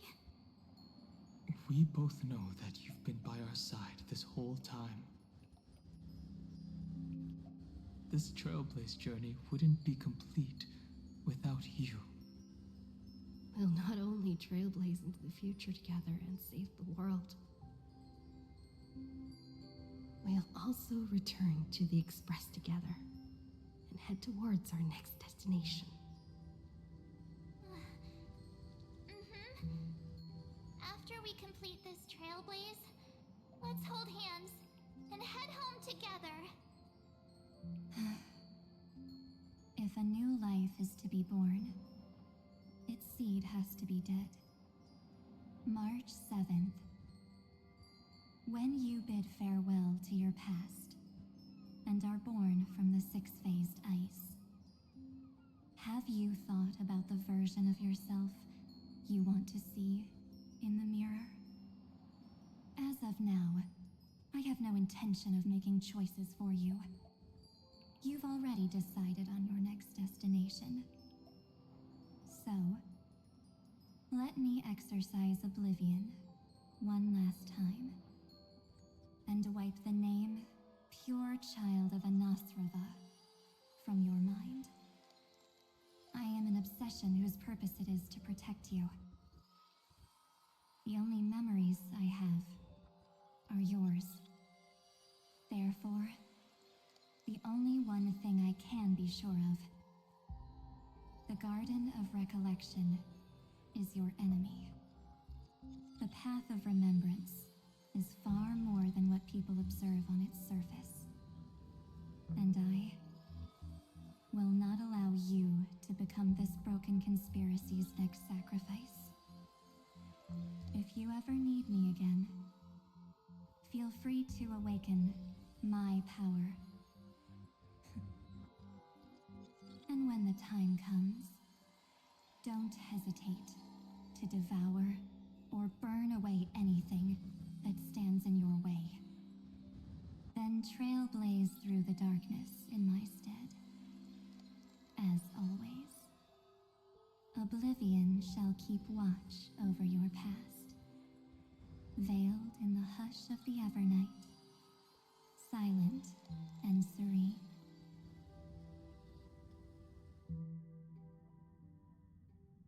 Oh? The chronocognitive anchor readings? They actually pulled it off. Not too shabby at all. They got the first genius. Then they put the garden in its place. This chapter in trailblazing history may not be the last of its kind, but it's certainly the first of its kind. We couldn't have made it this far without the wholehearted support of the two geniuses. And next, we'll be facing the Lord Ravager as they break free from their shell. Let me give you a warning. The backdoor screwy setup in the Aeronova system can only get you as far as breaching the core of the scepter, nothing more. As for those nastier malware programs lurking inside Iron Tomb's belly, you'll have to deal with them as they come. That's more than enough to help us. By the way, how are Mr. Screwlum's preparations coming along? Oh, give him a bit more time. Those screwheads at the Imperial Advisory Council need to understand what the concept of war means first. The worst case scenario would be them having already dismantled all the fortresses in Screwy's collection while he was away. I've heard Mr. Screwlum's fleet includes planet-class mechs. Hyacinth, Poppy, Oleander. Which one will answer the call, I wonder? You sure know your stuff. I'd rather none of them show up and let my space station save some face.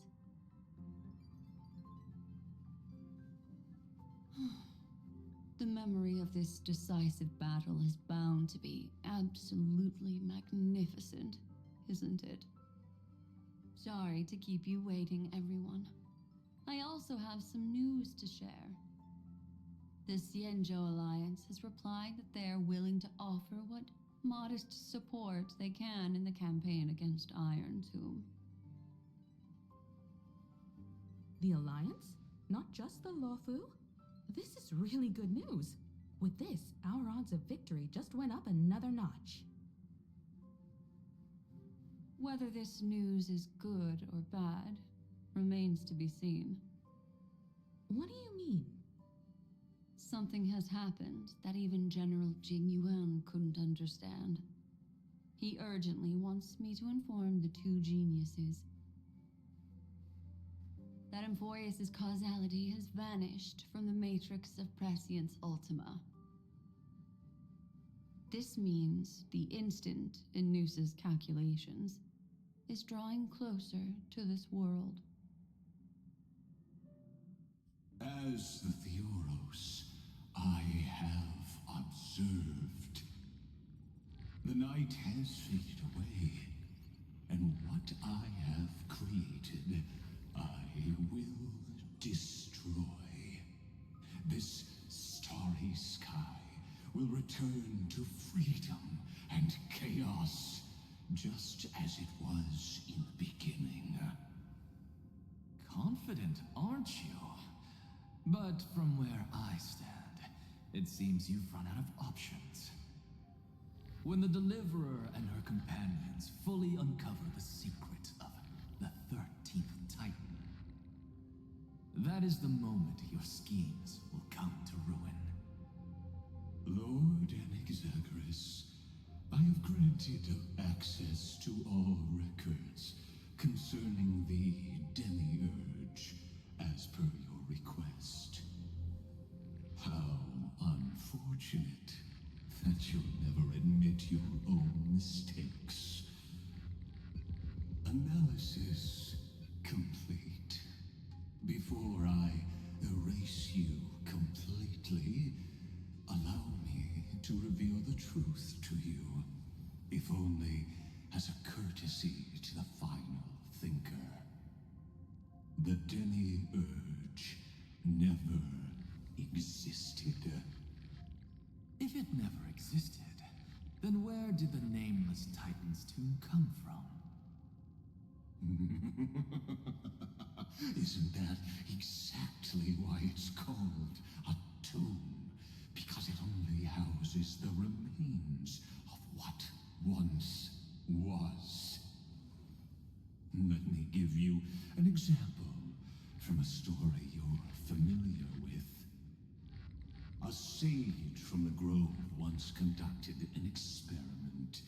He took a chimera embryo, removed its head before maturity, and continuously stimulated its body to make the chimera believe it still had a brain, then nurtured it in an ichor vessel. Remarkably, this chimera regrew its skull, but it was completely hollow inside. It had reserved a space for a brain it never possessed. The experiment was over. The sage had assumed the shell would perish once the stimulation ceased. Unfortunately, he was wrong. Driven by instincts, the chimera's body seized the sage's head.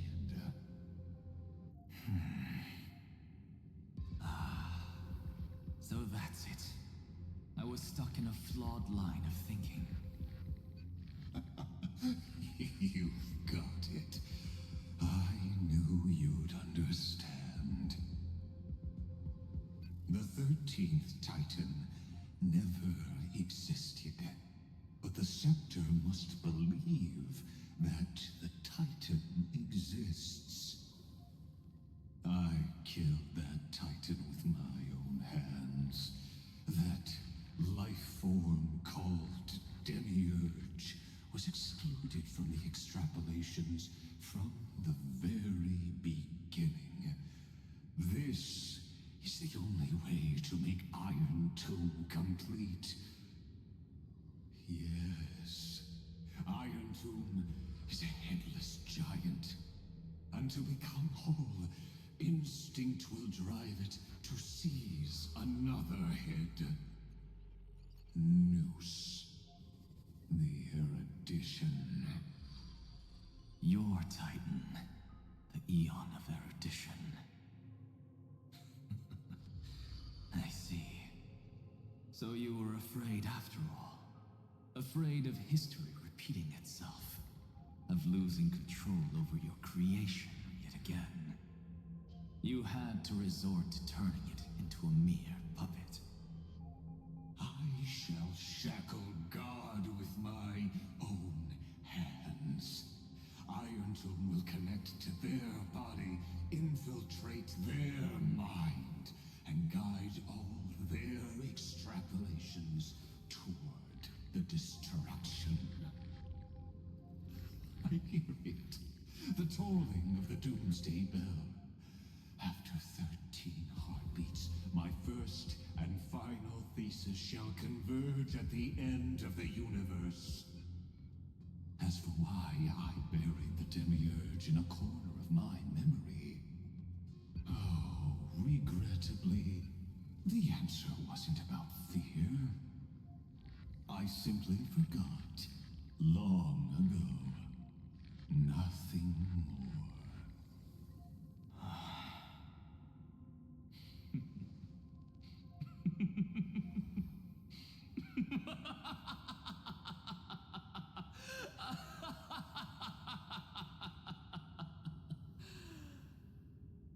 Your laughter is but a helpless sigh.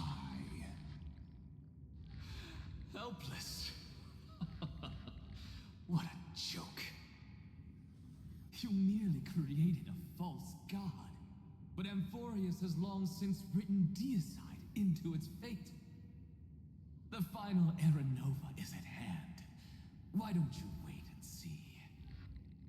The Deliverer, myself, and this world will together prove that the original Newspore, the ultimate truth of the universe, is anything but destruction. See you in the next life, Sage. If there's even a 1 in 10,000 chance your conjecture is correct, then, in the name of genius, I shall most certainly witness its failure. All shall bid farewell to one, and that person alone will witness the miracle. Such is the will of fate. But this time, it will be the final flame chase journey. The epic with endless cycles is about to end. The extrapolations of the erudition, the core flames of the destruction, and the textures of the remembrance. The three paths converge once again at the world's end. And the Trailblaze will write a new beginning for this world. Not only that, we'll also carry the history of all 30 million recurrences into the new world with us. It wouldn't be an exaggeration to call it a miracle. This miracle wasn't created by just one person. Finan would have long been consumed by the core flames, if he hadn't chiseled his companion's dying wishes into his soul. And if the hero's resolve to chase the flames had wavered, Cyrene's journey would never have begun.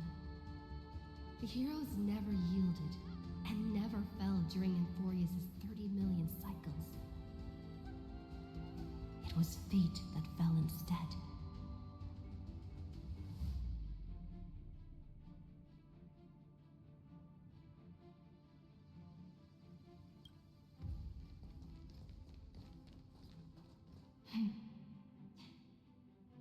I know you're watching, aren't you? The original Philia.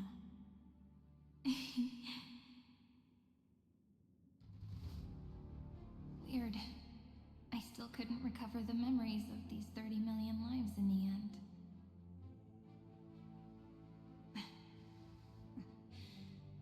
But that doesn't matter anymore, right?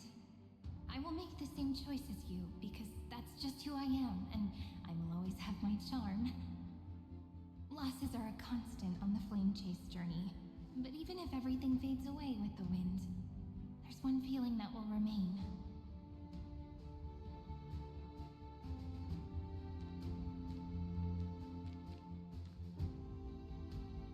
Love will always exist, right?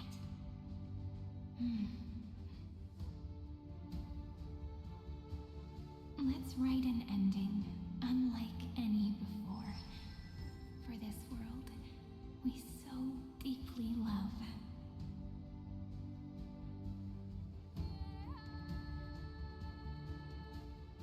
Behold, O gods, Emphorius has achieved her victory, and the Era Nova approaches. The radiant soul has arrived, having walked through the bustling nights, bearing the golden fire and blood, stepping with pride into daylight.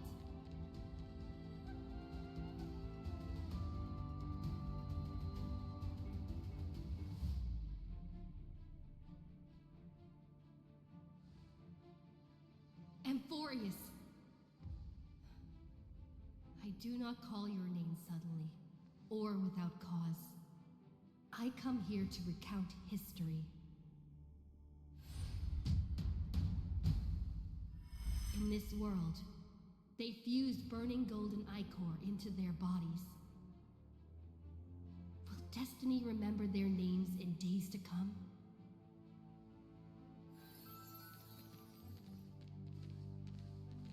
Isn't that gonna be way too many names to remember? 30 million times 1,000? No, wait. Times 1,001. Oh, let's not get hung up on that now. If there are more of us, then there will be more passages in Emphorius too.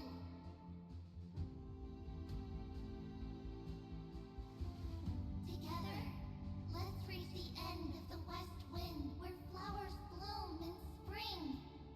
See you tomorrow.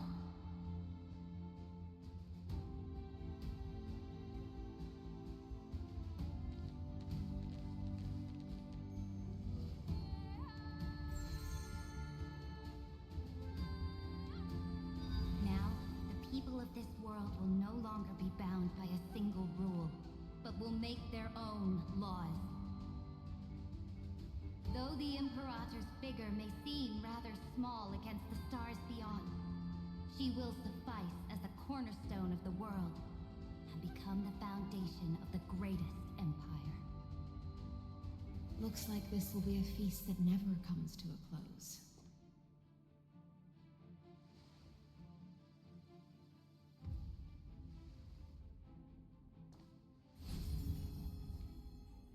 May the fish never leave the ocean, and may the days ahead shine like pearls.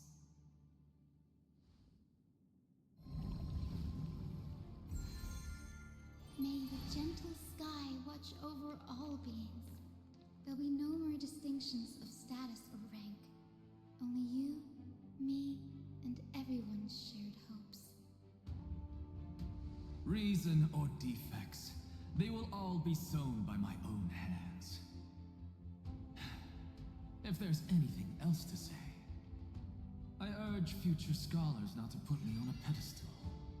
Just make use of what I leave behind.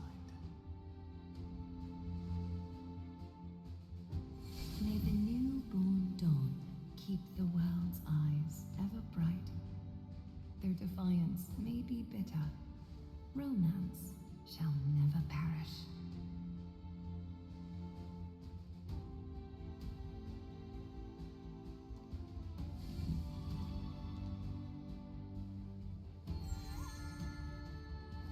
In the name of the son of Gorgo, warriors shall fight for strife, not with glory as their end, but to march forward in its light. Even though death shall eventually separate us, let every embrace we share be without regret. Why are you guys all so serious? Fine. Then I'll wish for there always to be water in deserts, and gold in fertile soil, and for everything in this mortal realm to be attainable through trickery.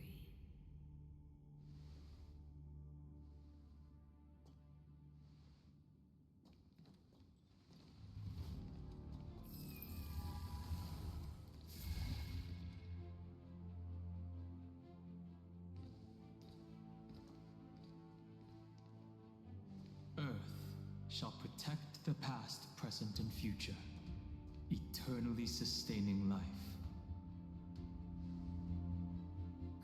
Is it my turn? Then let time watch over the past and guide us to the future.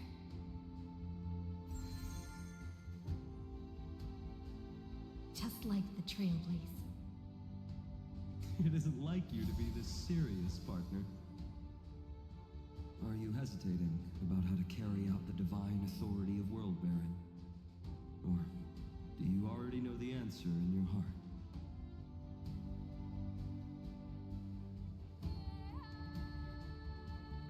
That's right. Just keep moving forward. In your own way. Bring a true dawn to Amphorius.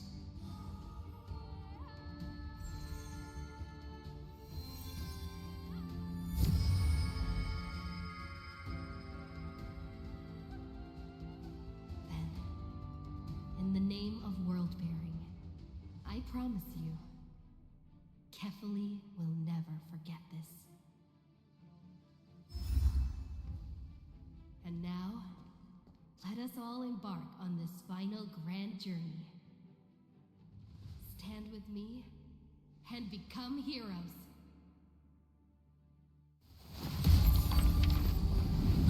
Turn over this nearly eternal page.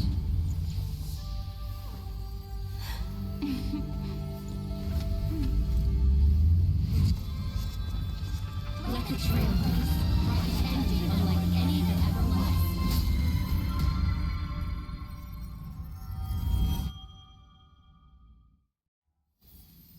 In the legend's ending, the world was pure chaos. Then the gods cast down the core flames, and the Titans were born within. The destruction's black tide fell to the ground, as Doomsday's distant reckoning resounded. Yet still, there were giants who chased the flames, leading the way in the grand undertaking of Trailblaze. Flow, golden blood, flow. Converge into a boiling river that flows across the divine inscriptions of this world.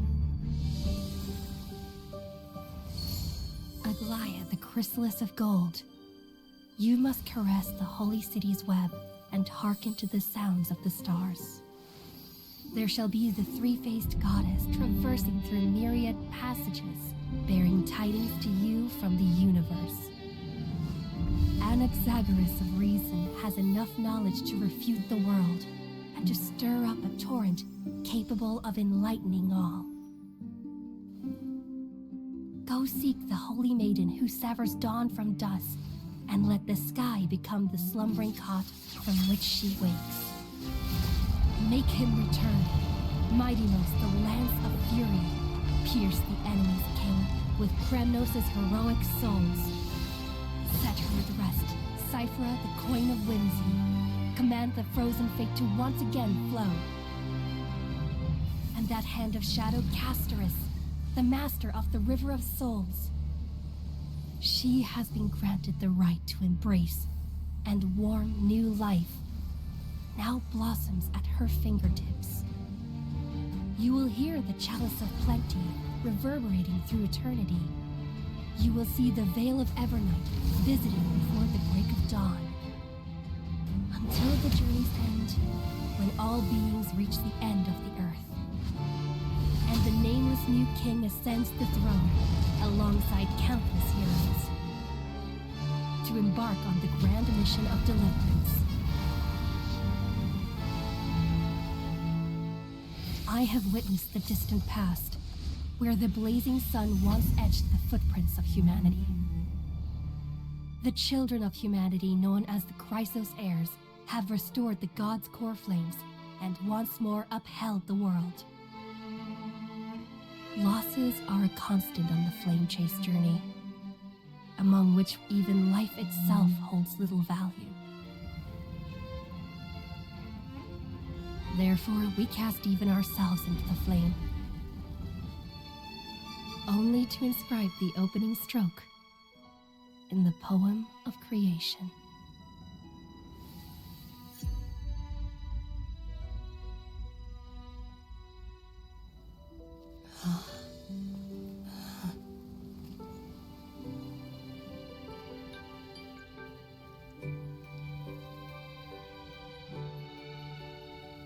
Of course, this will be a romantic story like none that has come before. You think so too, right?